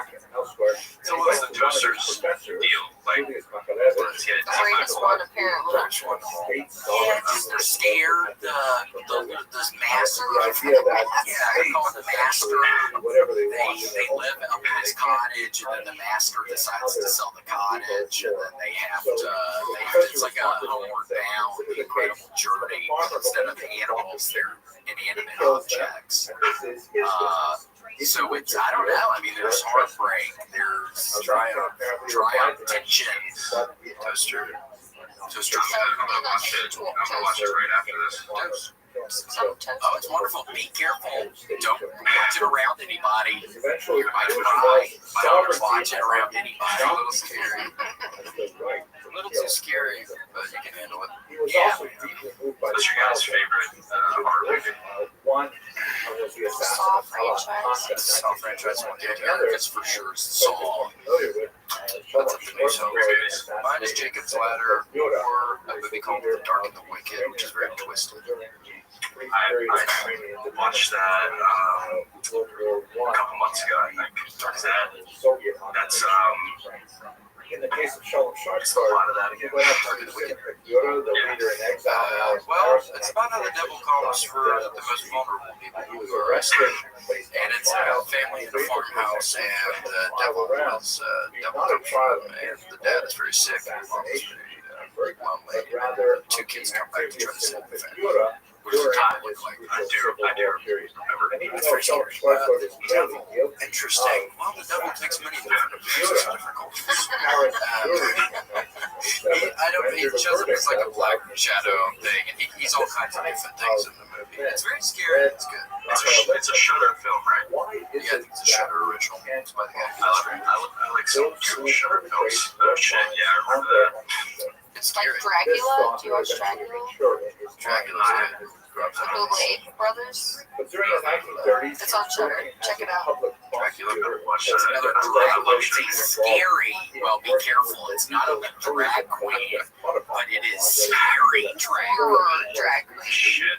The very first episode, I remember watching it during the pandemic, and I swear to God, the very first episode, like all these reality shows, they end up like you have to go through like some sort of elimination stuff. And the very first elimination thing was they got these giant syringes, and they were putting the giant needles in people's arms, and I'm thinking, what am I watching? This is the craziest. And then the next season, it was like a lot more mellow. But like first season, they were doing some fucked up shit to stay. Of Dracula. Yes. Scary. What a niche. It's on Shudder. Check it out. It's quite the niche, yes. That is fun. In mine, I don't know. What was that? Shining? No, what was that movie we watched that went to America that my buddy Kate told us to watch? Oh, I hated it. What was that? It's a classic with the lady going crazy. It's like a French movie, maybe, or no, Possession? Yes. Oh, yeah.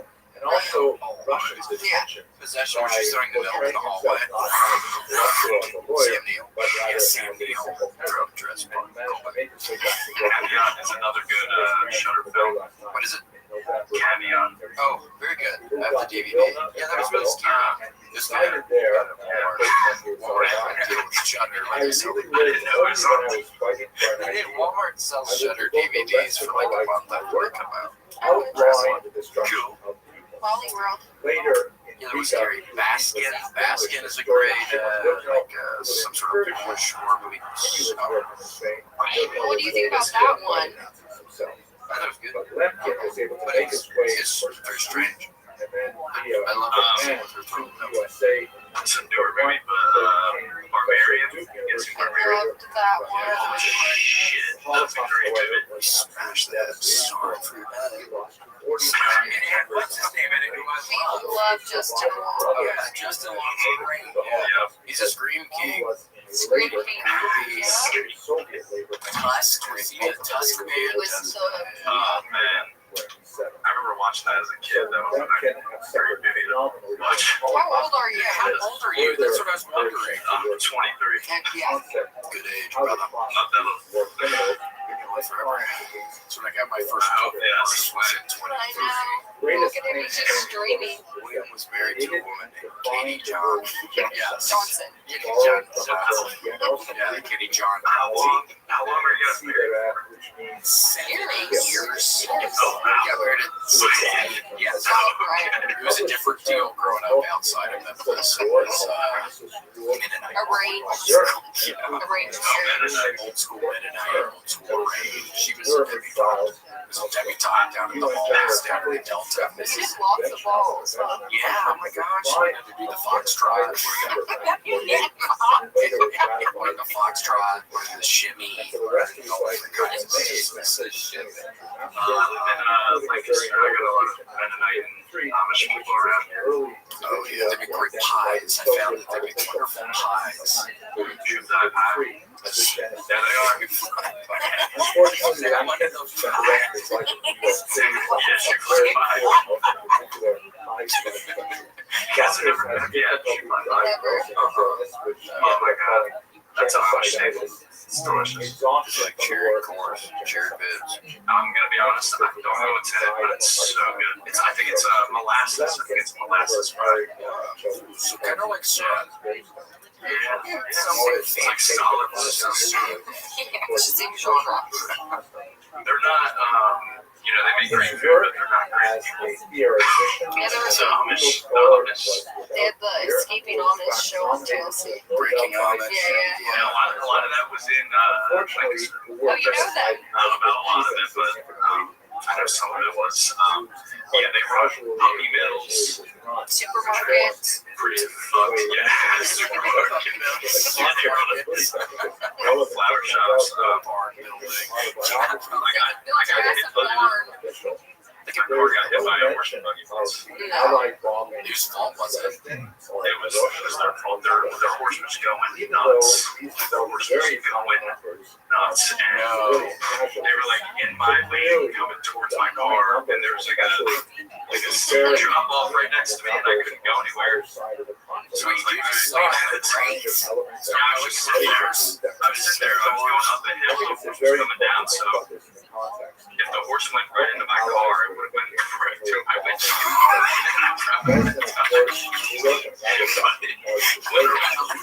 At the last second, and the spoke on one of the wheels ripped out a huge chunk of my bumper, and they just kept going and running people off the road. Oh my gosh. They can build a barn, but they can't train a horse. Yeah. They don't treat their animals well, so I can see the horses not being too happy. Yeah, I would hate to be one of those horses. Amish horse. Yeah, I saw. Oh my gosh, I saw a sweet chihuahua in the airport on Sunday. Some woman. Well, now Chihuahuas have a soft spot in my heart because of Sweet Gator. And some woman's getting off the plane, and I'm just watching them after I waited 30 minutes to get my freaking breakfast. And this woman just like yanks the shit out of the dog and yelling at it. And I just think, oh my gosh. A fragile little dog. Yeah, man. Sickening. Yeah, sickening. Oh, there's some sickening. Punched my eye. Yeah, I'd love to lay him out. Why I oughta. It does make me mad. Yeah, the dog. Insanity. The dog didn't ask for that woman as a mom. I don't know what's better mom. Like Stuart Little never had a family. Sometimes that happens. There's a silver lining in life. Sometimes there is a family waiting for you. Sometimes anything can be a family, right? Gator? Because yours is in the hospital. I do not have by natives. But maybe there's another family out there waiting for you. Yeah, one that, has a built on top of Native American land. Exactly. You'll figure it out. Learn their lesson. Well, Jamie Kruger, it's wonderful to talk with you. Our guest today, thank you. Yeah, I'm glad I got to talk to you guys. 30 minutes. Yeah. What is he on Twitch? Yeah, where can people find you on Twitch? Yeah, I mean, I don't have like a following or anything, but I'm on TikTok and Twitch.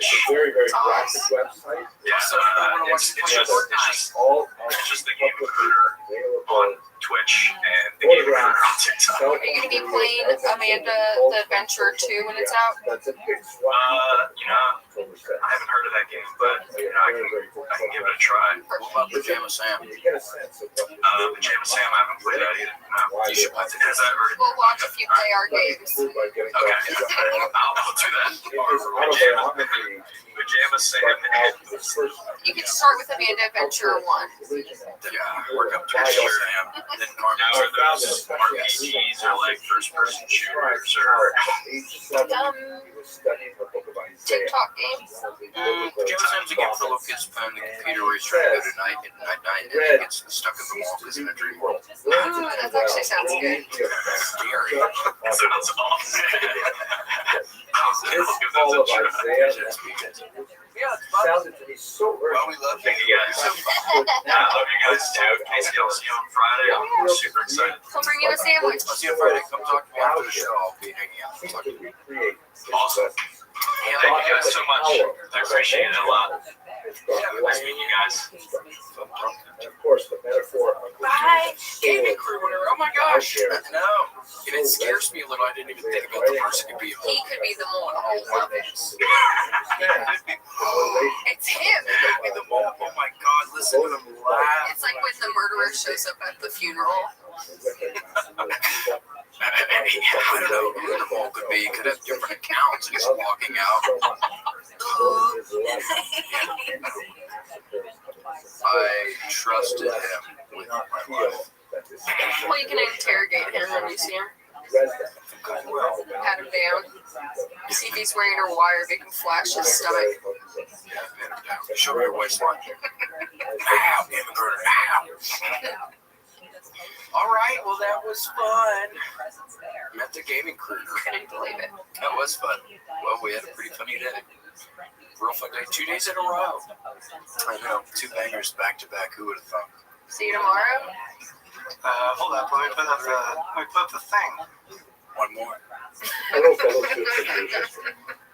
We had 10 pods in 10 days. There we go. This video will discuss Sap racks. Snow roads. As you know, gaming Kruger just smoked till the chin. Tweak the Freak, Gator, Vicious, and Fisty. That's a point today. I love White Magic with the K. Hear it. Well, Whiplash, is that Anthony Whiplash Marcus? I think so. I think that is. I remember that. Yeah. And Sean King, Ashley, man. Ashley Belfield, that's good. Fucking me up. Big Rig 0485, love it with the numbers. Bronson, who is pants, love the name. Danja Fox, Hawaii. Dangfo, Destiny 84, Oldest Roads, Dr. Pete Dugan, Dylan Lysorhica, Eli Slugworth, R.A.I. God, Gary Gibbs, and Gary Shrewdness. I'm starting to think that's the same Gary. That might be. That's the poll. That's the fucking poll. Someone look into that. Jay Dizzy, Jenny J, Joe Cott, Josiah M, Justin Thrackle, Dr. Thrackle's kid, we think. We are almost positive. Captain Chaos, scary name. Yeah, that sounds like a super villain. That pisses me off. Kyle, Heath, Larry, do not think. Tell Larry to change it to something else. Dawn. That's a mouthful. Mikey Johnson. Mikey Johnson from SNL. Rachel O'Donnell. Richard Gonzalez. Shane. Sunny Inkaya, and of course, calling it back, Israel Sarak. Cool. Well, it's been a pleasure. It has, as always. Stay true to yourself. Yeah, Stay true to yourself, guys. What is the good? Yeah. Stay true to yourself. You are loved. You are loved. You are worth it. We can't wait to do it again. Someday. Okay. Thanks for joining us for this week's episode of the William Montgomery Show. Send your questions, artwork, and manifestos to the William Montgomery Show at gmail.com. Leave William a voicemail at 737-471-1098. And never miss an episode of the William Montgomery Show by subscribing to the William Montgomery Show channel on YouTube and anywhere podcasts are sold. Check out William online at william.f.montgomery1 on Instagram. For more William Montgomery, check out Kill Tony on YouTube. And check him out live at the Comedy Mothership in Austin, Texas every Monday night. Find more of me, Casey Rocket, at patreon.com/Casey Rocket. Follow me on Instagram at Casey Rocket. This episode of the William Montgomery Show was recorded at the Record ATX Studios right here in the heart of Austin, Texas. The William Montgomery Show is produced by William Montgomery. The anthem is sung by William Montgomery. The drums are sung by William Montgomery. The words are sung by William Montgomery. The William Montgomery Show is a Fanny Co production. Thanks for joining us. See you next time. The fuck said that? I'm trying to have fun tonight. The response to October 7th has been overwhelming and has been the focus of much attention since the invasion of Gaza began, motivated by the attempt to Recorded live in Austin, Texas, USA. It's the William Montgomery Show. Starring William Montgomery and the devious Casey Rocket. With the Tony Chin Orchestra. The William Montgomery Jr. Dancers. As always, William is joined by the lovely Erica. I'm Casey Rocket. And now here he is, the big red machine, the Memphis Strangler, William Montgomery. How do we follow that? Yeah, I don't know. I don't even follow that. And this is an interesting one, Casey. We're currently on a Monday. We normally film Monday or Tuesday. We're currently doing this one on Monday today. Things are feeling a little different. We're kicking off that Monday. We're getting rid of those Garfield Monday frowns. We're just here smiling together as one. Yeah, we're having a good time. Erica's not here today. Moran is here. Hello. Your wife left you to go to Colorado. This is true. She's leaving. It sucks to know when she's going to leave you, too. That's gotta hurt. You gotta be counting the minutes. Yeah. Gives me a case of the Garfield. So what is she doing in Denver? Does she have another family there? What is she doing there? Yeah, the secret family. It's like that TV show. She's a little bit like the show Lone Star, I'm starting to think. Big time. Not even little. That's cool. I want a secret wife. Second guardrail. Do you think? I think about that every now and again. Do you think you can pull that off? Because sometimes I wonder, what if I did have a family, like in Tacoma, Washington or something? Would I be able to pull that off, or would I be texting too many people? I don't know. Yeah, because I'm always texting my GF. So if I had 2 GFs, I would never get anything done. They're always bitching about because I leave Q-tips on the counter and I'll grab my girlfriend and text me pictures of them. And so if I had 2 girlfriends with 2 different Q-tips leaving on 2 different counters, could you even imagine? They would probably gang up to beat the hell out of it. Do you ever get gunk when you get the Q-tips out there? There's a little bit of sticky gunk. If I wait, that's a good thing about Q-tips. If you wait a week, you gotta do it every day. Wait a week, you get a bit of I got so fun. You put it on your mustache. Do your mustache up. Hello. Then you accidentally get a third girlfriend because your mustache looks so good. Oh, yeah. It's like a Captain Hook mustache. Oh my gosh. Do you put warm water on those things or you going dry? You go warm? I go warm. I get scared. One time I read a story about how a brain-eating germ went in someone's nose when they did a neti pot. So I get scared about putting water in any of my orders. Oh, God.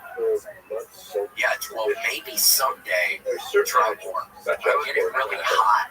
Like, not too hot, but if you get it really hot, you hold it for a second, it already gets cooler in the air. So it's really good to burn. Then it helps get that gunk out, because my gunk is real caked in there. Is that? Yeah.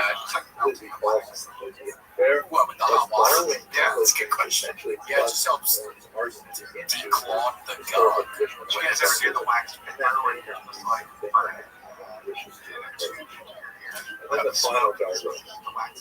I like the candle, like the huge candle thing.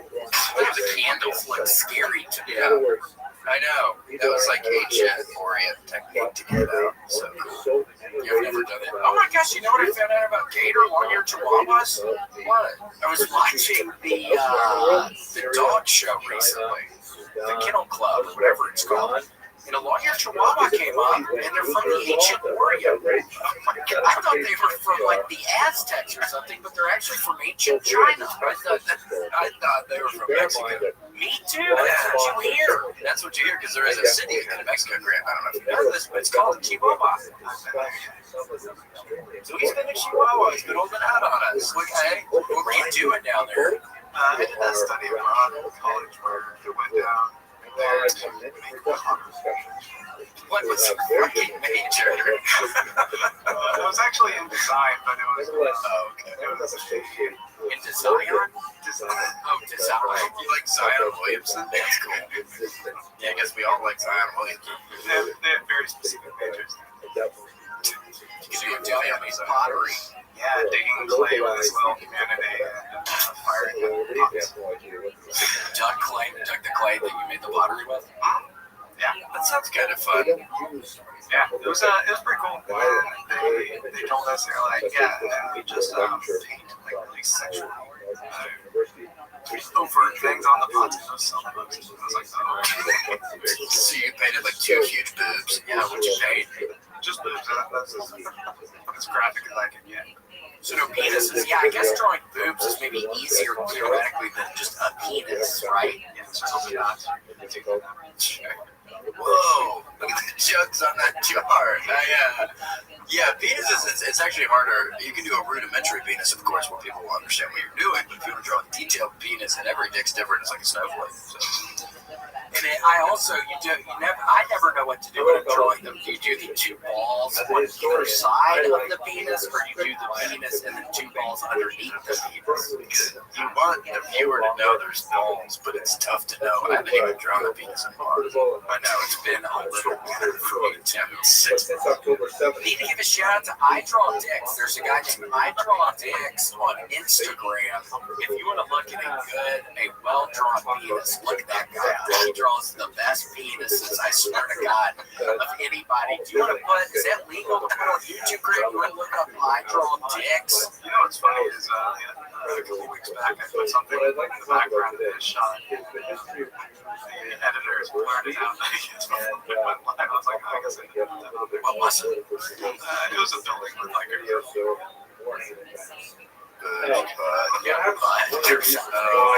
YouTube is too sensitive. When I was a kid, when I was born, YouTube was all yeah, it was a free fall. It was the fucking Wild Wild West. It was totally different. I don't know what happened. You can watch full movies on there, like Lone Star.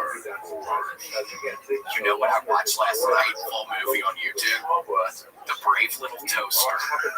I hadn't seen that movie in years, and I had a hankering for whatever reason last night to watch The Brave Little Toaster, and they had. Okay, well, you don't even. Okay, I was trying to obscure it. Oh, sure. I have your head in. Oh, get it. Yeah, look at that, and the whole thing it's sitting on his penises, and it is a penis. That's crazy. Yeah, again, major shout out to I Draw Dicks on Instagram. He's the best of the And he had the two balls positioned like the king was like lounging almost, like looking at his lazy little stinky penis kingdom. Exactly, after a hot shower. Yeah, I think that was after a hot shower. Yeah, not yet, but whoa. Not necessarily, yeah.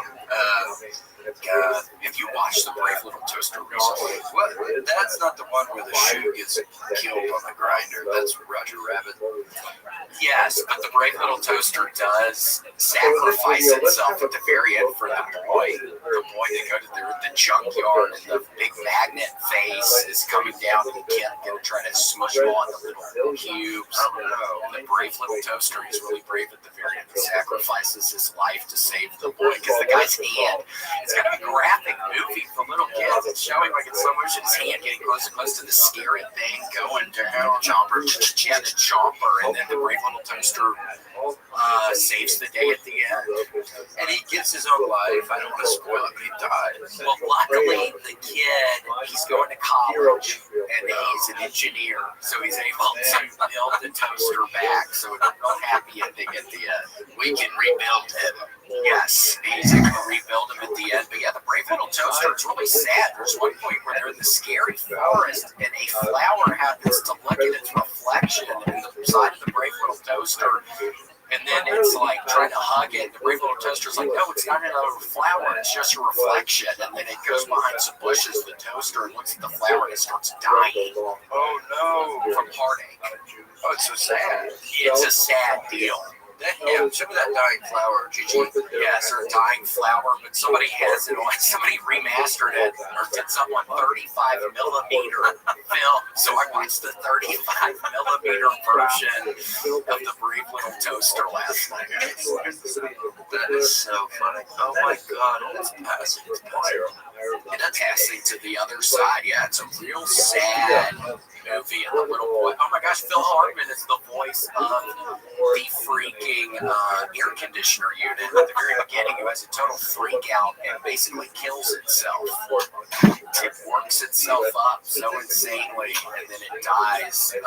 Yeah, that's a weird thing for children. I mean, of course, children someday will have to deal with that, like all of us do, but that's strange. I know, it's weird for kids. Maybe that's why you don't see it as much anymore. I don't know. God, what could Phil Hartman do? That's amazing. And he sounds like Jack Nicholson. I looked it up because I was like, what, does Jack Nicholson have a freaking voice in this kids movie? But it was Phil Hartman doing a Jack Nicholson impression, which is funny. That is funny. Look, his eyes are all pinned out. He's on fucking her 30s. So tragic. Casey, you should watch it just for that scene. I mean, he loses in one of them. I'm just saying how the boy's not going to come back because they think the boy's going to come back to the cottage, the country cottage. Yeah. And then the boy doesn't come back. Yeah, they put a for sale sign. They all get excited. The little blankets looking out of the attic window, and then they see a car coming, and they're all so excited. But it's the cabin. That the boy's gonna be back because they call him the master, which is funny. Yeah, the master. The little blanket loves the master, but then there's a little boy. He almost lets his hand about to get smushed, and also his body. Oh my god! Yeah, he was a mess. Yikes. That's funny, it's 35 millimeters. Sometimes I'll go to Alamo Draft House and they'll show movies in 35 millimeter, and a guy will come out before the movie and talk on the microphone because we have this one-of-one print from Schenectady, New York. It's directed from the director's studio, and they'll show it and I'm like, wow, this kind of looks like shit. Yeah, it kind of looks like shit. There was a constant thing on the far left-hand side that was like flashing weird. It's like, hold on, can I watch this like this? And I did, but it was too much. It didn't really look that good. That's about as brave as they come. Yeah, look at those gams. I want him to smash my head like a watermelon into his fucking. It's like the lady on the James Bond movie, Goldeneye. I remember her, the Russian woman, who was so pretty, I thought, that she killed the people by strangling them with her legs. She didn't have to do that. No, didn't have to, but she did it. It's Russians. Sometimes. Not all Russians are like that. No. Where is that wheatgrass? Yeah, we eat that shit. We're hungry in here, dude. You guys want some M&M's? Well, Mike's office is blocked off. What's going on with that? I noticed that. There's a chair in front of Mike's office. Oh, you know what? We do. Mike's office. Where's Mike gonna post up now? It's also Mike's office. So the dominant experience Are you forcing him out, or you trying to kind of get him to quit so he can break his contract? It's a slow delivery process.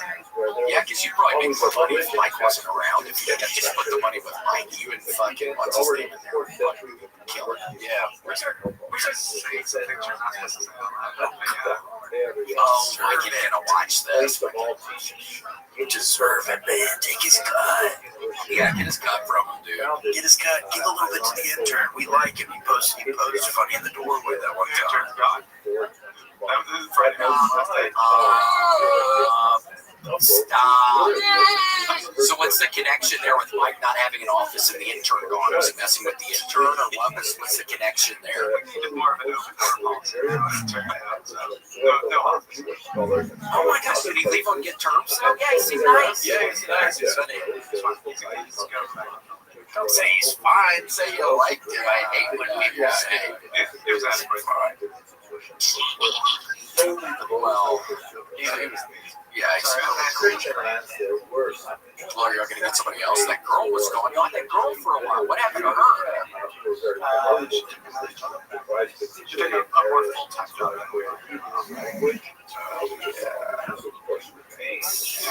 Okay, so I know. This is so inside baseball. Yeah. Thank you. Yeah, thanks. That's all we really wanted, Grant. You can't even hear us now. I know. Nice.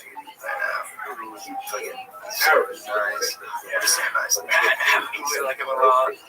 Casey, you just got back from Wisconsin. First headline weekend, baby. And it felt good. It was my first weekend. 5 shows at Comedy on Stage in Madison, Wisconsin. Everyone was so nice. What's that sound guy's name? Oh, I can't remember. You know who Alec? He's really, yes, Alec. Yeah. He seems super nice. Oh, it was so nice. Yeah. We had so much fun. Yeah, made all kinds of things. Someone gave me a Christmas backpack. Yum. Fill me with your screams. Those are the best ones. Thanks, man. C-Bar. I wish it was a real C-Bar. Real zany bar. I should get fucking zany on the cookies. I'd probably start drinking today. If I took a Xanax bar right now, if I should do your inhibitions down so much, I would probably start drinking. That would be my guess. There's no way, because it drops, because you start going, I think it will be okay. If I had a couple, because you're bored the hell out. That's how it works. Yeah. Then get into your car and drive away with a bunch of people in your car and fucking almost run into a telephone pole. Yikaruska. By and large, Sanox. Yes, it was a wonderful weekend. And everyone was so nice, and someone made me an action figure. And, are you serious? Nice. Yeah, I didn't bring it. Should have brought it. But, oh my gosh! Wait, what are you driving? How do they have you looking? What are you looking like as the action figure? It's surprise. Yeah, it's 3D printed, so my face is kind of just like kind of stuck. That's so cool. Can you move the arms and legs? I haven't taken it out of the packaging. I'm scared. Oh, you gotta leave it. Yeah, you gotta leave it. I'm gonna auction it off for mental health. Cool. In general, I wonder how high we can. You gotta let everybody know. Obviously, you're auctioning this thing off. We gotta get this thing up high. We gotta get this thing because I'm gonna keep 25% of the proceeds, but 71% goes to mental health and 4% goes to Grant. You hear that, Grant? He gets a cut of everything, basically, or man. Yes, he gets a cut of everything. I was in Columbus. He got a cut of that. It's a little piece of the action. That's the deal we made, and it's cool because we generally get along. We really get along. I try not to do well on it. Yeah, I think it's fine. Who are these? You would call it judges. It's just action figures. I don't know if any of these look like you guys. Somewhat like me. Oh yeah, that guy. So I finally got I was trying to get the little guy when I was in Appleton, Wisconsin. I was talking about him during my set. What was the guy's name? Do you remember? The little guy? Yeah, an Appleton wrestler. Oh, Hornswoggle.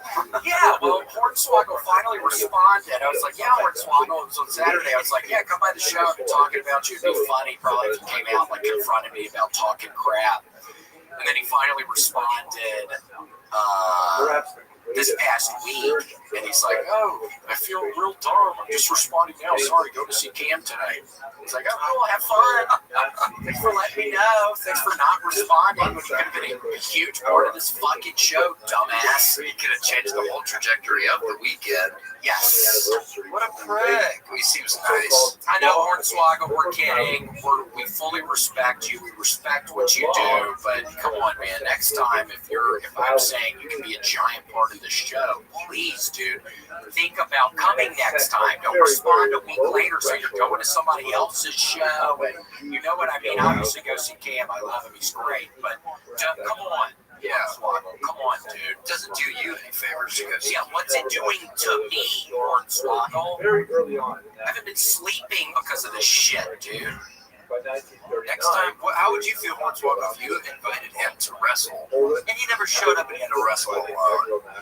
Yeah, and then the next week I finally responded. I'm like, oh, I'm actually going to wrestle with The Undertaker tonight. I'm sorry I didn't respond when I should have responded a week ago. I'm actually have a more important engagement to go to. It's far more important than your fucking ass. So I'm dealing with that. But yeah, that's what it could have been, Hornswoggle. I'm sure you will never see this, but Hornswoggle, if you do, that's what we could have looked like. You could have been a king. You could have reignited your fucking wrestling career. I mean, it could have really been a big thing for you. I was helping you. This could have been a launching pad. Yeah, I was willing to help you on this one. And you could have taken that rivalry and compounded it to Survivor Series, SummerSlam, Backlash. Yes, Hell in a Cell. But what's happening now? Crap. Yeah, we're not going there because we all know what's going on now. You're going to hang out with Cam and wrestle with him. Yeah, well, have fun. Hope you did have fun. But that's lit. You live and you learn. Yeah, it's making it so you just don't know who to trust anymore.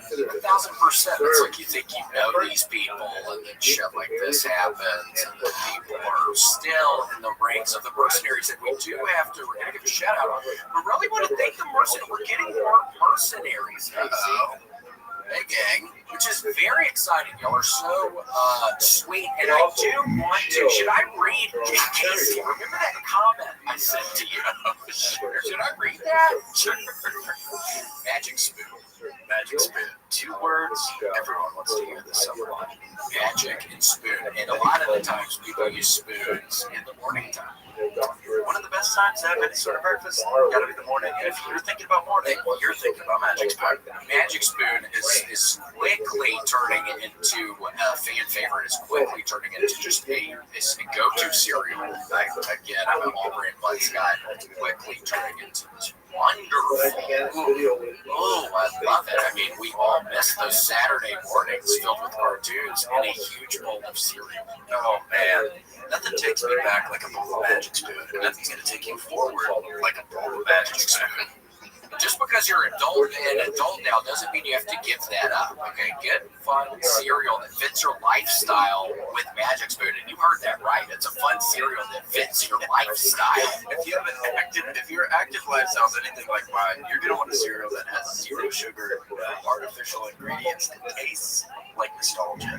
Magic Spoon's variety pack comes in 4 awesome variety pack, 4 awesome flavors: fruity, frosted, cocoa, and peanut butter. It just doesn't get any better than this. This is where I draw the line at Magic Spoon, and I'm drawing that line with a piece of cereal. And it's so good to treat yourself with that same great taste you remember. Just all grown up. I know, because we still like eating cereal, but we want something that isn't harmful for you, like Sugar Smacks. And Sugar Smacks even has sugar in the name of it. Yeah, they want you to know what they're doing, and they do it right in front of your face. What is Sugar Smacks? It's like some sort of animal. It's a little frog with a little hat. Oh yeah, the frog! The stinky frog is stealing your youth one bite at a time. Yeah, and it's gonna steal your old age because you're not gonna live until old age when you get diabetes from eating too many sugar smacks. But yeah, please click the link below to grab a variety pack and try it today. You gotta try some of the stuff, and be sure to use the promo code WMS at checkout to get $5 off any order, or go to magicspoon.com/WMS. And by the way, Magic Spoon is so confident in their product, it's backed with a 100% happiness guarantee. So if you don't like it for any reason, they'll refund your money, no questions asked. Yeah, not gonna see that from the Sugar Smacks and the Frog with the Hat. Nope. So click the link below or scan the QR code on the screen, or use the code WMS for $5 off, or go to magicspoon.com/WMS, save $5 today. Magic Spoon. So we got on this latest episode with Sam and Nick, it's become a big hit for us. It was fun, but the comments, oh my gosh, have been something else a lot of the time. And by the way, those of y'all who were thinking that Sam and Nick have a real big beef with Casey and I, y'all are pretty correct about that. Yeah. We do have a giant beef with those guys. We butted heads several times. Even walking into the studio, it almost exploded into fists. Yes, so y'all are correct on that. But wink. But here, I want to read this, and I said this to Casey because this was a good one, and it does end good, so it's all positive. But I thought it was very interesting. Grant, I don't know if you've heard this one. If you ever wanted to see a Jedi mind battle in real life, then you're in for a treat with this one. William and Casey Rocket representing the Satanic Sith versus Sam and Nick, the Jedi Genie. If you pay close enough attention, you will realize that there was a mental battle going on where Casey and William were trying to snare, curse, alter the vibration of Sam and Nick, but couldn't really do it. Well, he did say, but couldn't not really do it. So is that a double negative? Is he saying, but we could do it? So we were capable of doing it, and we actually in fact did. So that's maybe what you're trying to say. Or this says William and Casey are strange, evil, satanic people, and I don't mean to denigrate them. Just speaking honestly, Sam and Nick were well aware of this fact, but with absolute courage, sat before them and allowed them to do their work to no avail. And then legendary podcast. So we do appreciate the kind words at the end of that. It does take away some of it to say it was legendary, but it still fucking hurts, and you did denigrate us. Yeah, I mean, oh my gosh, what is going? So it's almost kind of exciting though to see somebody perceiving us as some demonic entities. You know what I mean? It's almost exciting because I don't think it could be further from the truth. However, I think if I had to guess, we're arguably little angels, and at worst little stinkers. Yes. And I don't know where you are getting this demonic energy from. We have never ever tried to do that. No, not at yeah. I mean, again, every now and again I'll see shadow people, but I pray to God after that. Okay, I'm not praying to the shadow people. I'm praying to God up above. Okay, so just so you know, the person thinking it's satanic, stop with that stuff. Yeah, cut that crap out, or else we will curse you. We will get satanic on your ass if we have to. We aren't normally like that. Yes, and Grant again is good with the tech stuff. He can't find you, so just be wary on that front. Yeah, and get your IP address. We'll drag your ass out of your house by your boot heels. Yes, so just keep on leaving that nice comments, but just be careful with the satanic stuff. And now maybe it's not even a good idea to bring that up. I don't know. Now it's maybe going to be more satanic stuff. I think we're asking for it. I think we're asking for it here a little bit. We're kidding. We're playing. We're kidding. We're playing. We're playing stickball and kick the can. Yes. All the time, pretty much all the time. Well, not now. It's so freaking hot outside. It's turning it in your place. So it sounds like you finished the move. Does your place get cool? Yes, I finished moving into my new apartment. Yeah, it gets pretty cool. I keep that bitch at damn 72 even when I'm not there. I love knowing my house is chilly. Oh, I love that. Wait, so when you're there, do you do it a little lower, or you just straight up keep it at 72? I'll go 70. I mean, I'll go as low as 70. Oh, okay. That's pretty cool.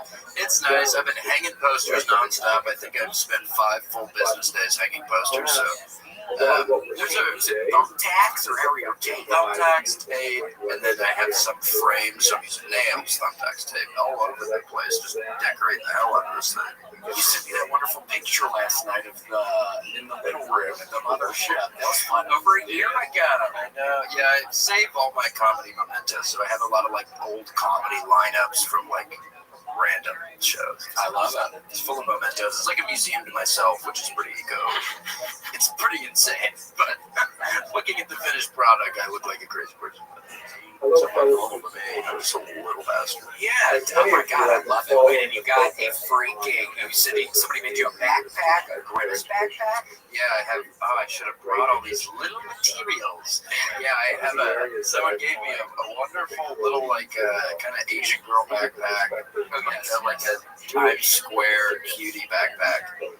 With Grimace's face as big as the backpack. Oh, that's wonderful. I love it. Some traits, some pictures. And I have to give a shout out to Sean King, Mr. Sean King, who's a mercenary song. He and his woman, they were there this past weekend. And he did a wonderful picture of Gator. Oh, that's sweet. Thank you for that, Sean. It was a wonderful picture of little Gator.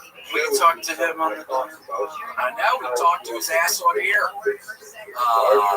But yeah, again, I think you'll have a wonderful time. You should go to Columbus, KC. It's inside of a mall. It's a really scary and sad thing. It's right across from a Legoland. It's like one of the biggest Legolands in the country. Stores, but it was all crossed out with caution tape, so I don't know if like a murder was like a shooting. I don't know if there was a shooting in the Columbus Mall when I was there in the Legoland or what, but I couldn't go in there. Somebody probably made a Lego gun. You can 3D print these guns now, and if you can 3D print a Lego, you can turn that Lego into a gun. So you're basically, for anybody listening, if you can 3D print the little Lego bricks and then build a gun from the 3D printed Lego bricks. Firing pin, Lego bullet, dipped in iron ore, and a little bit of circadium on there. Yeah. Are you able to still sneak those through a metal detector with the circadium?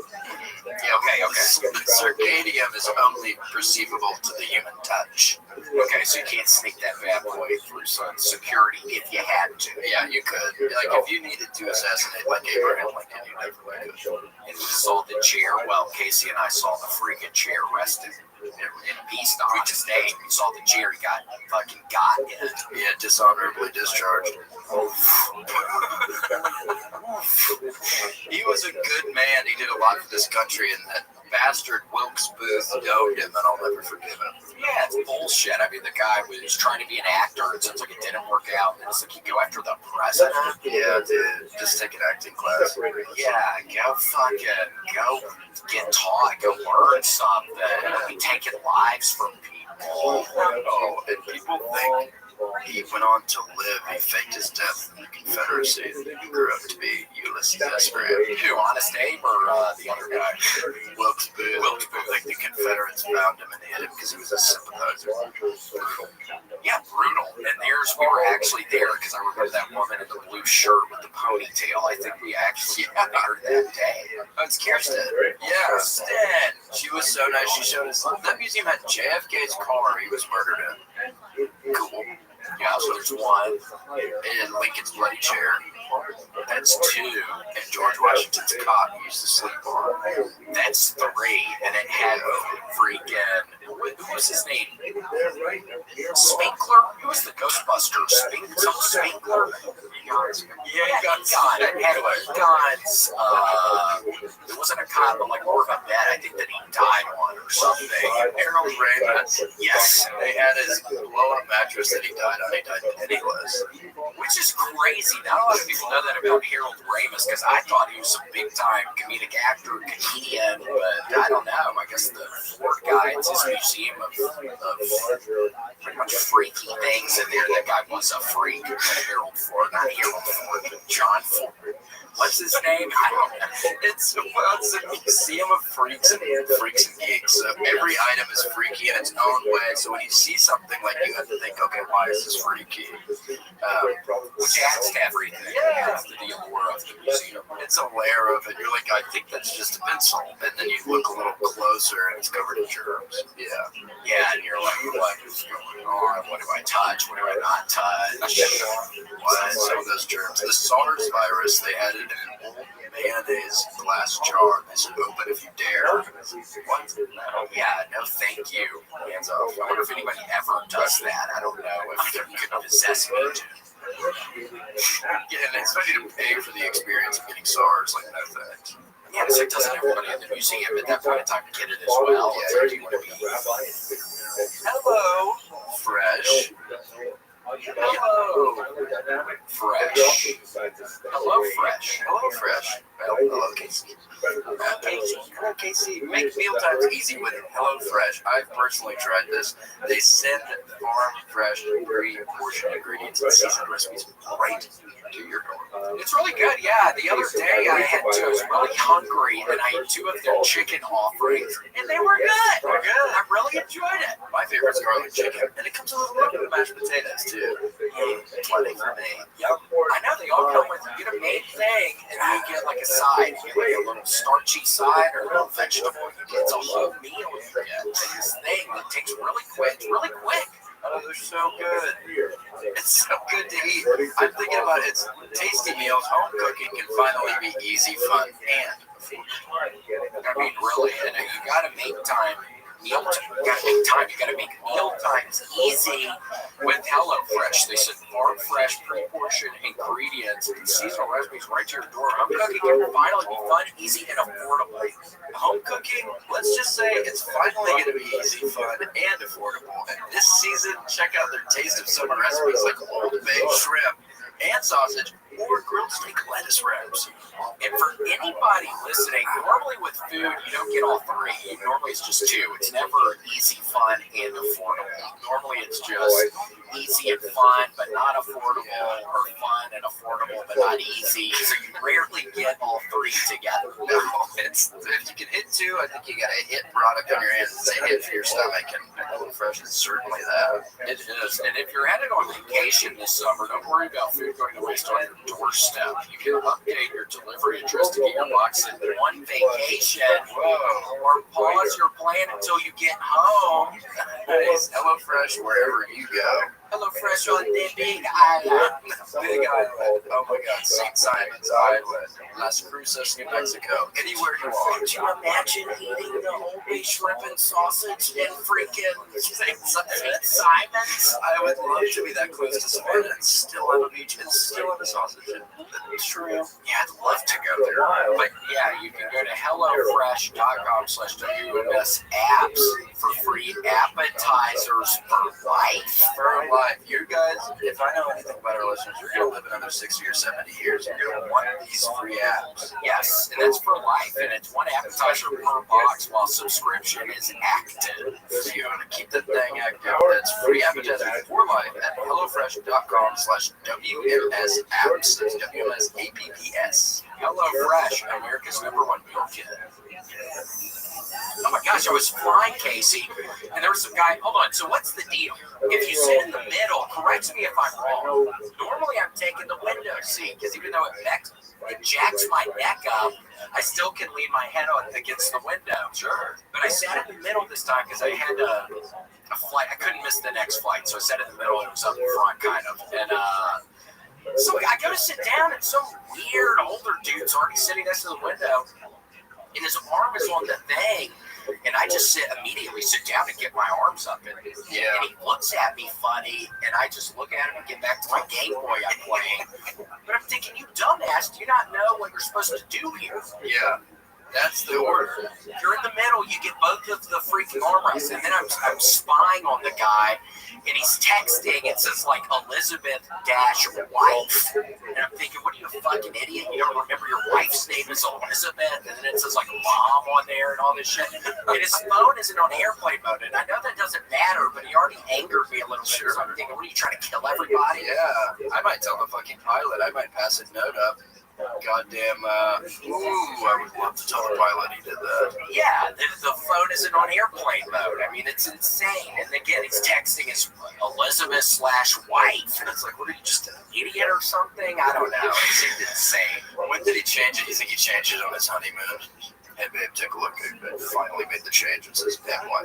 He probably did. She was probably asking for it. Who knows? Maybe he's in a bad relationship. Maybe he's in a bad deal. Yeah, it could be. I didn't think about that. Yeah, maybe he has an Elizabeth who's. Yeah, I don't know. But that's the unwritten rule. Is in the middle, you have to sit by everyone's stink, so you get both rests.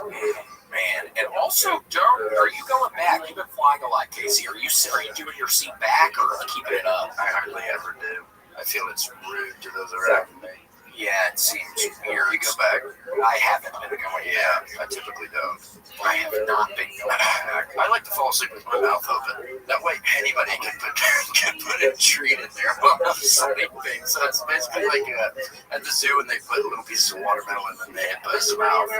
It's me, but it's a little piece of granola bar. So what happens? You're just kind of there, asleep with your mouth open, and then when you just kind of naturally, once you taste it or feel something in your mouth, it just starts slowly like, are you still asleep? Yeah, just slowly kind of eating it. Yeah, I'll start chewing. It's happened on the last 6 flights I've been on. I'll fall asleep.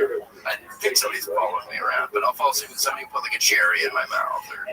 Well, that's kind of dangerous because that has a bend in it. You don't need to be putting. If you're the person who's putting stuff in people's mouths that are open on plates, don't put a cherry in them. No, that's a little too far. Put a little piece of granola, it'll get soft and just go down my throat.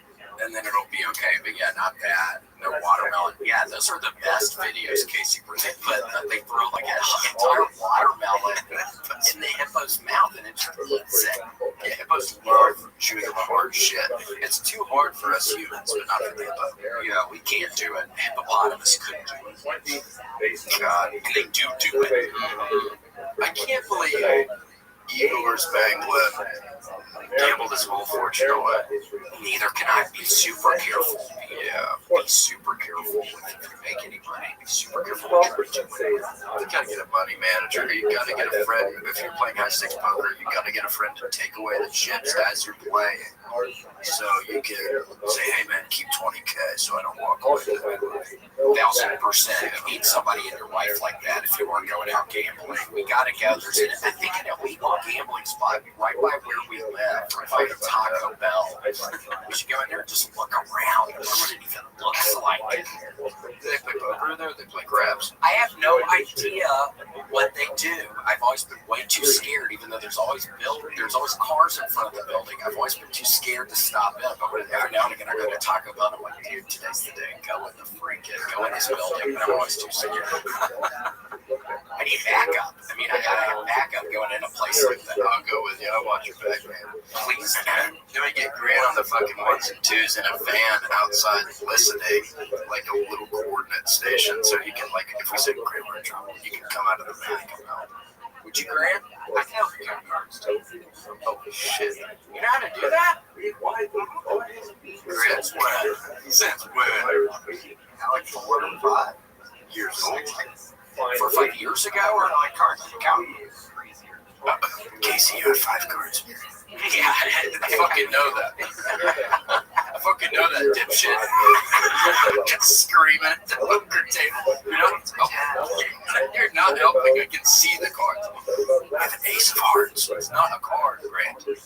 Yeah, but this can allow you to keep your eyes on everyone else while I'm keeping an eye on the cards. Oh, fair enough. I didn't really think about it that way. It could be good to be on a tree of keeping your eyes on the people that are in there for sure. Oh my gosh, how are your Pokemon, Casey? How are your Pokemon coming along? They're great. I beat Crystal yesterday. It was the plane stood up and they cheered, and I said thank you guys, and the pilot came out mid-flight. I said I don't know who was started it, but he said I just want to thank you, the first person who raised the Pokemon with love in their heart on this plane today. And I felt like it was true, so I couldn't really be bashful, but I was really proud of myself. Yeah, oh my gosh, so that's what the picture, I didn't immediately understand what the picture represented, but that picture, the screenshot was after you, right when you beat it? Yeah, what does that mean? Just getting all the medals or getting all the things? Well, after, are you playing? I'm never playing. Well, Casey, I'm bad, dude. I'm being real bad right now. I'm literally, I swear I'm playing 5 of them at the same time. I get to a point. I know, it's not good. But I stopped playing it I started playing Donkey Kong Country 2 again on the flight back this time. I started playing that. I Pokemon myself out. I was playing it too. If you could see the hours, because it's just the hours you've played, it'd make you sick. I wouldn't even show you. It'd make you sick the amount of hours I put onto those free. I think it's 4 of them I played. An ungodly amount. 4 different Pokemon games? Yes. Emerald, Fire Red, Crystal, and something else. Fire Red's a good one. I know, that's really fun. So fun. But in Crystal, you can't even run. You don't get any running shoes or a bike. You just have to walk everywhere. It's a Brutus. And that's awful. Well, I discovered, did you find this out? You know how the thing has the little controllers on the back? Yeah, if you hold the R1 to the left, it gets it in fast forward. So you can fast forward through all the bad, dude. I didn't just fast forward. And you can, even if you don't have to run, you can walk really fast with the fast forward. Oh, I didn't realize. So with the bike, it's almost too fast.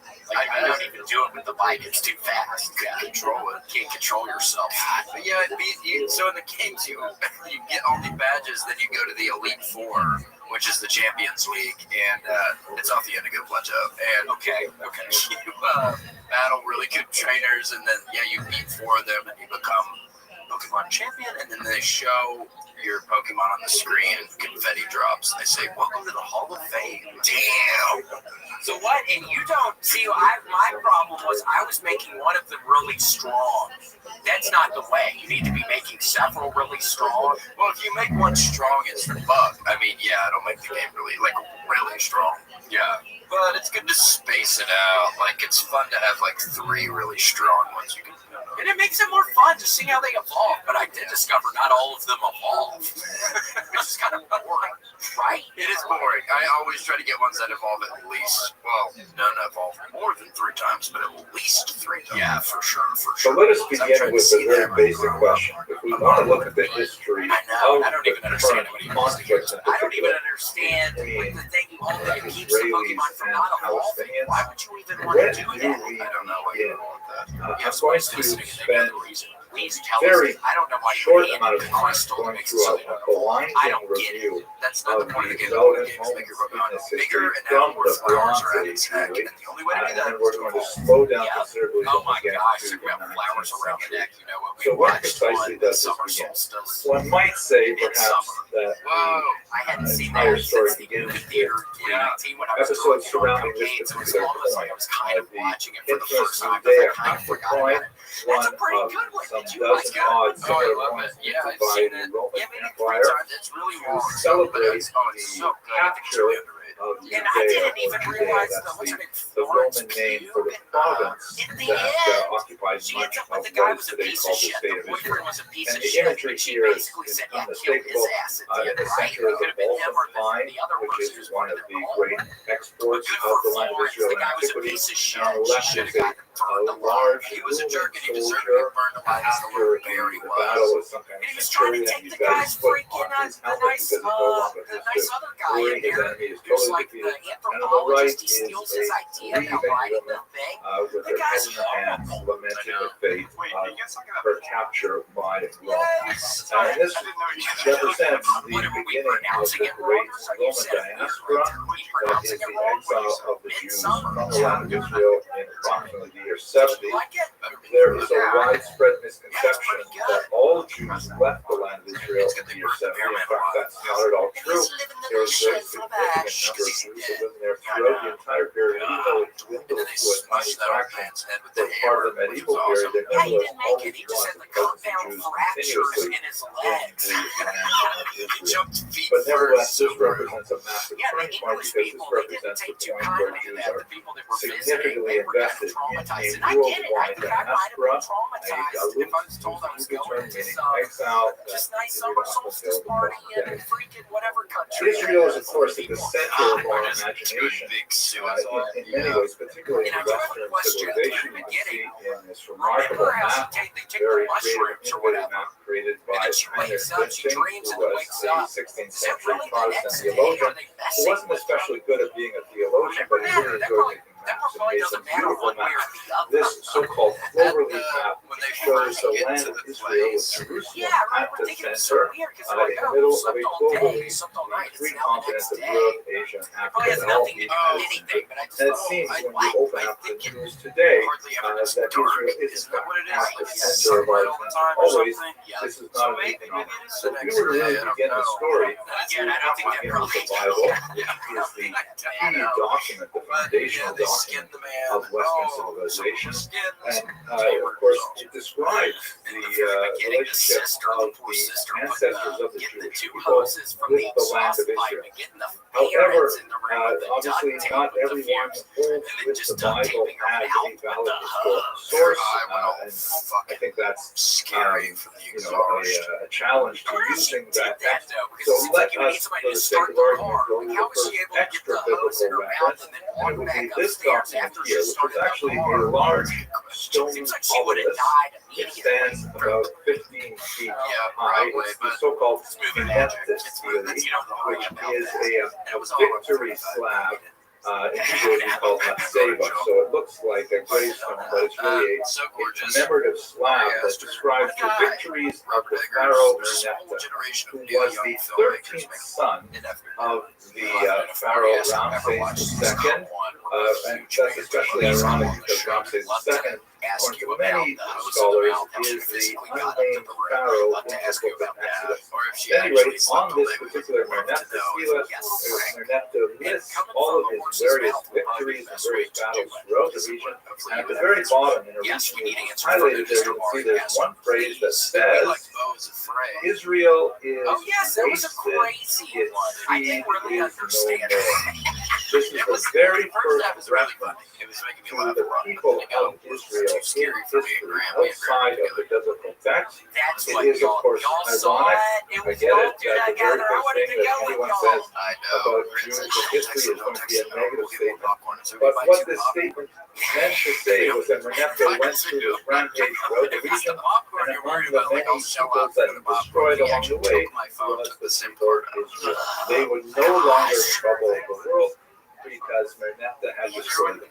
And like Mark Twain might have said, the obituary was somewhat premature because the descendants of that people of Israel, of course, are still with us today.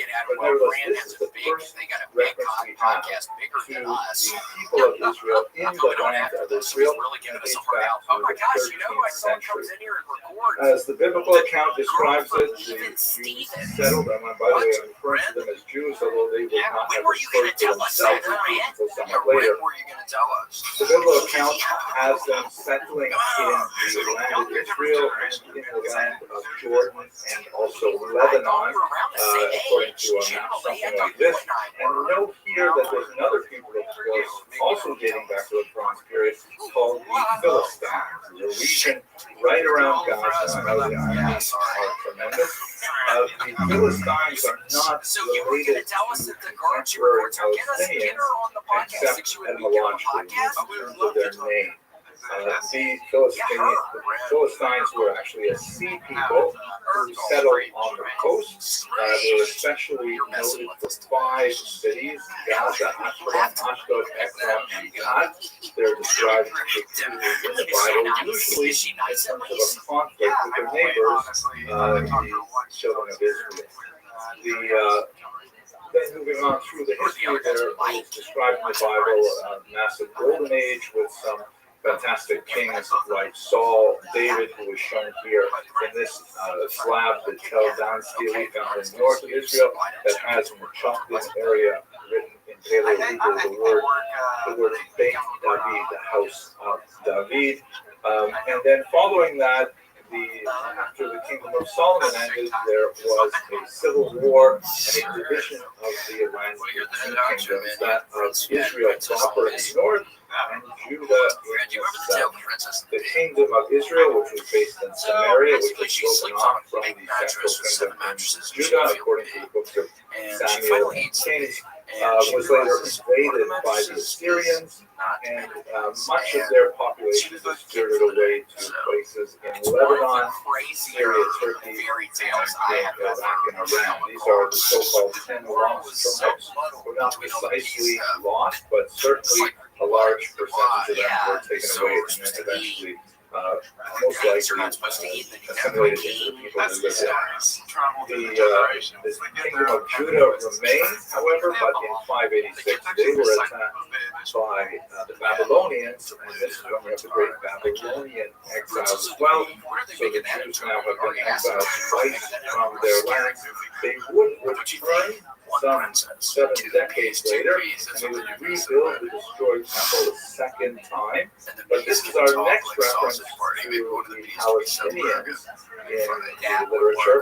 And again, it's not necessarily referring to the people who today get called themselves Palestinians, but the name Palestine goes back to this 5th century document by historian Herodotus, who refers to the term Palestine as a region on the coast, around the same region we saw earlier with the Philistines, and there are people living there who are originally people.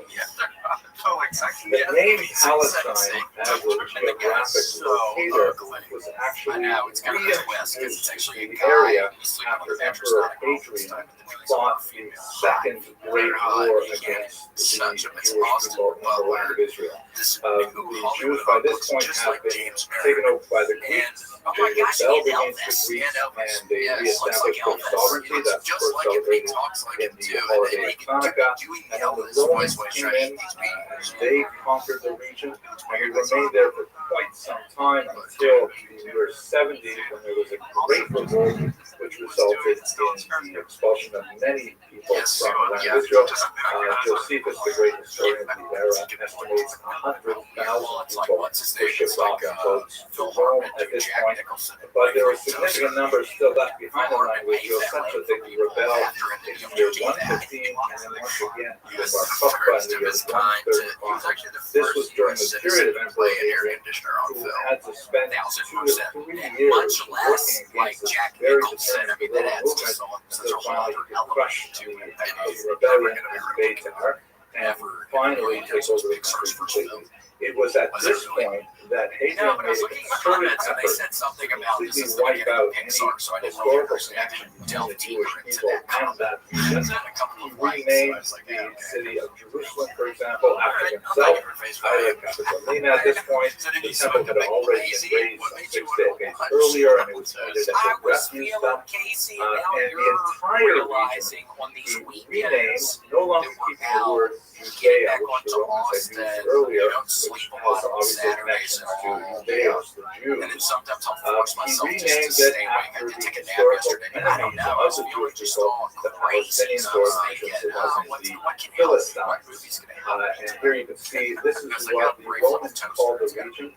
Syria Palestina was called Syria because the capital of the region was actually not there. It was further to the north in Syria. And part of the land of Israel was in the province of Arabia, and part of it was in the province of Egypt. So Hadrian's attempt was to get rid of any references historical to the Jewish people in the land, and he took the name Palestine in order to try and subvert that name. So that's how we get the name Palestine, which as we shall see was used by the Jews without any problem later on.